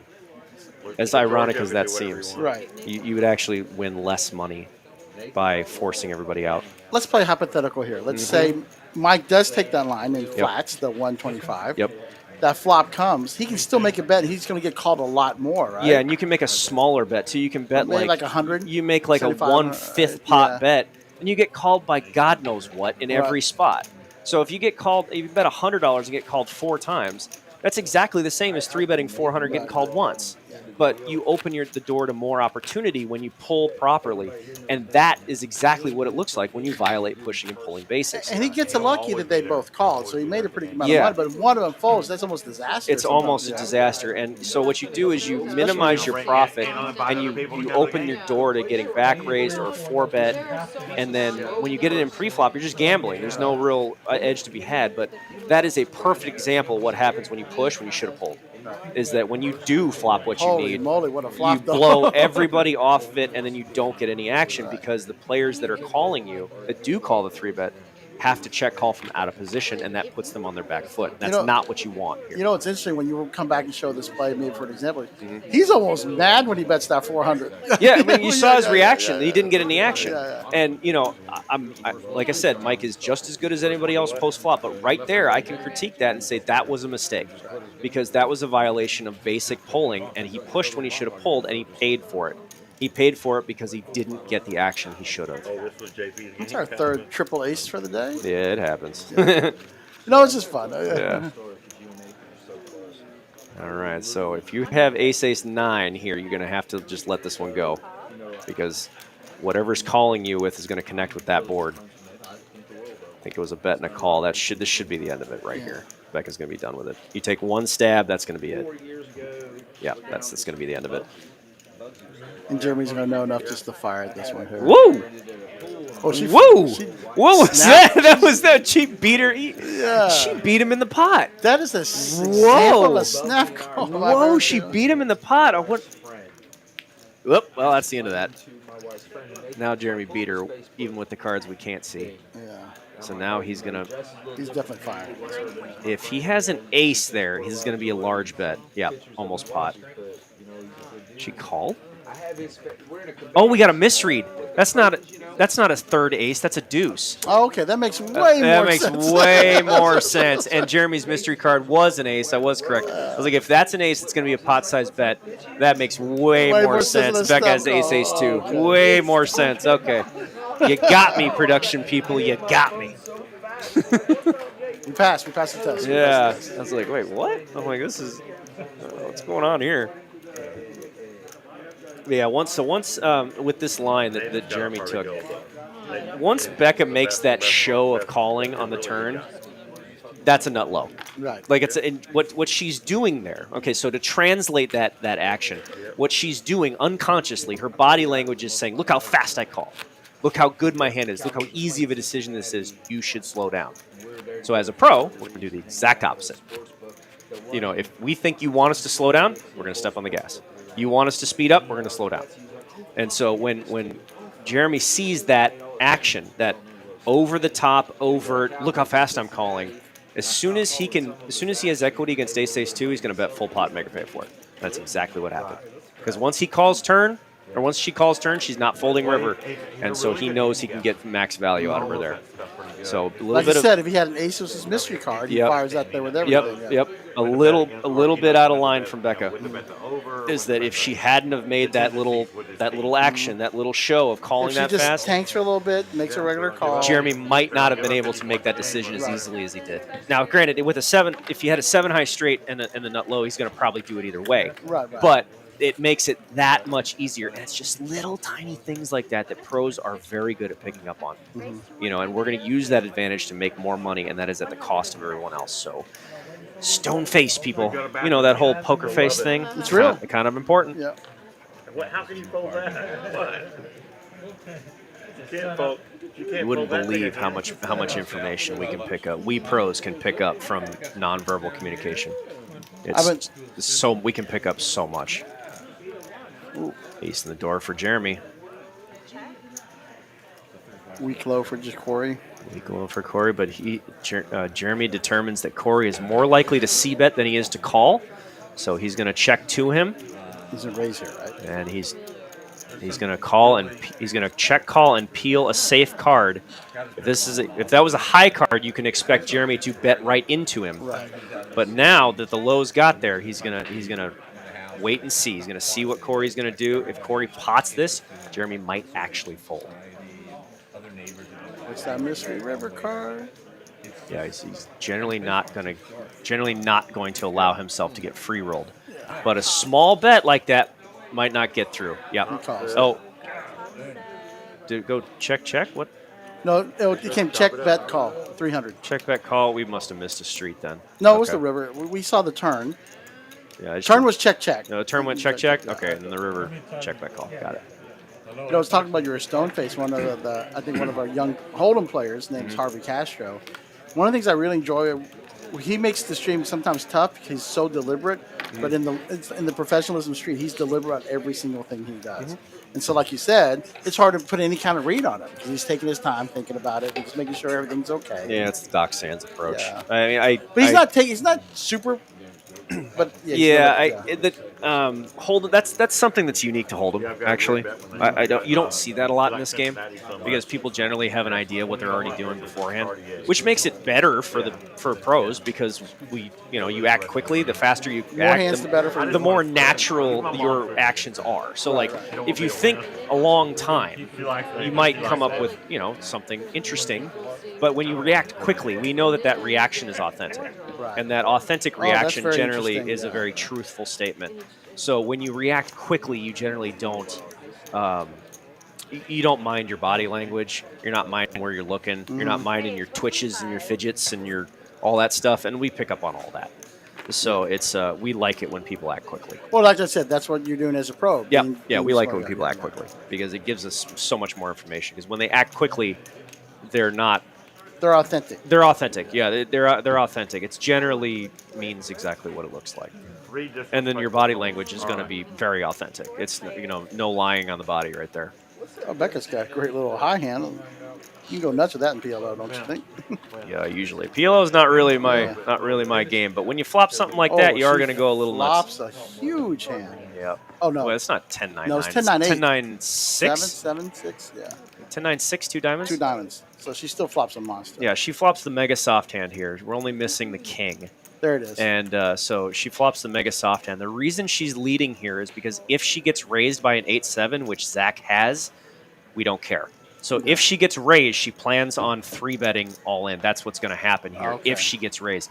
So when you lead here with the soft hand, you generally are, you don't mind if you get raised. Sean calling this bet. No, he raised, right? No, he called. He called, okay. This is a bit exploratory. This is kind of taking a flyer. I think this would qualify as a float for all you Hold'em players out there. This would qualify as a float because he needs Becca to not have the exact hand that she does. That's not going to change anything. Now, this is the trouble with leading with the soft hand. Is on the turn, you have to keep firing. That's what she did, yeah. Or you have to check and let everybody you have the soft hand, and that sucks. So you have to follow through.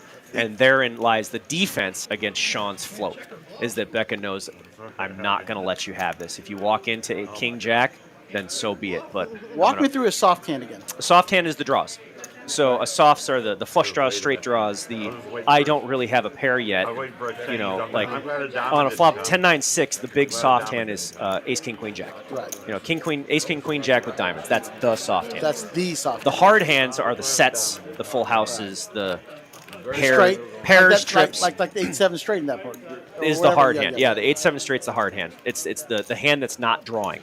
So a hard hand is full houses, pairs, trips, stuff like that. Soft hands are the draws, the nut flush draws, nut low draws, straight draws.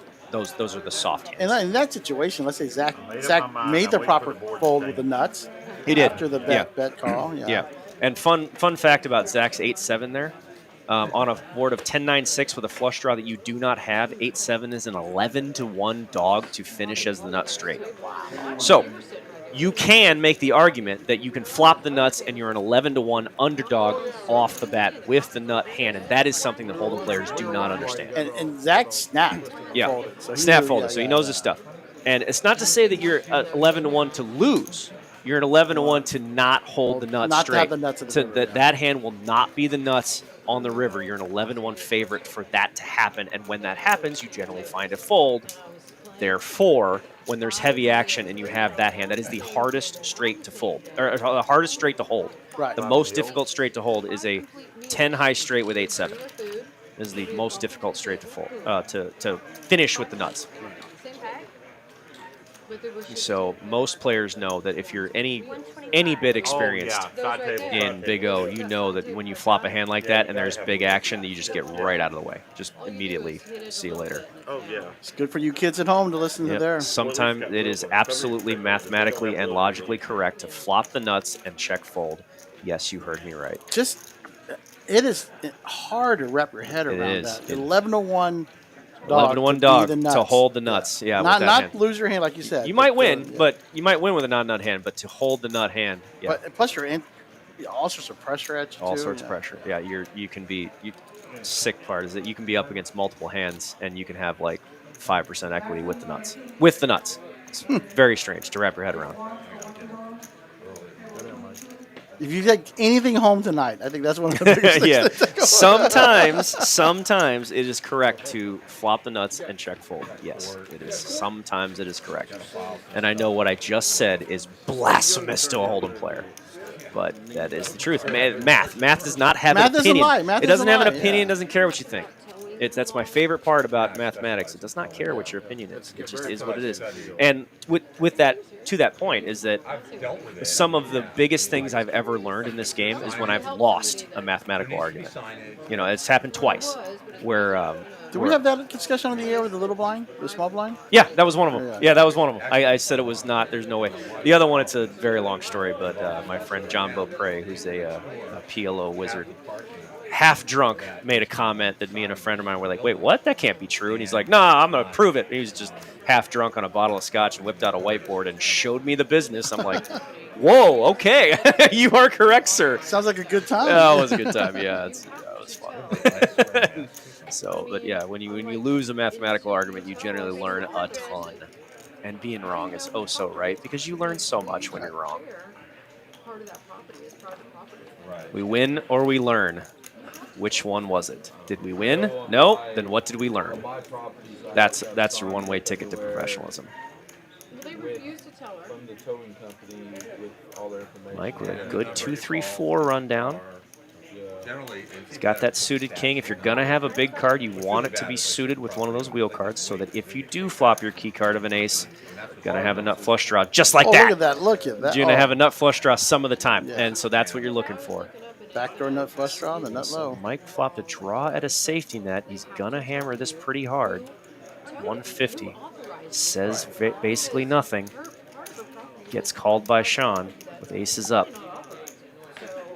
Mike's going to want to see another low card that makes this look gross. Not that. That's the exact opposite of what He's got to wants be to done see. now, right? No, he'll keep get the low. firing. Yeah. But he's going to check this back. He's just going to assume that Sean has an ace, and he's not going to get him to fold. He's going to go to the river with as much little damage as possible. Again, Mike generally is going to play him post-flop about as good as anybody, and that was the right line. Mike minimized his exposure. He minimized his risk, and got to the river cheaply. Well played, sir.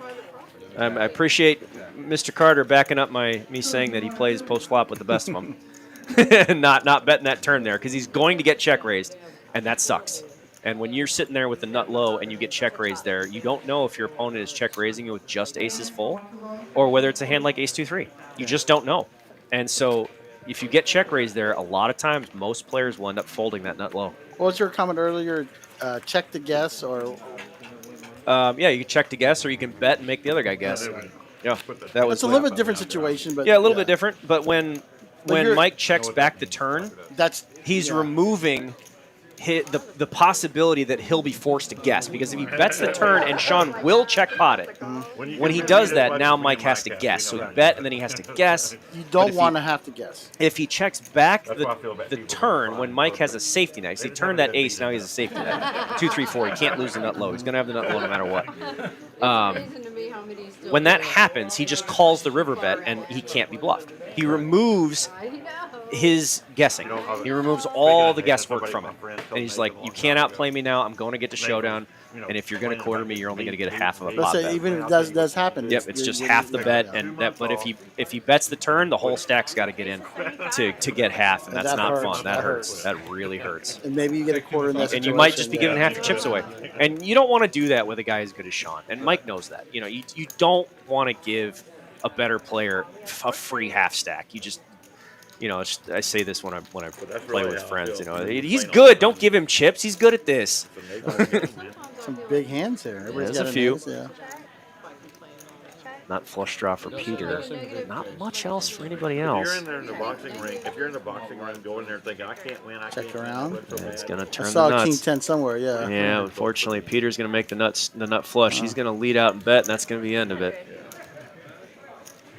And nobody's calling Peter in that spot. Yep, that's That's a tough one, because if you don't bet the flop and then you make your flush and then bet the turn and nobody has anything generally to go with it, you're generally not going to make any money. But that's, sometimes there's no path to make more than what's already in there, and that was what the case was for Peter. And that's a very good way to look at poker too. Sometimes there's just no path. There's no way you're going to win that pot. There's no way. It's just, it is what it is. Right? He's first to act on 2 players that didn't bet the flop, turn the nuts, and nobody else can draw at anything. So like. Maybe you could try to check it again, but what happens when you check it and the board pairs? You have to check again. They bet. Now you're checking and guessing. It's the same thing. So there's not a whole lot of paths to make any more profit there, because winning and profiting are 2 totally different things. People quit playing one side. I mean, back Right there. It doesn't take long. last weekend the game went for 48 hours. And 89 of our There's a stream. guy in our hometown that plays one side. 4 hours in. And a $5 bump. Like I said, that's a lot of hands. Yeah, we're getting same. But last time we were here, we got about the same amount of hands as a Hold'em stream would.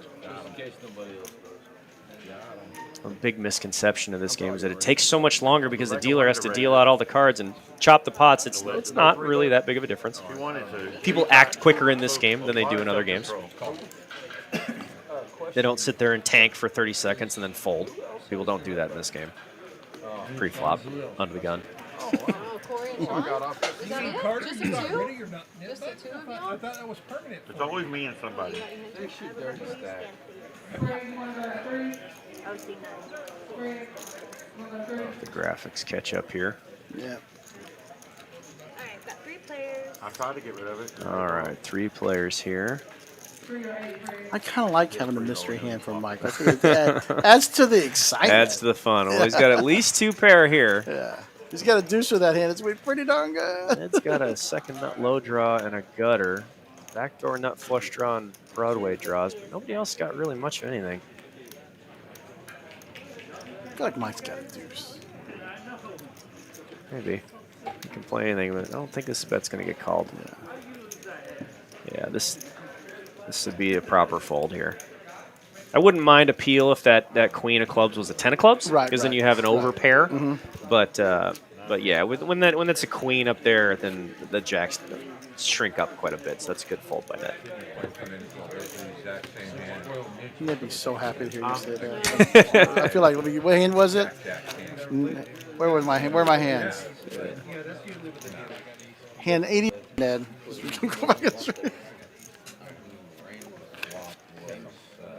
I recognize that flag on Ned's shirt. That the Belizean maritime flag from Belize.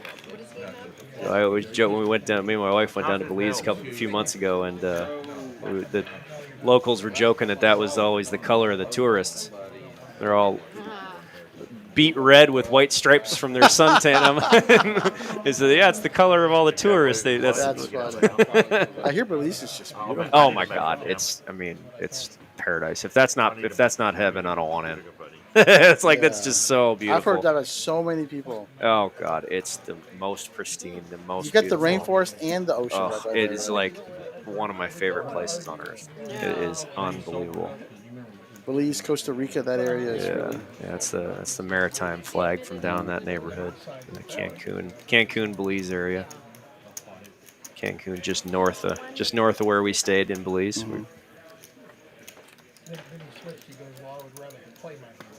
All right, Corey with a big hand here. He's been a little quiet as of late, but big hand here.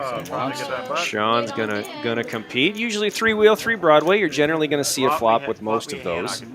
Not a whole lot of reason to be folding hands like that to a raise. It's pretty bad. It's pretty bad. A single raise, multiple raises is different, but key card right in the door. Uh-oh. Corey, ace 4 now. 435. He's going to go ahead and pot and get immediately called by Sean. Oh no, Sean bet into him. Okay, Sean bet into him. He's playing a board texture play here, hoping that Corey has a hand like ace 2-3 and would just fold, which is not what he has. Corey has way bigger. It's way bigger than that. Eyeball that. Sean's got an Oh interesting man, card, Sean too. picks up all of the cards to draw, and there's no way he's folding. See at the river, sir. Yep, that is absolute gin. The 10 of hearts would have been the other one. Oh, that's not going to do it. That's going to brick it out.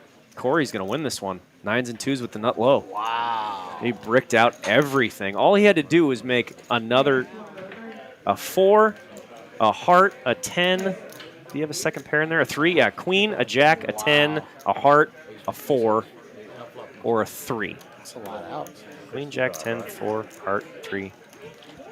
Woo! Straight draw. That's a lot. He's going through the same thing you're going through. Listen to all these cards. Brick. Brick house. We need that sound effect. Yeah. Paying the. He was the last one to win a hand. Is that what happened? Yes. He's paying. Oh, on God. top of that, he's paying the. That's a nit. loser's Oh. tax? Oh, that hurts. That's a no catching cards tax, right? Yeah, I guess so. Oh, Sean already has one. Pass it along. There you go. Nice needle. Oh, sorry, Sean. You already have your button. Yeah, we don't need to give Sean one. That's it. Yuck, yuck, yuck.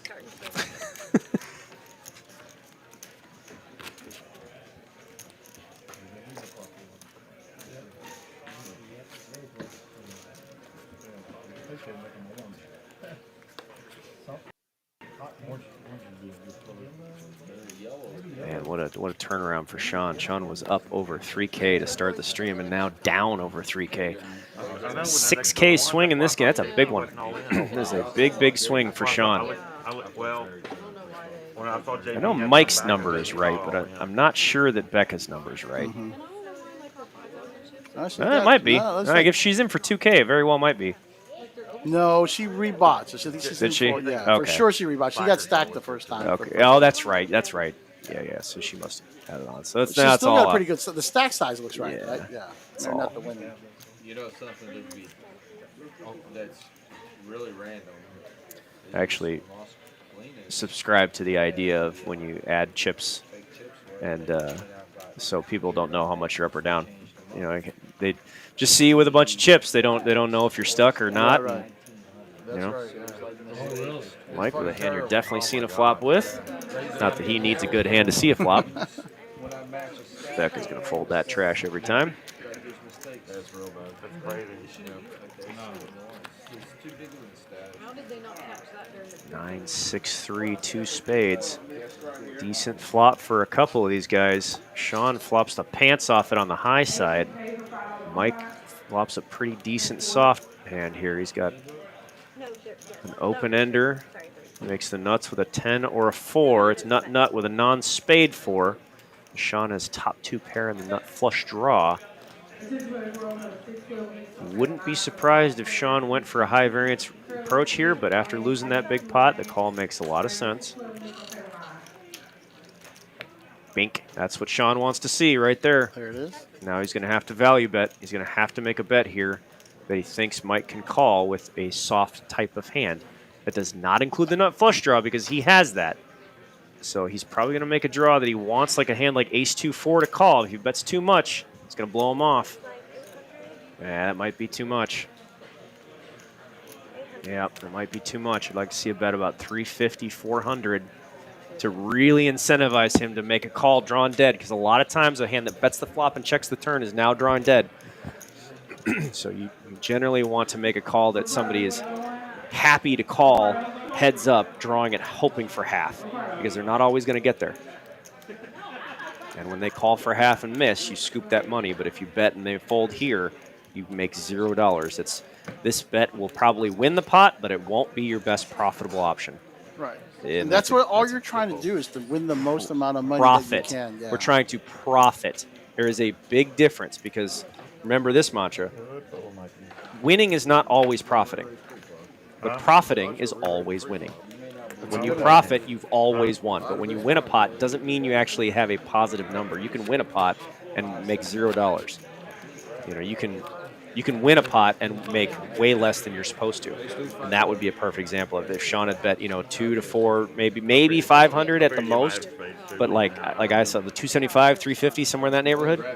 If Carter can call it drawing dead at the high, some of the time he's going to miss the river. And yeah, I know, but you don't want to chop it. You actually will make more money, because some of the time you're going to brick the river and he's going to lose, and you're going to make the bet on the turn. And then keep in mind, when he gets there and chops the pot on you, you don't actually lose money chopping the pot. You still profit. Yeah, he takes half the pot away, but you're going to make more money forcing him to call a bet drawn dead on the high in the long run. Tired of paying that net, but You're out of number one. we can do it for 50 now. Peter's going to fold that one. Back to Sean. That's not good enough. Peter's fault. If he was to hand, a lot of rec players are calling it Ace-5 diamonds, 2 jacks. Yeah. I mean, I think you don't want to be the first one in the pot Right. with an Ace-5 combo generally. Like, unless it's like Ace-King, Queen, Jack-5 double suited, okay, fine. But you generally don't want to be first in the pot with an Ace-5 combo. So Jeremy raised Corey's button limp. I feel like I'm going to fold a lot more hands the next time I play Congress after this.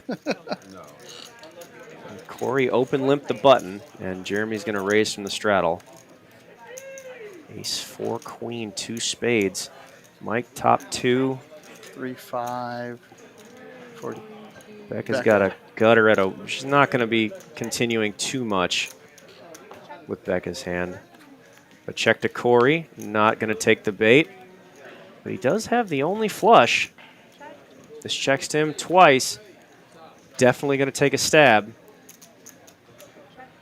Got to bet. Have to. And Yep. he did. Well done, sir. 300.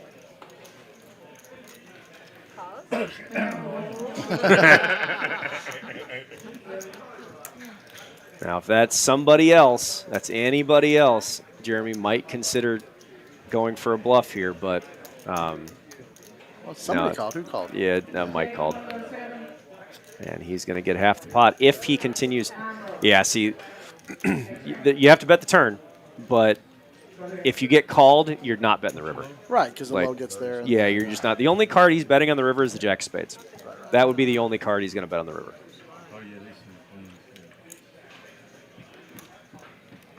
But otherwise, you're generally just going to give. You're just going to take the pot, and if they called you with a Jack high flush, then nice hand, you get the pot. But you got to take a stab when you're checked to twice. They can't help themselves.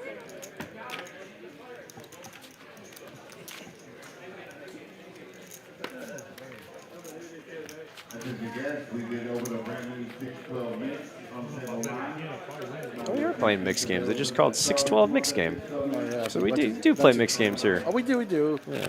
And the 6-12 is such a better mixed game, especially even for the Rex, because it's Well, just, yeah, it's the tiny. 4-8's so Yeah, it's small. But so 6-12 is small. better. I guess you build it What do you like the 20-40 mix? No, I really don't care for fixed limit. I generally don't play fixed limit. When I was playing Arizona, I played 20-40, 40-80, but Arizona was limited, right? They made everything limit. it opened up. The limit still survived, but it's almost gone now. I don't know what happened, but yeah, For a I while, don't, that's all you could play, wasn't it? yeah, for a while I don't. Fixed limit takes away a lot of what makes me good.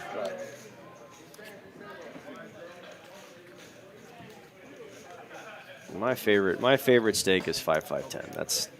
It's not too big for everyone. It's big enough to make plenty of money, but you don't like isolate and only get better players. The 5-5, 5-5-10. That's my preferred stake.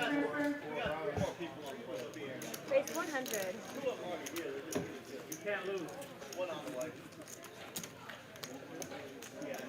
Mike coming and raising from the small blind. It's going to get called twice. Jack, Jack 10. Nobody with a jack, but everybody with a draw. Generally speaking, you don't get people getting too aggressive on draws on paired boards. What we're really looking for, the super sucker move is we're looking for people who call bets with a draw on paired boards. That's what we're really looking for. But That tells you a lot. yeah, two people make a straight here. I saw him here the last time I was here. There won't be bets and raises. There might be a bet and a call, but you're never going to get a raise out of this situation here. Nobody wants to mess around on a paired board. No, with 5 cards. Yeah, everybody's 5 cards. People generally don't mess around on paired boards. But it's a big indicator. Like when you do see somebody like check call a bet from out of position with a flush draw on a paired board, that you've got a target on their head now. Because it's a very big mistake in this game. Changes it up. Generally speaking. Especially you see him do it numerous times, too. When you see him do it 2 or 3 times. Yeah, you do it multiple times. It's gonna be a problem. We're gonna cause some adjustments, but yeah, that's one of the big mistakes that you look for because Hold'em players and even PLO players do that because their use of they're used to flush draws being live on paired boards, and in Big O, most of the time it's not. You know, very rarely is a draw live on a paired board. Very rarely. With heavy action, you know, when there's action, you know, if it's checked around, fine, but generally speaking, you don't want a soft hand on a paired board. Race to 100. Did he look first? Are we sure he looked? What? Yeah, he looked. All right. He definitely looked. I see a 3/8 in there. And Everybody wants to cuddle. Did he look? We know you look. No, he did not. Oh, they say he did look. yeah, he did. That's some Like, gamership right there. Did you look? I was like, I didn't see him look. Not that he needs to look to raise the button. Well, he did flop the nut flush draw, whether he looked or not. But Zach flops the nut straight The second nut with the flush draw. second nut flush draw. 9 of clubs for And the Becca straight flush. flops a set. Wow, There's this is your an action board there's your here. Big O board right there. Everybody's got something.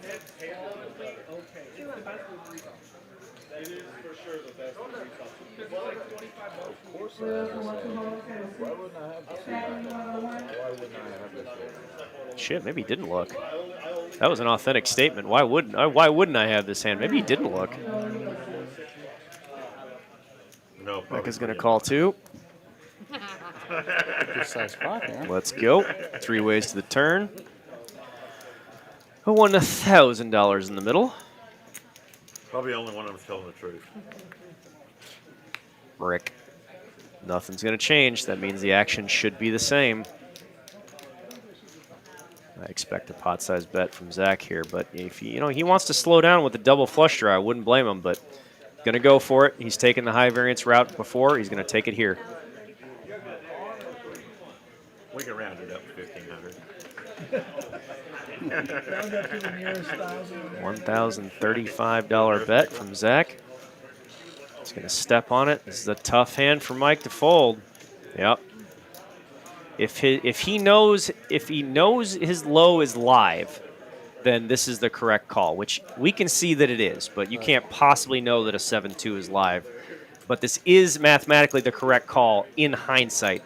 That's a hard thing to know in real time, though. But this is the correct call that we can see.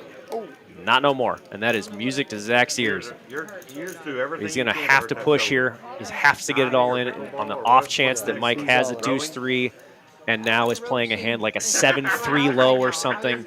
He's got to get him to fold a non-nut low. If he just paired that deuce, you have to get him to fold here. Mandatory all-in bet. Yep.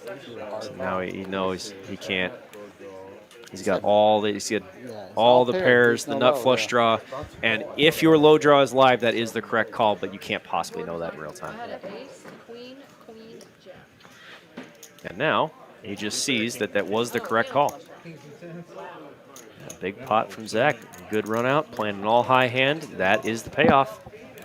Well done, sir. No cards left to pair the board. Ace, queen, jack. I thought Rebecca had the nut flush draw.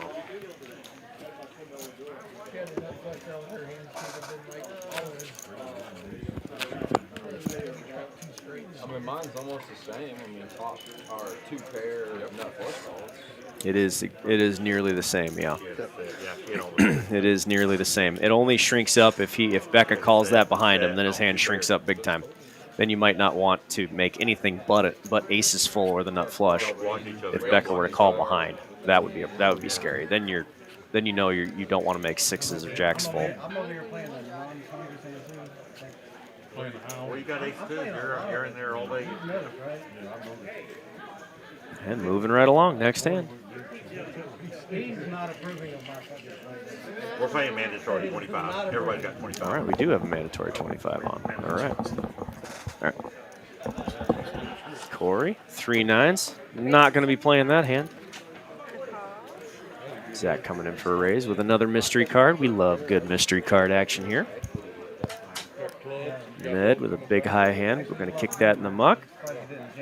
Who's got a button? Who's got a button? Y'all have a button? And Sean with a respectable hand. All right. not very respectable hand from Mr. Carter, but again, he does not care about the pre-flop betting round. He'll play anything from any direction.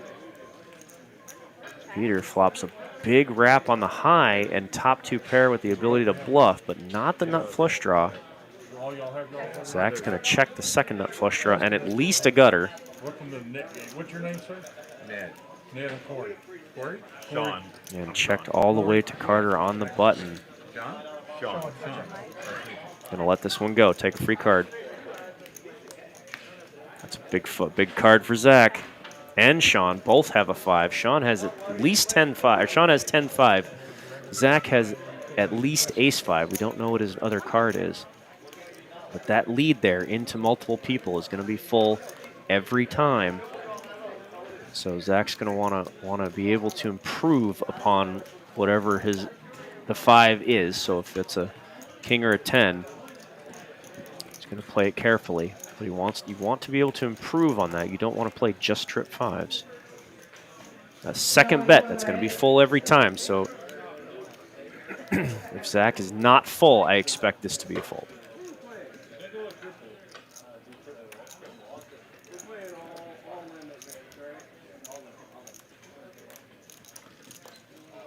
Because if you're playing only your flush for value, you have to ask yourself, is Sean going to make this bet twice with a jack high flush? And the answer is most certainly not. So it's going to be full every time. So you don't want to pay this off with a flush. And that's exactly what happened. Because you have to ask yourself, again, for that flush to be good, you have to answer in the affirmative that Sean would be betting with a jack high flush or less, because that is the next hand that Zach can beat, is a jack high flush. So can Sean do this with jack X of spades or less? Probably not. No, and then it has to go in the muck.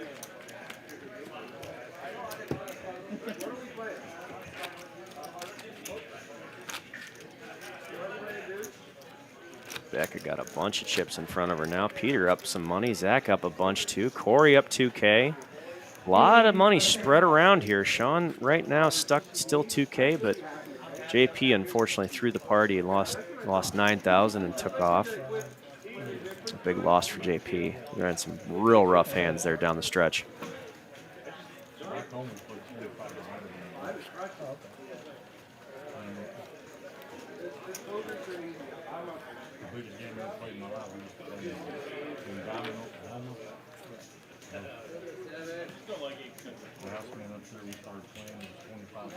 Two key card hand for Mike.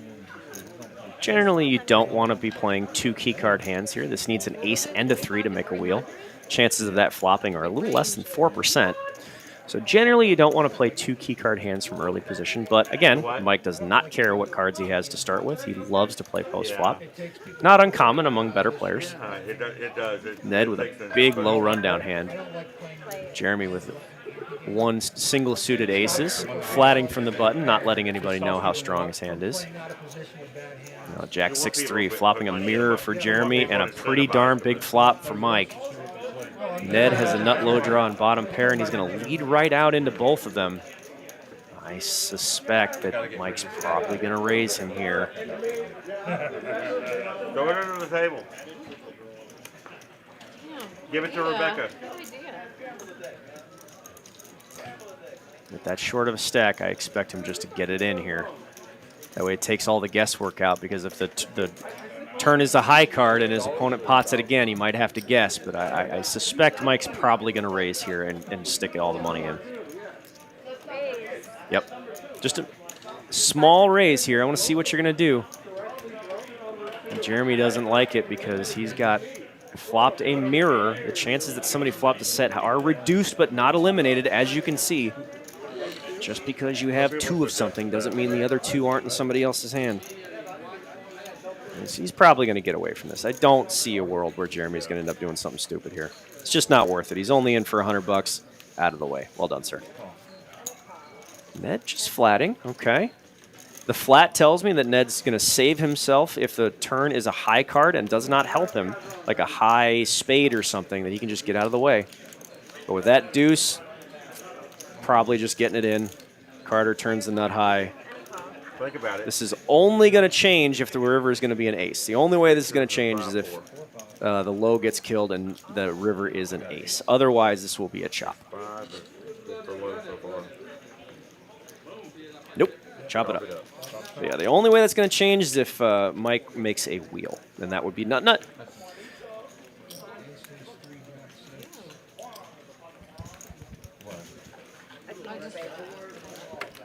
It's always nice to turn the nuts and have somebody lead right into you. That's always fun. Ace, ace, 3, jack, 6. Golly. Good lay down, as always. Yeah, wrap instead of 6s. Yeah. 6 o'clock. Gotta be dominating. Make a low with the ace. It's good. I didn't like the way you were looking at me. So, those chips I was trying to figure out. Your chips, they look like. $1 No, chips look I'm like. a low dollar player. A low dollar player. Nah. Not in this stream, you're not, sir. Not today. I thought he had $1,000 chips back. That's why I said he's not Well, all I'll in. convert these if you got. I'll trade these for That's why I said he's not all $1,000 in. I mean, chips. So everybody else. I got child support, yo. I mean, I'm the oldest one at the table, and I got child support. That's how. No. Never mind.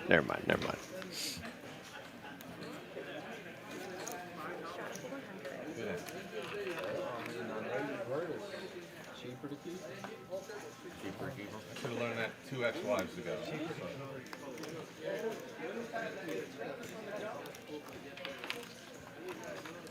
Fold it around to Sean in the big blind. Ace-2, Jack, 10, coming in for a raise. Corey with an ace-2 combo. Zach out of the way. Mike's got a 7 deuce wheel. Need an ace to flop to make a hand with this one. A commonly played hand in this game too. See the wheel and deuce to 7. 2, 3, 4, 5, 7. Okay, about to say, I don't know. I have never dealt this one before. I just didn't know I was going to have this monster. If it was up to me, I'd let you play. 7-7X. 2 players have that 7. Corey's going to bet. Mike's going to look him up at least once. Mike's probably going to look him up at least once. Not going to raise here.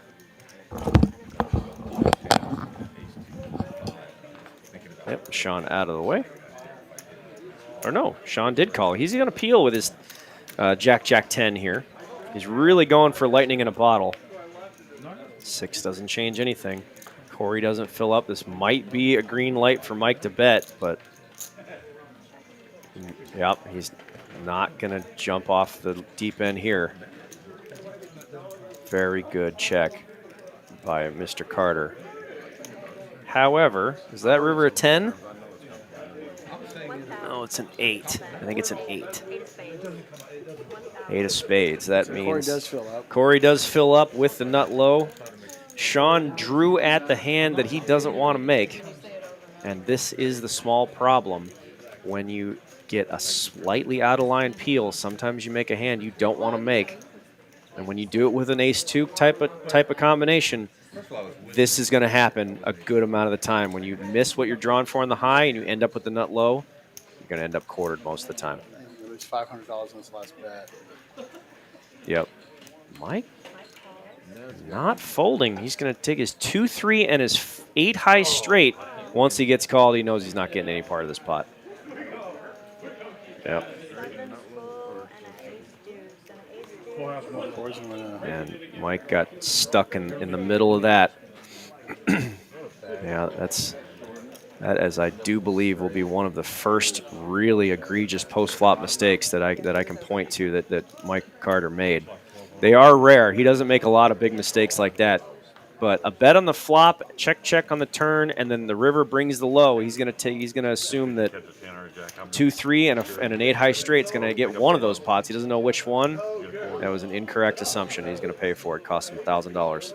He said that's what happens when you make that bad decision on the turn. Yep, he made the wrong. Well, he made the wrong decision on on the flop because he called and he peeled when he was beat. But then when it went check, check on the turn, that gave him a piece of information that he mistranslated. Right. And what he translated was they don't have it. And that was not right. And so once Sean calls behind, it's tough being second of 3 there, with Sean behind him because he doesn't know if Sean's going to just muck his hand because he peeled with like jacks and queens, or whether he's got 8 ace 2 or 7's full or 10's full, and he was trying to walk the dog on him. And it sucks making that call with a player behind you. But like if he's last to call, that wouldn't surprise me at all. But that's tough. It's really tough to make that call. It's a big gamble making that call with a player behind you, and he paid for it. I don't see Mike get out of line post flop very often at all. He makes very few mistakes post flop, especially on the rivers. That was a very rare mistake from Mr. Carter. Most time players make river decisions are spot on, and that's one of the places that we start with in coaching. And that's one of the first things I want to see. When you make an incorrect decision on the river, I want that hand brought to me. We got to talk about it, because that one we'd go back through that whole hand that Mike played. Where did we mess up the most? Where was our big mistake? What can we change? Because if we made the wrong decision on the river, called and we lost, or we bet and lost, or whatever, it's generally indicative that a major mistake was made somewhere previously in the hand. We got to find it. We got to find what it was, articulate it, move on so that we don't do it again. Fred, you want to go green? Go ahead. Ned gonna call with ace 3-3-7 combo. Corey with a big one. Naked ace though. Last year, my friends watching, and they're so bad that they thought I actually played well. They were like, "Oh, you played so well." Ned flops nut right there. Ace 3 of diamonds flops all of it. 105. And JJ, you want to go to 8? Thank you, JJ. Have the nut low and a jack high flush, so the setup is here. And the graphics is wrong. It's a king of That diamonds. is a king of diamonds. We do not have 2 deuces. Deuce around. 5, king of diamonds. So where Corey is going to hope for a high card, and so he can get away with it. Now, if Ned pots it here, Corey can get away from this hand. This is a very lucky thing to happen if Corey can navigate this properly. This is a very lucky turn card for Corey. Ned snap pots. Yep. Because if this had come like a 6 or a 4, or he's probably calling him all the way down, but no, he called him, and normally that would have been a gift. That would have been a gift. That turn was the queen of spades, and that means that second pot bet is the nut flush every time, and you can fold your hand there. So that's a mistake. It's definitely a mistake. The information was there.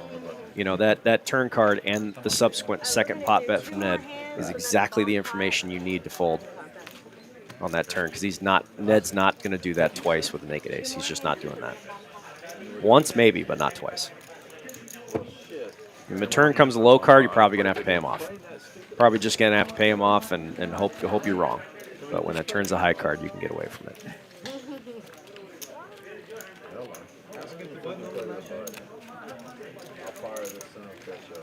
Mike wants to be able to play those buttons. So fire this thing up even. I have a post-flop game, a post-stream game. Oh, yeah, sometimes. Sometimes they'll do it. Sometimes. You can jump in there. Enough to play. Yeah.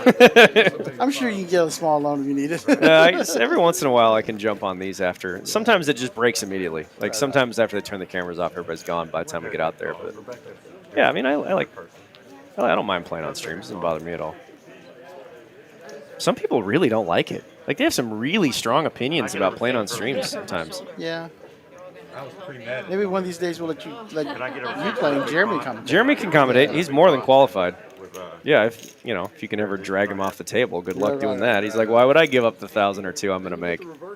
But yeah, I mean, we can figure a couple of stuff out. I'd love to play. I think it'd be a lot of fun for you to play. I'd love to play. You got it. Yeah, get Jeremy in the booth, and yeah. Then situation can be reversed. He can make fun of me all day. Yeah, or we could do the other thing. You can have a whole lesson full of things that are said wrong in the commentator. Nah. No, Jeremy and I are generally in lockstep. No, I'm talking about, let's say you and Jeremy both play. Oh, we both play? Oh, yeah. I mean, It's so rare that we butt heads because we're generally we're generally in such lockstep. Like we don't fool each other and we don't try. What's that great line from Rounders? You don't see the sharks eating each other. Yeah, we don't. It's. I mean, we don't need to pick a fight with each other because we're like we play a very similar game. I mean, very similar. So there's not a whole lot of edge to find. You know. So I mean, there's a couple little things I could nitpick, but that's all it really is. So it's not. Yeah, we're just not gonna battle with each other. There's no reason to get into a pro war with somebody who's just as good as you. I'm not sure what I missed, but that last comment's interesting.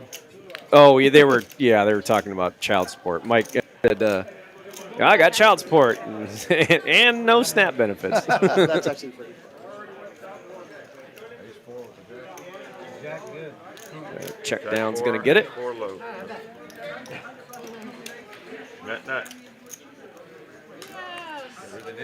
And 99, so we're going to get over 100 hands on the stream. We got to play till we lose the net. We have to play it out till we lose Rebecca. That has a much greater value than $175. Yeah, we can keep playing. For sure. Right, we can still play after. Yeah, we're still We're still playing. Okay.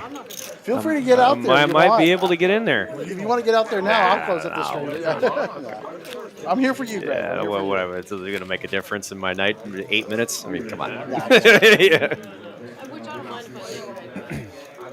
I'm fading. I had a long weekend. Yeah. I didn't sleep much. It was fun. Did you ever Played pretty late last night. I had to drive up today. Oh, wow. I got all these updates out now. Wasn't that bad.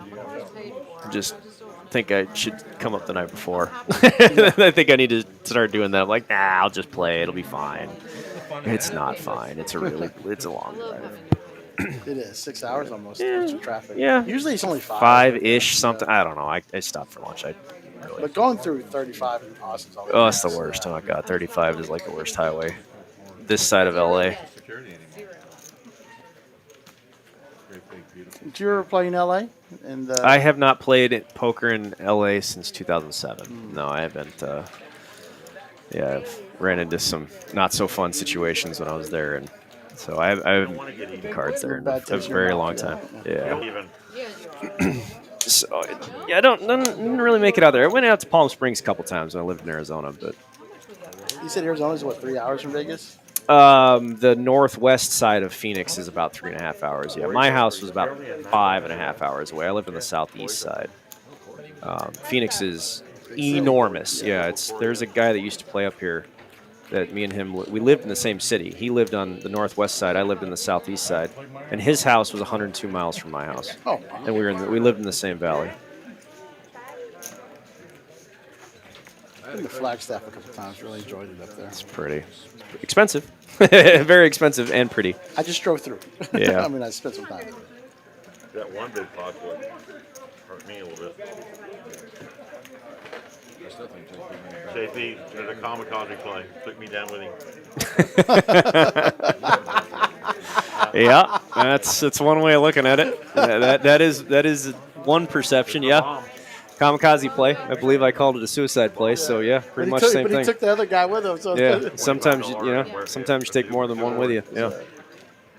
I'm not going down alone. Yeah, I have a chapter in Volume 2 entitled "Suicide Play," and that would be one of them. Yeah, it's when you take a line that will only get action from better, so you basically turn a value hand into a bluff. I call that a suicide play.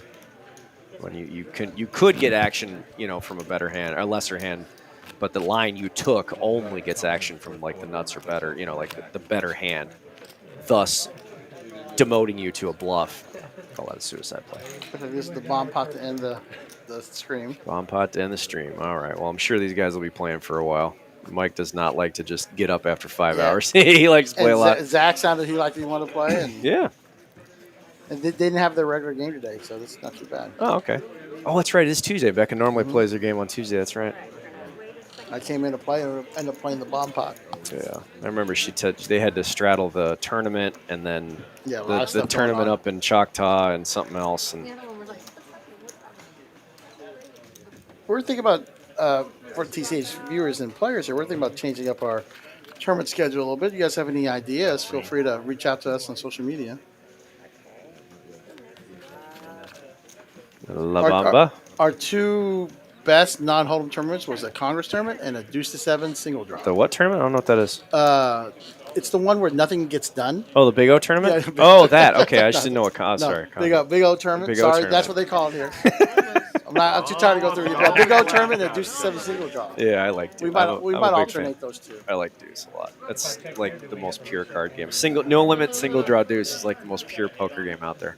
We had a blast in the tournament at the last poker, the Trailblazer tour. It's like the cards don't even matter in single draw deuce. It's the cards don't even matter. It's just all about the player. It's a very pure poker game, and I'm not good at it. I like it. I like it a lot. But You don't have to be good at it. yeah, I mean, how often do you really get to play no limit Good luck deuce? at all. I mean, So never. now we can add one more thing. We got Good golf, luck at sex, and deuce to 7 single draw. Things you don't have to be good at. Things to you don't have enjoy. to be good at to enjoy. Yeah, yeah.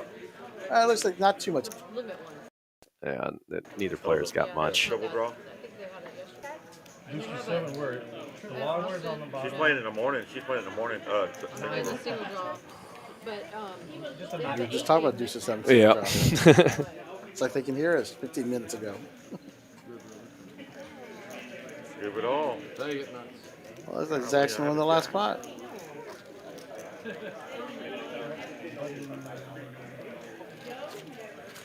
All right. So we're playing until the knit's over and we're Yeah. done? Oh, they're just gonna try to play the net game then. But I think that's the end of our stream. The second is going to turn off in a second. Yeah.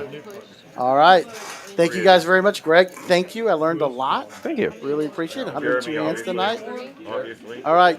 Good night, everybody, and thank you again. We'll be having our stream for the tournament on Saturday and back to our regular scheduled programming on Tuesday. And if you you want any information on this game, you can look it up on my website, doublesuitedpoker.com. I accept accepting new clients now, and I have all my books available on that website, along with my video library, which is this monthly subscription with hundreds and hundreds of videos. I'm up over 600 instructional videos on this game. So doublesuitedpoker.com, and we'll see you next time.